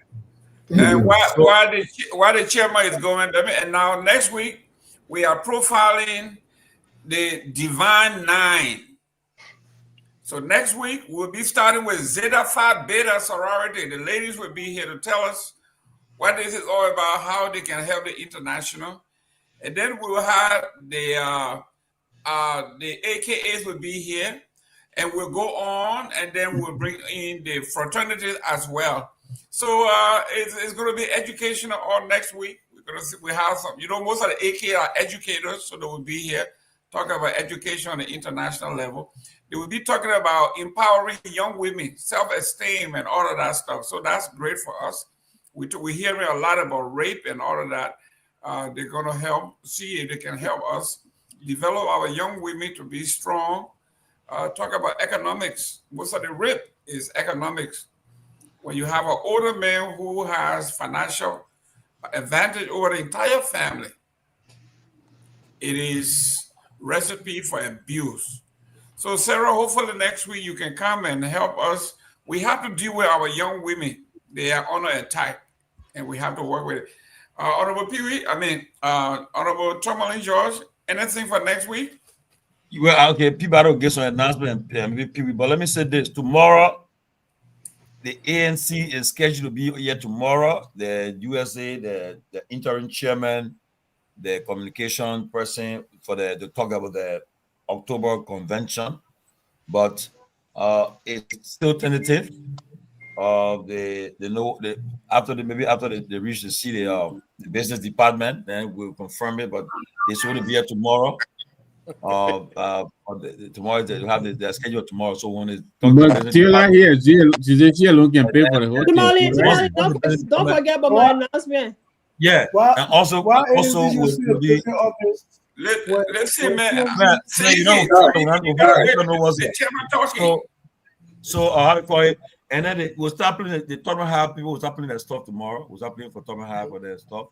We'll start playing it tomorrow. You know, Cyril want the tournament half, so they are already seeing the business office. And Mr. Nagbe want the tournament half too. So yeah, but so far the ANC the flyer has been made, but we will not go public until we can conclude everything. But yeah, until they reach out to me. Yeah. So let us talk about that now. What happened to our nephew? They say he cleared his Facebook page. Sarah, just give me 2 minutes. Listen, Dr. Peabody on the line. Go ahead, Doc. The guy who don't come when he see politician kind of join, I just be staring all day on the show or something like that. That's true. Jeez. Well, God, that part of the G's. Well, guys, pretty soon we'll be coming up with T-shirts for the TCA for closing argument. So I'm giving you heads up. The next few weeks. Just do the hoodie for me, please. Guy, getting cool now already. Yeah, I need a hoodie too. After the game, but guy. But I want to say send a special gratitude here to Professor Larry Kennedy. Larry had worked behind the scenes, and through his tireless effort, we were able to get our tax ID last week. So we want to thank Professor Kennedy. He paid for it. He did everything. That's good. As he gave to the closing argument, he also built our website. Check the website, and pretty soon we'll be coming out some beautiful TCA T-shirts. And I just give you a heads up. Start saving $30 for at least one. Yeah, you know. Yeah, I'll pay for my hoodie. Y'all give me one hoodie. I'll pay for my hoodie. Yeah, my hoodie. So that's all I gotta say. All right. Mr. Gayman, can I close? Let me close for me. I want to go. It's Lady Kagali, huh? Go ahead. Ladies first. No, Musa. I just want us to talk a little bit, the little tabata on why our nephew cleared his whole Facebook page with regard to. We're talking after Kromah. But let me say this. I spoke to him today, and question both laugh away. He said, when last somebody you deleted post on your page, and somebody asked you a question for that. So the man says, so if I do it, so what? And everybody can do it too. Yeah, everyone can not in the picture. Yeah, I don't think for me that that's a motivation. Costa is not anybody. That you have to be fair here. Costa already earned his space in the political spectrum. He led June 7th. It was successful, one of the largest non-violent protests in our country. If he does good things, we're praising. If he does things that are not, also we'll hold you accountable. That's what good friendships are all about. Right? Yeah. And so why he did like you want to hold you accountable? Costa is not just anybody. Yes. No,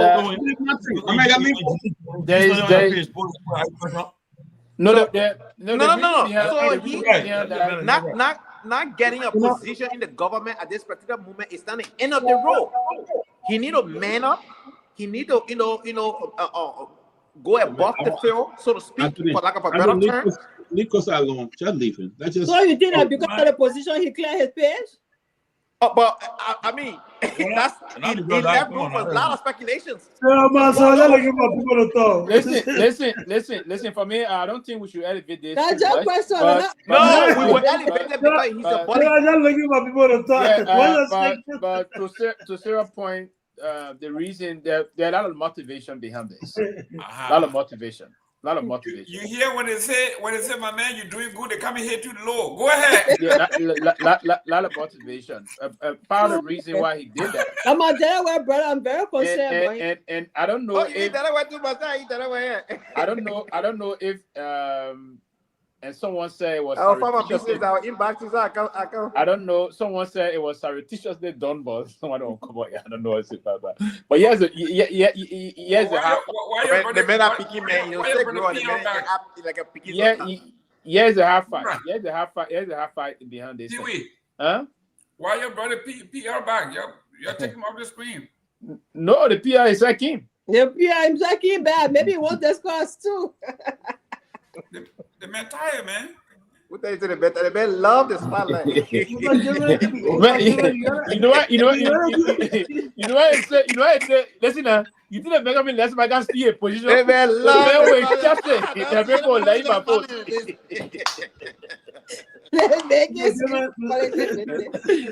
Listen, Jerome. Are you a celebrity? Wait, because Kromah said you were leaving, so Musa came back, he won't leave. Kromah, go. Listen, ain't Nancy political thing happen. They say the pocket say for you say you go for Sunday, they say later all Israel it will be because let's say you won't go. Then your leader, the leader, someone can know. For the if the leader goes sleep now, they're not I'm trying to see if I can compete, if I can turn somebody around tonight. Timothy, there's a comment that just came I tell you, you are cheating for mine. Some people told me that you're cheating a man tonight, so you got to cheat mine tonight. No, on a serious note. You got Joe Mauro. You got Joe Mauro to No, don't do that. Jerome. But you know, the only thing I feel like TNCMC is just taking all our opposition people members from ANC, including you. Look, let me say this. But Sarah, where we can manufacture people. The last time we were on this show, what did they do for that Zoom Lion discussion? What did they again? Fanta. Very well. So I can spark dinner. So and I always say you found a Fanta. The very day Father Kamara came on this show, hitting hard. Hitting hard. There was a time I came, you said, well, I was trying to hit her blue. I said, no, nothing intent. Then after a week, the second week, spoke with her. They get her position. CMC position. Beyond that, back home also. Just watch the pattern here. That's what I'm saying. This is unusual. And due to the unusual activity, Pewee, you are a CMC man, but you actually that's Pewee, you can be more than happy with yourself. I got 7 people. No, I can be more. I'm trained to. Pewee, my political mentor. In communication, my political mentor is member of CMC, and Mr. Nagbe supported him the other day to the Grand Jury Association thing. Honorable Chairman Collins. When the political mentor. John CMC? Yeah. So, wow. So you think all your CMC people there? I got 7 solid people who are new for childhood days up to this day. Yeah, no reason I was saying what I was just saying just now. Back home, know that again, bring it around me. many lawmakers.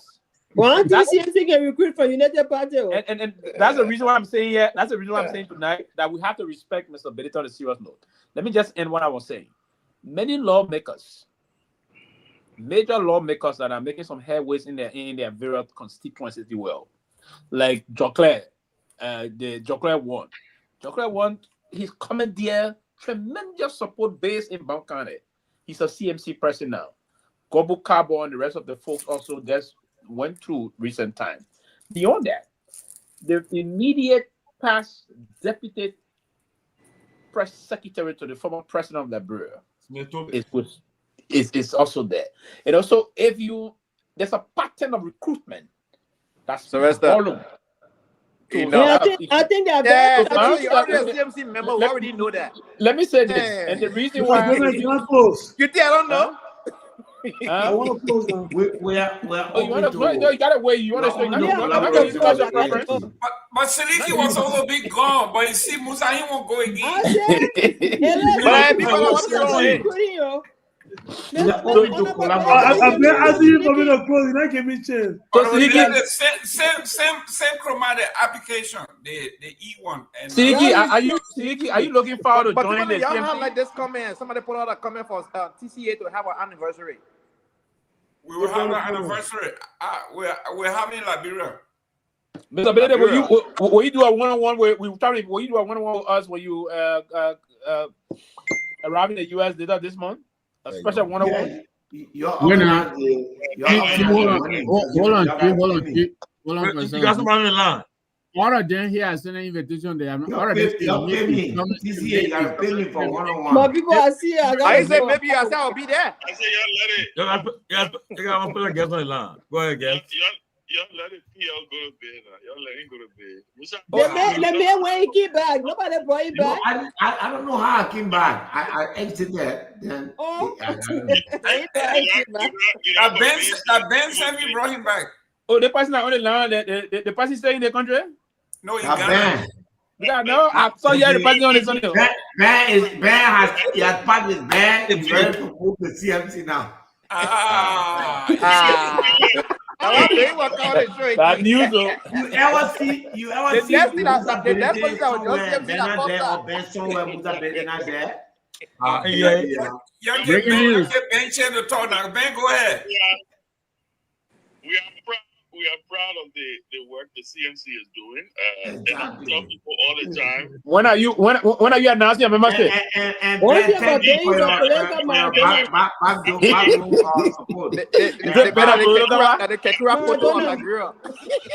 Ben, when are you announcing your membership? Ben Sanvee.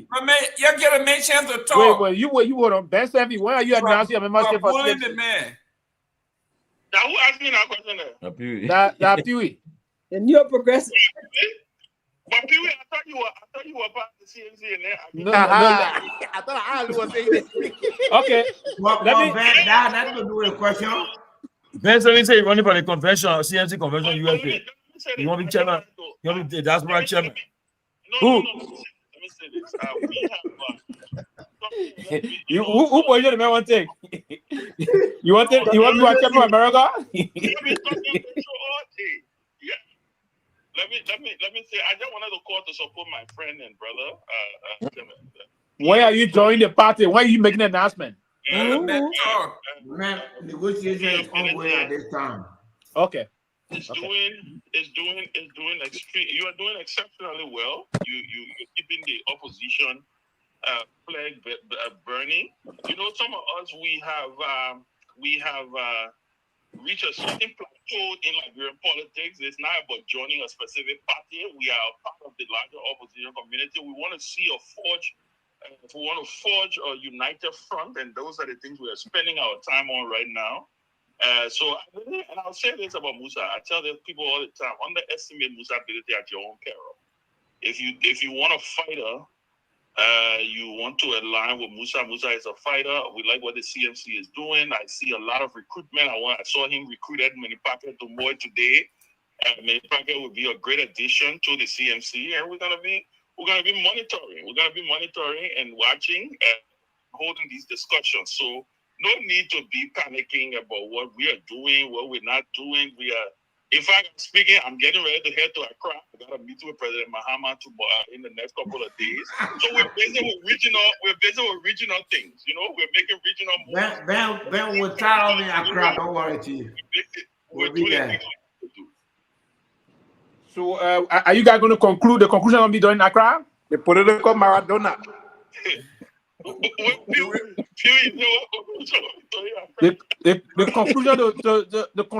conclusion to do the announcement is it done? No, but you see, You see, that's why I said, somebody of my stature, we beyond conclusion and non-conclusion.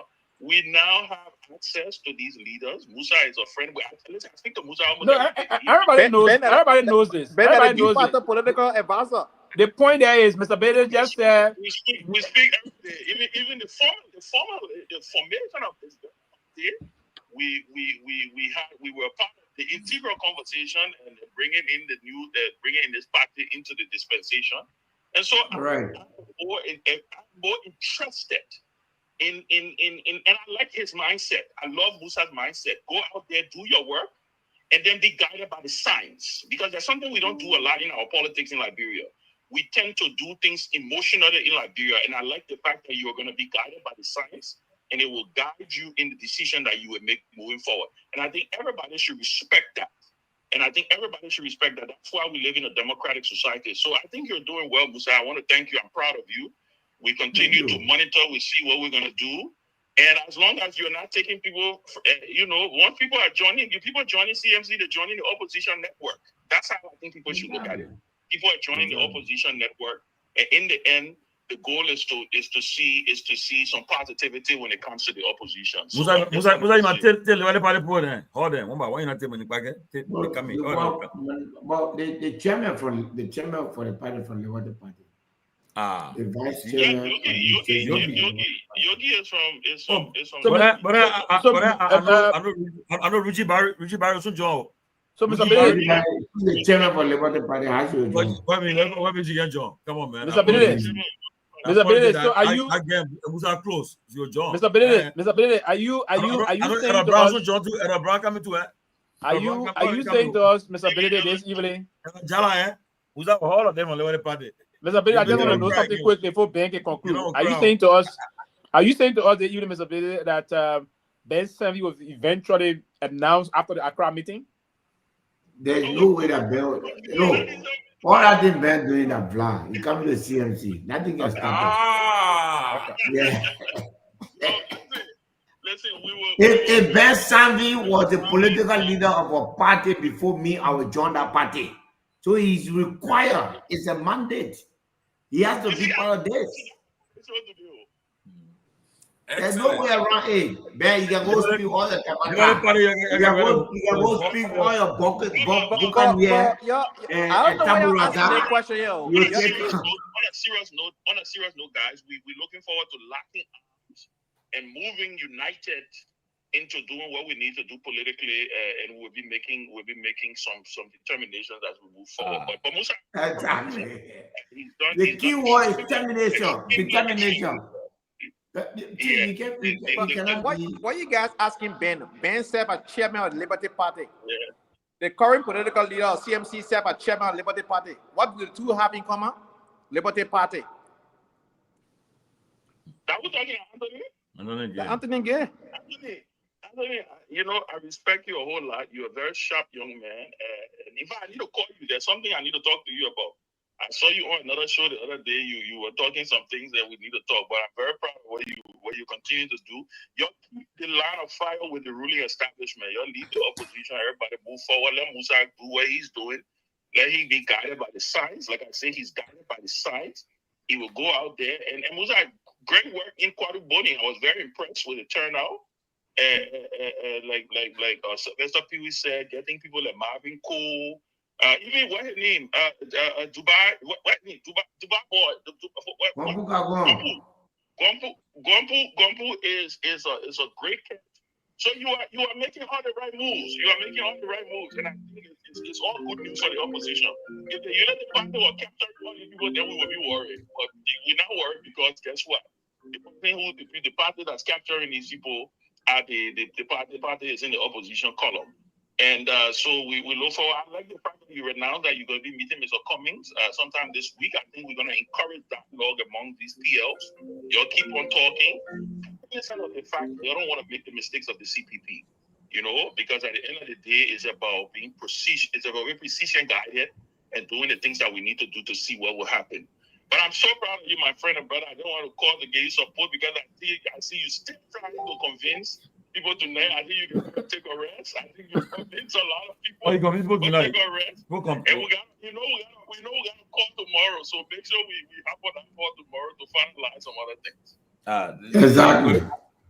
Thank you, man.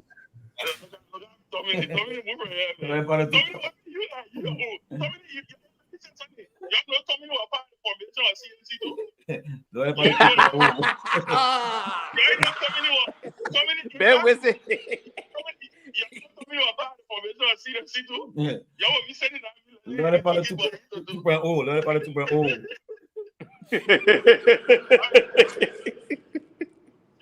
I want to say, you guys, thank you for keeping the TCA burning. I mean, it's you guys are holding the ground. Congratulations to TCA on the tax exempt status. We are looking forward to our T-shirts, our caps, our hoodies. When the time comes, we will those of us who are taking a little sabbatical right now, we will re-engage. Right now, Pewee is holding the fort. Tomalin, Sidiki, everybody. Just want to say thank you, Peabody, everybody, for holding the ground. The guys on the ground in Liberia, we got great guys on the ground in Liberia. Our team is doing extremely well. Mr. Gayman, thank you also for holding the fort and for everything that has been done. Thank you, guys. Thank you. And today's my twin girl's birthday. Oh, what's that picture now? Happy birthday to the girls, happy birthday, man. I said, what's that picture? Yeah. And Friday will be my older daughter's birthday. So September is a broke month. Wow, tomorrow, my sister's birthday. April is my own month. September 15 and September 19. Myean, are you up still? Well, Mr.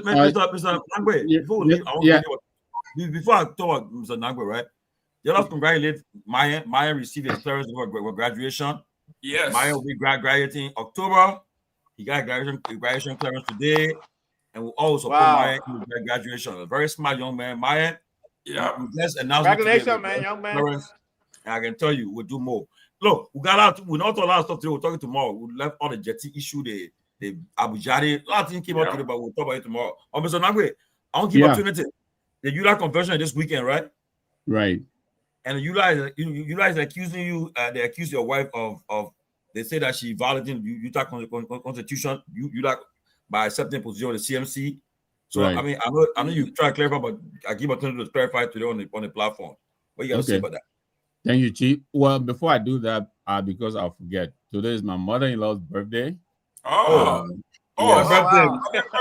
Happy birthday to the mother-in-law. Miss Janet Gayman Bolaze, happy birthday, mommy. And also today is my last son's birthday, EJ Emmanuel. Okay. Emmanuel James. A lot of Virgos in the house. Yeah, so he and the mom, they're going out, grab a Bible. We'll get together. Let me wish him happy birthday. And Jerome, happy birthday to the twins as well. I spoke to them yesterday, and I hope they're doing well. Thank you. Wow. So let me say this, Chief. I understand, So you're speaking in your capacity as well? As a TCA panelist. No, your CMC man. So you got to get on my turn. I don't know what is making me a hard time. All right, so I work for the union. No, are you speaking your capacity as the policy advisor to the vice president? All of the above. All of the above. All of the above. Are you trying to TC Chief? Go ahead. Look, I understand the point Sister is making, and if we look at in the light of integrity and optics, I can understand the conflict that he's pointing out. It is possible that there could be a conflict because the union is about advocacy. We're supposed to call people to book when they are not behaving, and therefore there certainly may be concerns about mixing, remaining neutral and also joining a political institution. But the Constitution is silent on that. So this is really subjective. And I pointed out to him, Anthony Kessel was president of Yola when he was also a member of LPP. Emmanuel Weti was president of Yola when he was also a member of LPP. Shehu Kamara, who just left, he did the same thing. Wema Kony, the same thing. People have been able to perform their role in Yola at the same time calling the government out because Yola is an institution, it's not an individual. So the institution will go to a meeting and decide, okay, look, we don't like what CMC is doing, and we're going to issue a statement. I don't think an individual will hold sway over the union. And so I told him, Vanisaki was looking for a job with CDC. Nobody forced him to quit. He decided he wanted to quit because he thought he had a job with CDC. He went there, he didn't get it.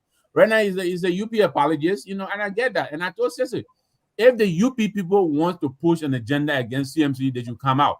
He should stop hiding behind this and hiding behind that, and I get that. My wife brought in the highest vote on this ticket. They want to remove her so that they can make a comeback. The same guys we beat last time during the election. This is all this is about.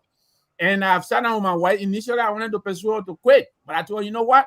You've broken no law. You did no wrong. And we will stand the course. We will stay the course. So we're exploring our options, but there is absolutely no conflict whatsoever. So lastly, if you go to the convention this week in Indianapolis, right? And if the convention asks her to step down as vice president, regional vice president, or she either will you let her stay as CNC women chairs? First of all, that is hypothetical.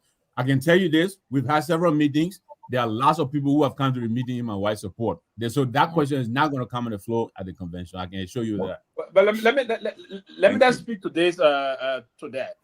And if I heard Mr. Nagbe very well or very clearly, with deep comprehension, there have been precedents before. Is that correct? Exactly.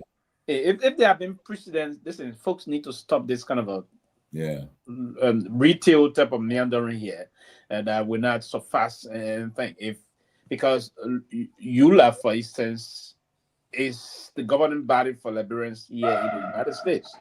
That does not negate the fact that it will stop your right as a citizen of the country to affiliate with other, because that is tantamount of violating the Constitution of Liberia. And it is double standard too. So I hope I'm not when I wrote a post today, Anthony Kesley came under me and commented. He did not deny what I said. Emmanuel Weti came in and commented. He didn't deny what I said. And the fact is, they were also president of Yola at one time, at the same time member of LPP. And I know what I'm talking about. That's hypocrisy, and those kind of things should be called out immediately and dismissed from these people. Yeah, all right. She go, all right. Basically, let me end here. I will hope I'm not interrupted this time around, as I was interrupted from the beginning today. You got okay, let me interrupt you again. Myean. You know you're not interrupting because they want to say you your favor, so you're not gonna interrupt me. But on a most serious note, listen, I didn't follow this, but I'm gonna be one of those persons robustly defending the vice president. Nobody whatsoever. Exactly. Have to fight her for exercising her political right. It's a constitutional responsibility we all have, right? ULA is a particular institution, and that institution, she's committed to performing her task. She was elected, and she have to serve the term she was elected for. Those that are on this side, as I don't want to, but again, it's unfortunate on a serious note. And those kind of a retail politics have to be immediately dismissed, and we unfortunately she will have to. Thank you, Sylvester, and thank you, Tomalin. I wasn't going to bring it up on the. No, it's unfortunate, man. It's quite. Thank you for the opportunity. I just said bring it up. Ever let this know you for him. Mr. Nagbe. Fortunate. I got elected with Steve Bully. I was vice president for ULA for administration, and he was vice president. He got elected vice president for the executive. And at the time, they didn't have West, East, Central. It was one vice president for the whole country. While I was actively involved with the UPP politics in New Jersey and Liberia. So that's what I said. We shouldn't even elevate it to that level because. Oh, wow. So this is your third political party now.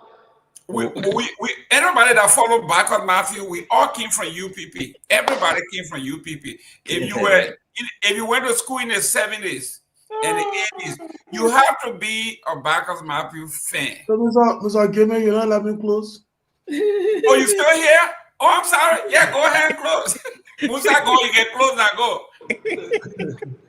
Why are you making it aware that Musa been out here for? You want to we appreciate you being No, go ahead and talk about the October program. Now. About money? Go ahead. No, you can't talk about the October program that they pay. They didn't pay yet, so you can say it. You can only say October, but nothing else. Yes, October. Like the monitor, you know. No, I'm a final year student now, so I don't go every day. Oh, okay. Good. That's good. So that graduation, we got to attend it. Trust me, we have to catch a flight to attend that graduation.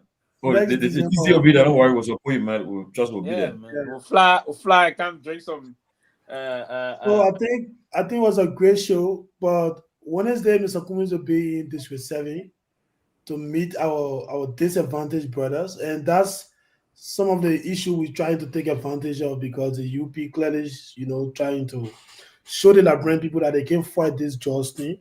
So the coming back, the ANC is going to come back is to at least see how best we can help, whether educational wise, rehabilitation center, sending the victims there, and making a case for them where the government can be able to come up with strategies to help our brothers take them off the street and just do something about them. So Wednesday, Mr. Cummings and other party officials, the chairman will be there with him, Chairman Koo, and other people who are coming. Who's the chairman?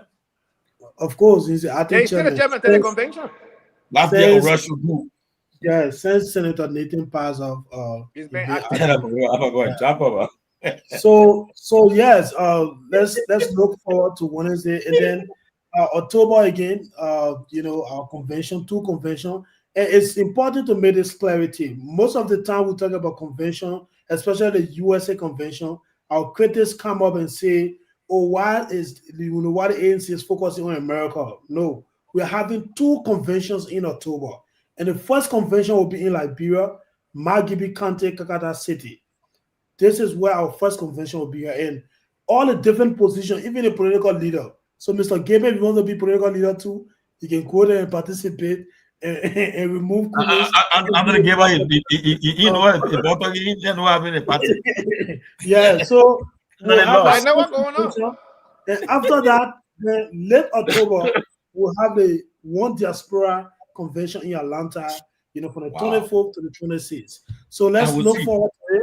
It was a great show, and good luck for my end. Thank you. I will encourage Jerome to vote for Tiola. And for those of you in the US, absolutely. For those of you in the US, when you want to attend the one diaspora event, the website is www.ancdiasporainfo.com. You guys not inviting observer. And by the time you click on there, we'll give you all of the information, all of the itinerary, everything is on our website. www.ancdiaspora.com. You're not inviting observers. When you want to send an email as well, you can hit admin@ancdiaspora.com. Admin@ancdiaspora.com. But so that's why you think you want to pay away. ANC what? Yeah. Info.com. www.ancdiasporainfo. Yeah, I will send it if you want a link. So Mr. Cummings will be there? Of course. Mr. Cummings will be there. Okay. You will be at the two conventions. The convention here in the US, is that meant to elect the US officials? The US is, leadership, yes. The USA branch, right? Yes. And the one in Liberia will be national and global. No, national. It will be for Liberia only. Everything in Liberia. Everything in Liberia. Yes. Yeah. Would that include I want to know this. I don't know it, and I'm honestly not sure. Go ahead.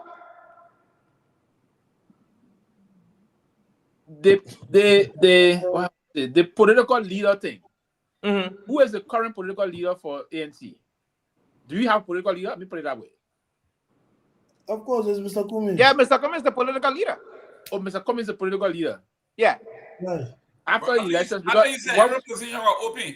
Yeah, that's my reason I'm asking this question. So now we don't get chairman, we got chairman now, but position open. The chairman is running for you. Okay, so will that position be open for anybody to contest? Yes, it is open. Yes. Anybody can contest the political leader position. Or are you guys going to go to just unanimously consider him again? For now, nobody has come forward. But if anyone comes forward, they are also welcome to compete against Mr. Cummings. And that's going to be October or November. Sylvester, the convention committee, they issued a statement recently declaring all positions open. Open, yeah. The different media institution in Liberia, they published that. So we support our chairman in Liberia and Seleke. No, I'm not part of the Seleke, when they're running for chairman in the US, yeah, for the US, I get aside, but Liberia, I'm not supporting anybody. Is the current Of chairman? course, Myean is who I was supporting. The current chairman, and of course, the current chairman of the ANC. One Myean I was supporting. That one is a force. Seleke, the current chairman, national current chairman, is the founding chairman of the ANC. Of ANC, The founding chairman. He's the founding chairman of the ANC. The founding chairman of the ANC. Yes. What I want to know is he also recontesting his seat as chairman? Yes. Do you know that? Yes, he is. I also want you to understand that he's acting right now. I know that.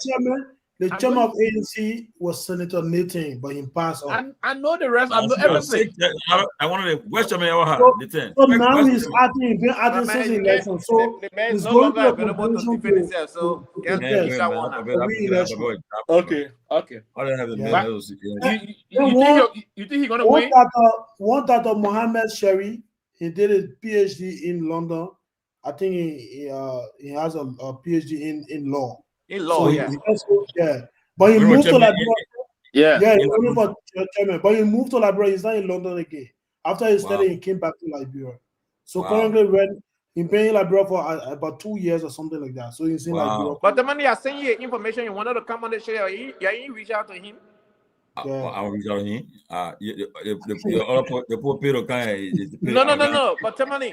Okay, we'll talk offline. I ain't got to put my people up. And also, Brother Tomalin, I don't want you to say ANC lost a supporter because Maolo said he's not interested in partisan politics. I can tell you this. If Maolo cannot vote. Someone can say, Tomali won't go. So I say, ANC won't go. That Kelvin was crying. That Kelvin was crying. She said, Maolo, that her buddy. But once Good night, guys. See you again tomorrow.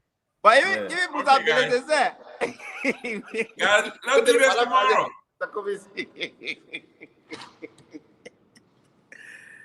Yeah, take care, man. Okay.